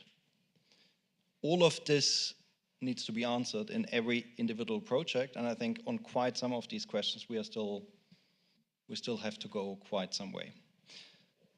So that's 1. 2, if we talk scalability, and I just mentioned a few very large numbers, this is indeed where we will need guarantees or similar topics. And that's not, and I think guarantees shouldn't be confused with money gone out of the door, but this is basically something to scale other means of liquidity, and also to level a bit the risk we're in. So you have a lot of investors out there that would like to provide money to investments in general, but they are not comfortable with the current risk profile.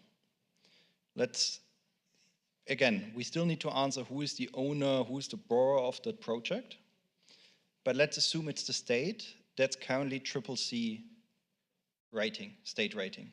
That is basically default rating. So technically, every private investor would immediately need to write off the money. Yeah? Hence, it's so important that you have these credit enhancements. Yeah? That doesn't mean that you lose the money, but that, again, you get into different risk territories, and therefore you have more accessibility to liquidity. Hence, this is so important. Third, and that's what I mean with distribution, is when we talk decentralized, who will actually distribute the money to the different projects? Who will do the due diligence? And I mean that not only in terms of the first thing that I said in terms of what is the risk profile of the project itself, but also about all other governance topics which are very important for private investors, but actually also the EU as an investor. So who will do that basically on that ground? And then secondly, what is the whole repayment scheme of this debt? Yeah? Are we talking you're taking a loan at the immediate time, or is it basically you do a pay-per-use concept or whatever? And can you bundle it together so that you make it easier from a scalability perspective, that you can actually put larger money at scale for many projects that are bundled together, which is easier than if you would do this for individual small projects. So these are just quite fundamental topics that we need to come across. But at this moment in time, again, investors bank cash flow. They want to know, how do I get my money back? And until I have basically these fundamentals, who owns it, what is the project risk, what is the price scheme, what is the potential quantity of energy that I put in there, I don't have a cash flow, and with that I don't have the private money. Hauke, thanks very, very much for that contribution. Even more relevant than some might think, because there's a big debate currently going on within the Ukrainian government in terms of state-owned enterprises and which companies, enterprises should stay within state control. And that list has mushroomed from 300 companies initially to now beyond 750. So the question that you posed, Hauke, in terms of who is ultimately the owner, who's your strategic partner, if the Ukrainian government currently has non-investment grade, having more companies under state ownership might actually not help. So good key crunch question, and also the way forward in terms of many public-private partnerships might then also not necessarily be the silver bullet that government is partially looking at. So thanks very much for that. Time-wise, we are now just after 2 p.m. What I'd like to do is have maybe 2-3 questions from the audience, and then I'll wrap it up here. The back row, so I've got 1, 2, 3. We can maybe start at the back row just because they were quicker in getting their hands up. If there's a mic, yes, please. Yeah. Thomas Friedrich, EU correspondent for Springer Science and Business Media. Talking about risk assessment, we learned in spring about the global corruption report that Ukraine is ranking at position 62, worrying position.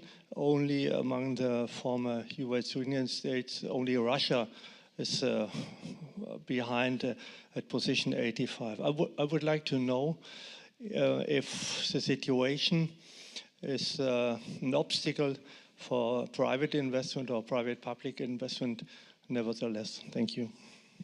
And you're addressing the question to whom? To Deutsche Bank, for example. Thank you.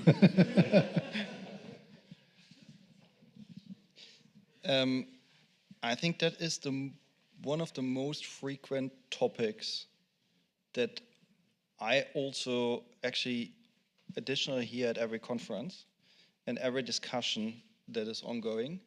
And that's what I meant with maybe a bit cryptic saying how it is distributed and what the governance is around the distribution. That's exactly what I mean with that, because that is key for every investor, and actually not only private investors but also any state investors, that there is a robust governance around that particularly also addresses the topics that you just mentioned. Just to add, I mean, everybody is aware, and we will have the Ukrainian ambassador, he is watching us after us. I mean, living in Kiev, people are very much aware. And the government is looking for innovative approaches because, of course, the track record is, let's say, mixed at best. So there is a huge effort now to provide a transparency platform, which is called very appropriately the DREAM platform, where all this information should become available to people who are proposing projects, who are interested in implementing them, but also to the state authorities and the international community. Because believe me, I mean, for us, we have people here from the Court of Auditors of the European Union. I think if we are not looking into this, I think they will not be happy and we will have a very bad report afterwards. So there is a lot of movement now, and what is really encouraging is that the government recognizes this, is fully supporting an initiative which were created by essentially civil society activists. Maybe you have heard about the Prozorov platform for public procurement, and this team essentially was developing the concept which has now been adopted by the government, has been proposed also to the international community, and we have not yet seen the result, but I think the approach is probably the best you can come up with when you have all this track record and all these legacy problems. Thanks very much, very clear. Maybe the other point to highlight is the decentralization reform, which will also make a difference. There was a second question back there, if it is still there. If not, here for second front row. Yeah, Mike Parr again, renewable developer, and also with community renewable community schemes. I've got a question for Mr. Burkhardt, and hopefully Ms. Robbins is still here. They both mentioned scalable and replicable. So my question is, do you support first-of-a-kind projects? And I'm not talking about cold hydrogen. I'm thinking in terms of integrating various elements together to offer an energy solution to, for example, small towns, villages, that kind of thing. It's certainly scalable to the point of thousands upon thousands. And that's my question, simple one. Would you support something like that? Let me pass on to Deutsche Bank again. First. I'm happy to start. Eleanor, yes, please. Let me come in and leave others a few minutes that way, because for me it's a kind of an easy answer. So that's what IFIs are here for. Yes, we support first-in-kind projects. We do that all over the world. I think IFC has financed many first-in-kind projects, including in the distributed generation space, actually in sub-Saharan Africa, for instance, as well as Asia and South America. And it's overall a sector where we see quite a bit of potential, and where there's I think a project. If I look at DG, I think solar for distributed generation now is about 40% of the solar market.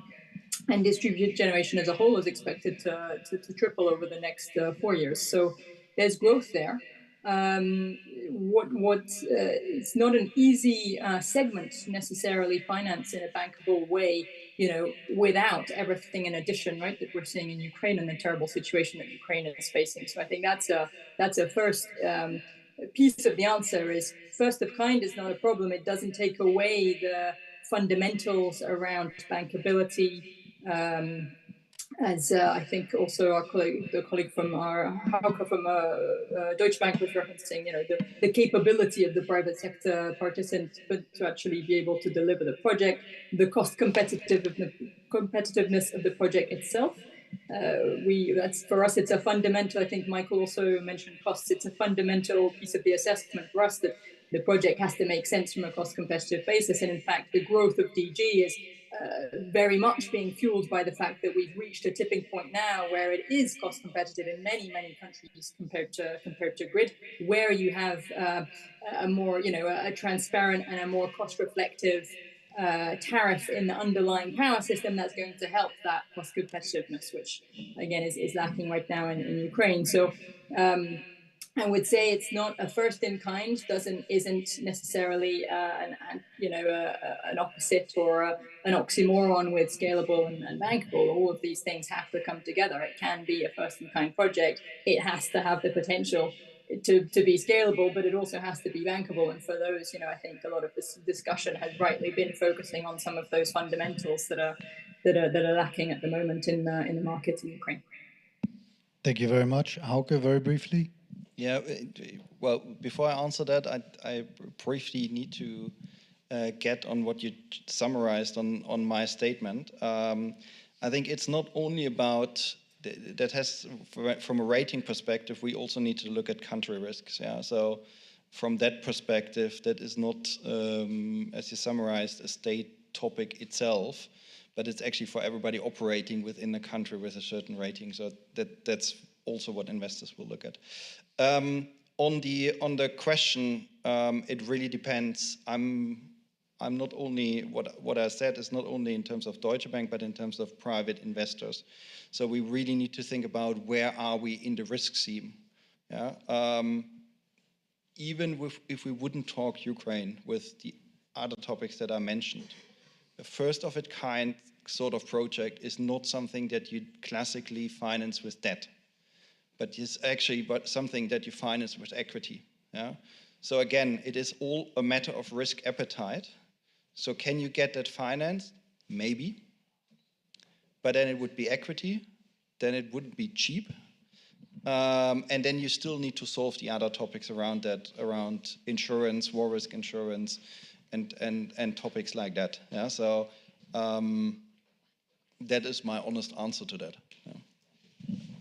Thanks very much. And Hauke, apologies if I minimized your risk statement assessment. To wrap up very briefly, in one phrase, if you would have one free wish in terms of making a difference, getting the finance in de-risking investments, what would you wish for? Eleanor, one sentence, max 1.5. I think the sector fundamentals are key here, right? So I would wish for predictability of sector trajectory in terms of the tariffs, and ultimately that's what's going to make the biggest difference to investors globally. In addition, what we've discussed around credit enhancement, guarantee products, etc., will be key in the medium term. But in the longer term, sector fundamentals. Great, thank you. Short and sweet, Mike.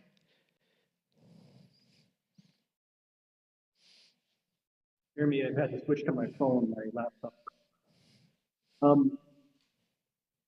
In terms of policy, let me sum up this by saying this. There's a cautionary tale in Ukraine we can look at. That's the feed-in tariff scheme years ago. And the cost that has imposed on Ukraine society, hundreds of millions of dollars. What end? I don't know, but it's a cautionary tale, true policy of incentivizing investments that are deemed to have value, whatever the value. Look back at that feed-in tariff scheme, flawed decision by the IFC that consciously and messaging around it to decline to participate in financing those investments because they weren't good for Ukraine, good for investors. Okay, thank you. Adam?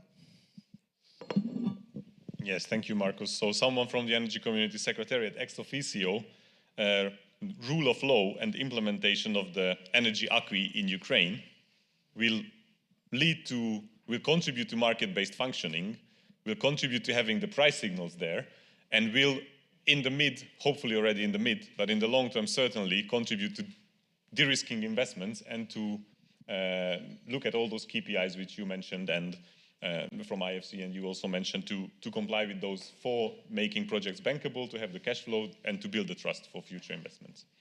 Thank you. Thank you. Torsten?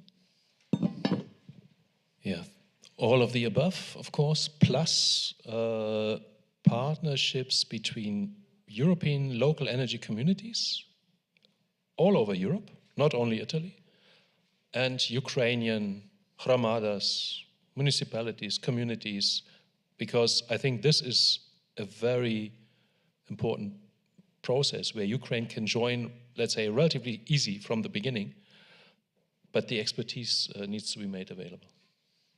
And I also hope, if we have these partnerships, that this can also help de-risking a bit financing for private investors.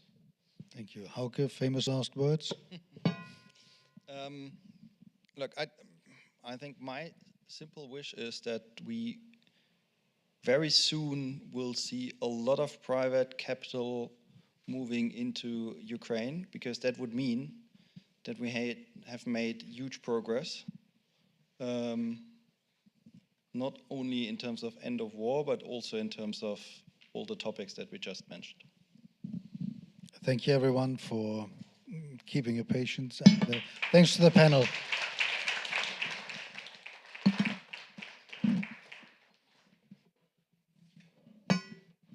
Thanks to the online panelists as well. Bye, too.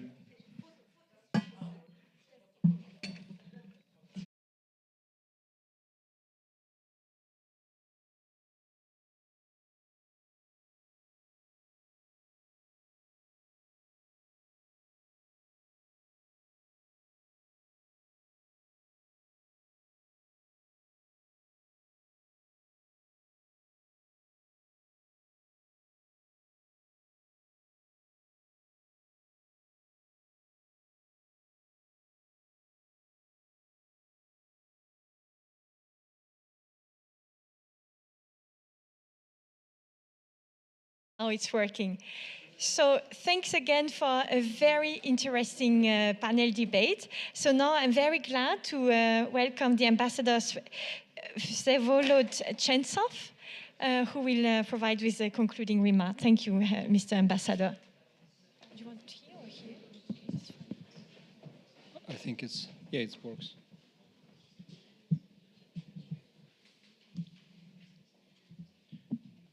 Good afternoon, ladies and gentlemen, and I would like first of all to thank representation of Essen for hosting this conference, but definitely to those who contributed to its organization, both companies, associations, institutions, and definitely also to my colleagues who from the mission who cooperated with the organizers. And it's really very symbolic and timely that this conference is taking place just 2 days before the Commission's report on enlargement is presented. And definitely the energy as a sector is also, as we know, very carefully studied by our colleagues from the Commission. Definitely, I cannot prejudge what will be written in the report, but my instincts say that this is one of the sectors which we will continue building our strong partnership with the EU, and it has really very significant importance also as a backbone for the development of other sectors of the Ukrainian economy and our trade relations with the EU. And many of those dimensions have been already mentioned during today's conference. Take it public heating or agricultural sector, and definitely in the context of the future reconstruction and rebuilding Ukraine, this sector will play a tremendous role. And Ukraine definitely went through the very intensive and difficult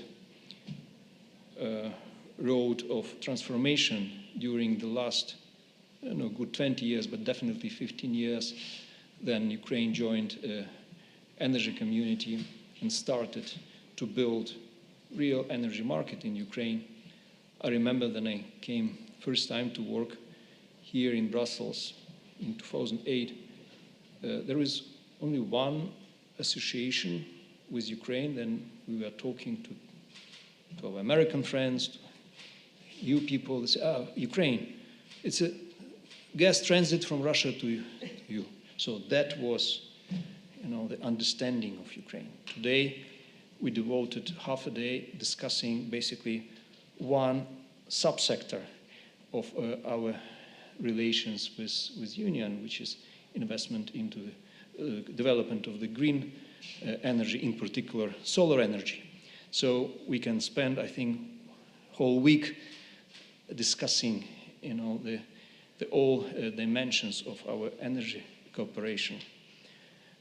And definitely, as I said, we went through the very important road together, but we don't stop.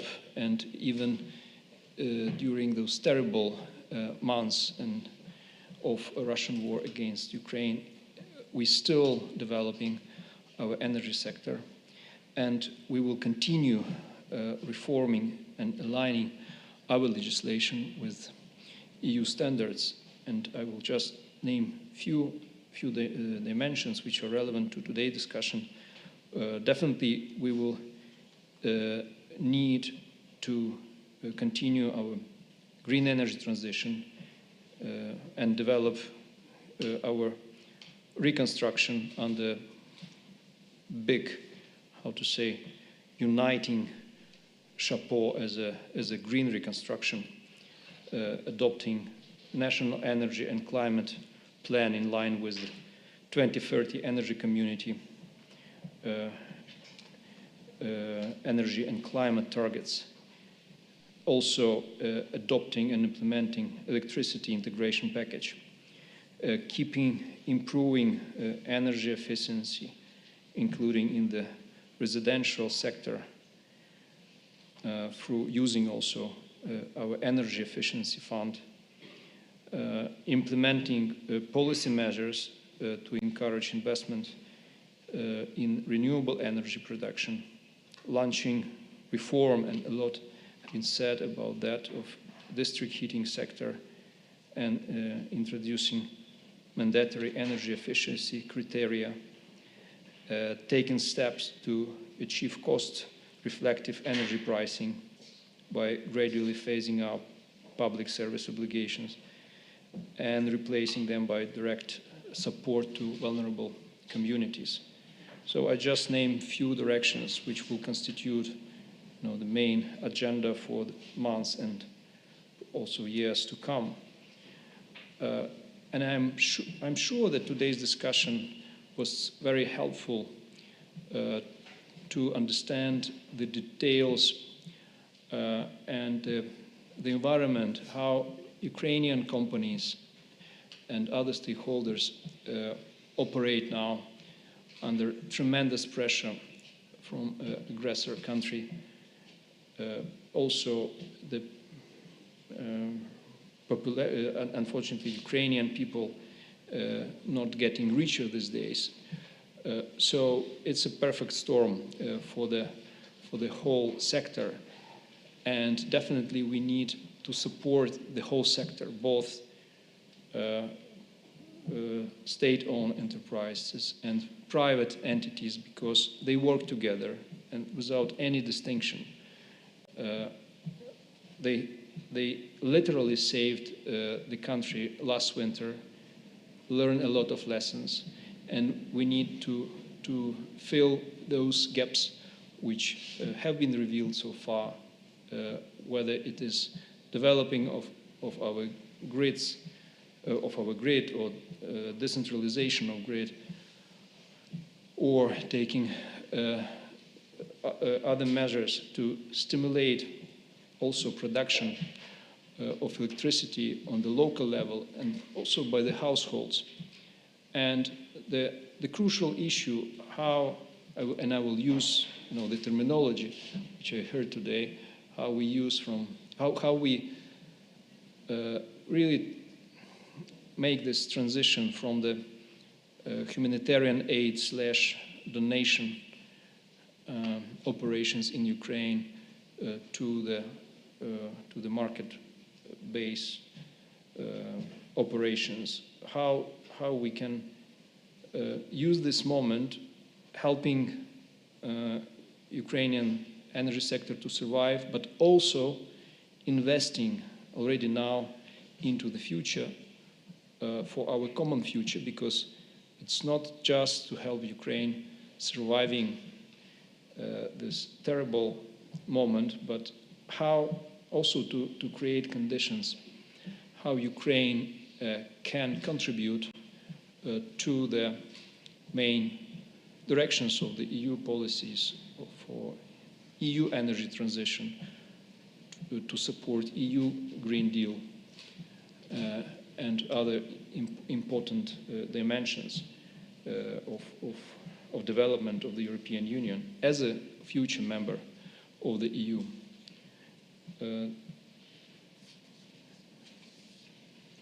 And definitely we in Ukraine also set very ambitious goals when we are talking about green transition, and today you hear about those goals: 40% renewables, nuclear share in heating, 50% renewables, nuclear share in electricity generation by 2035.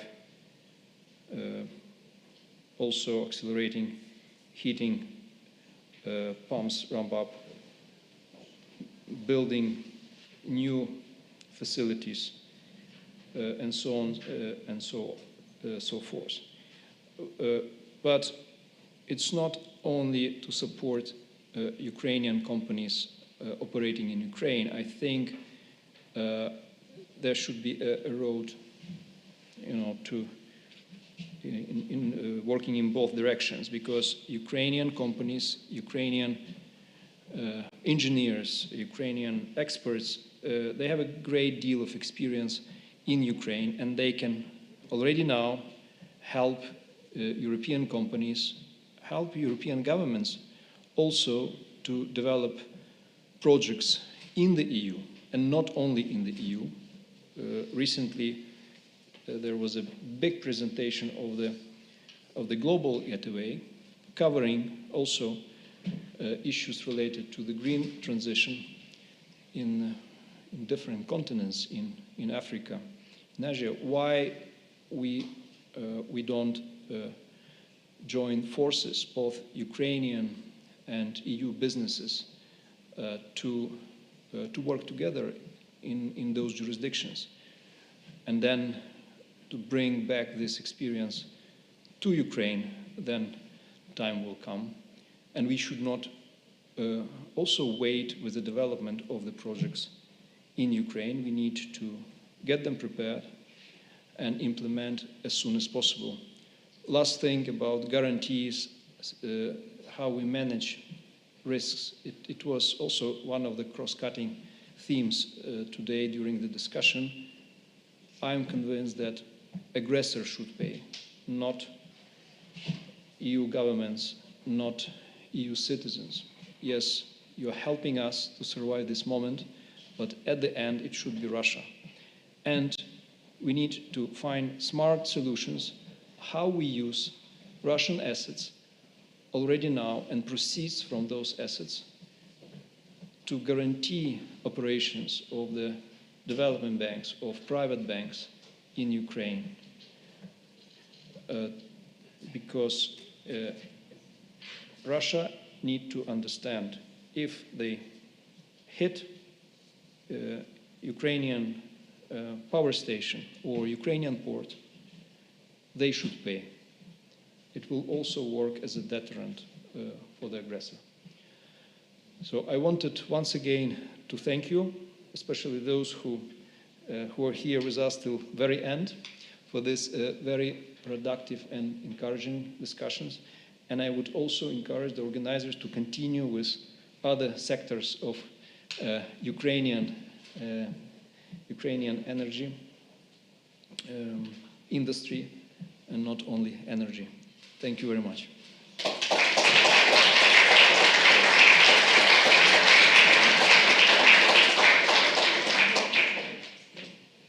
Thank you.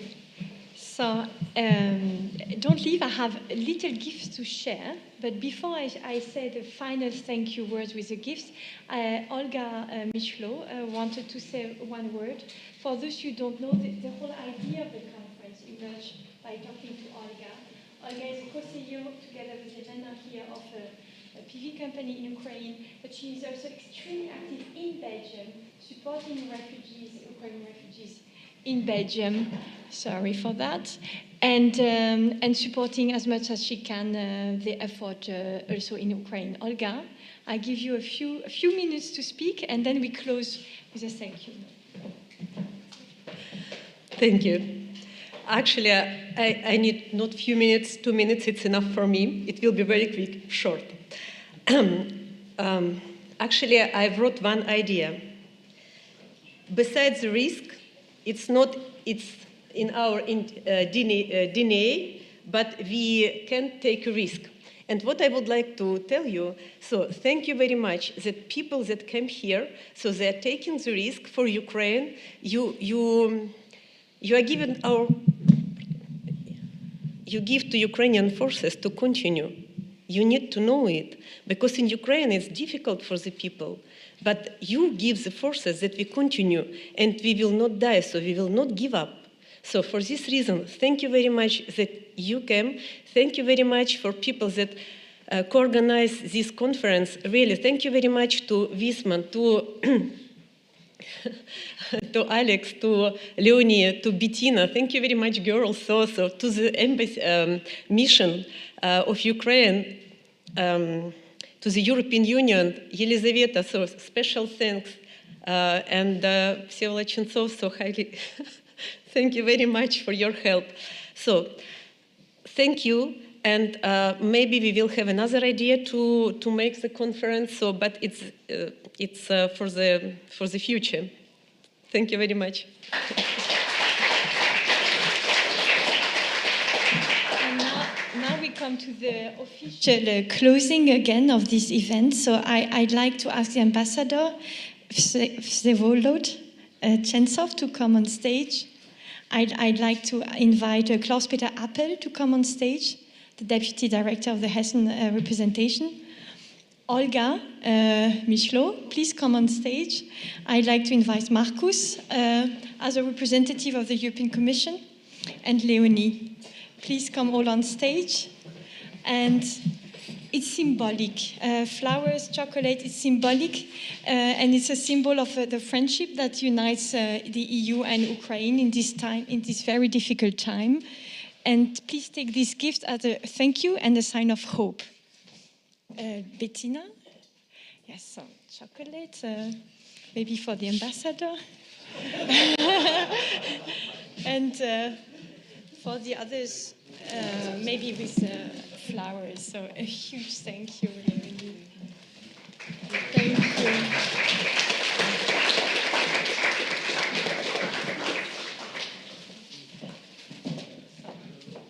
And Olga, thank you very much. That's the Ukrainian colors. Thank you.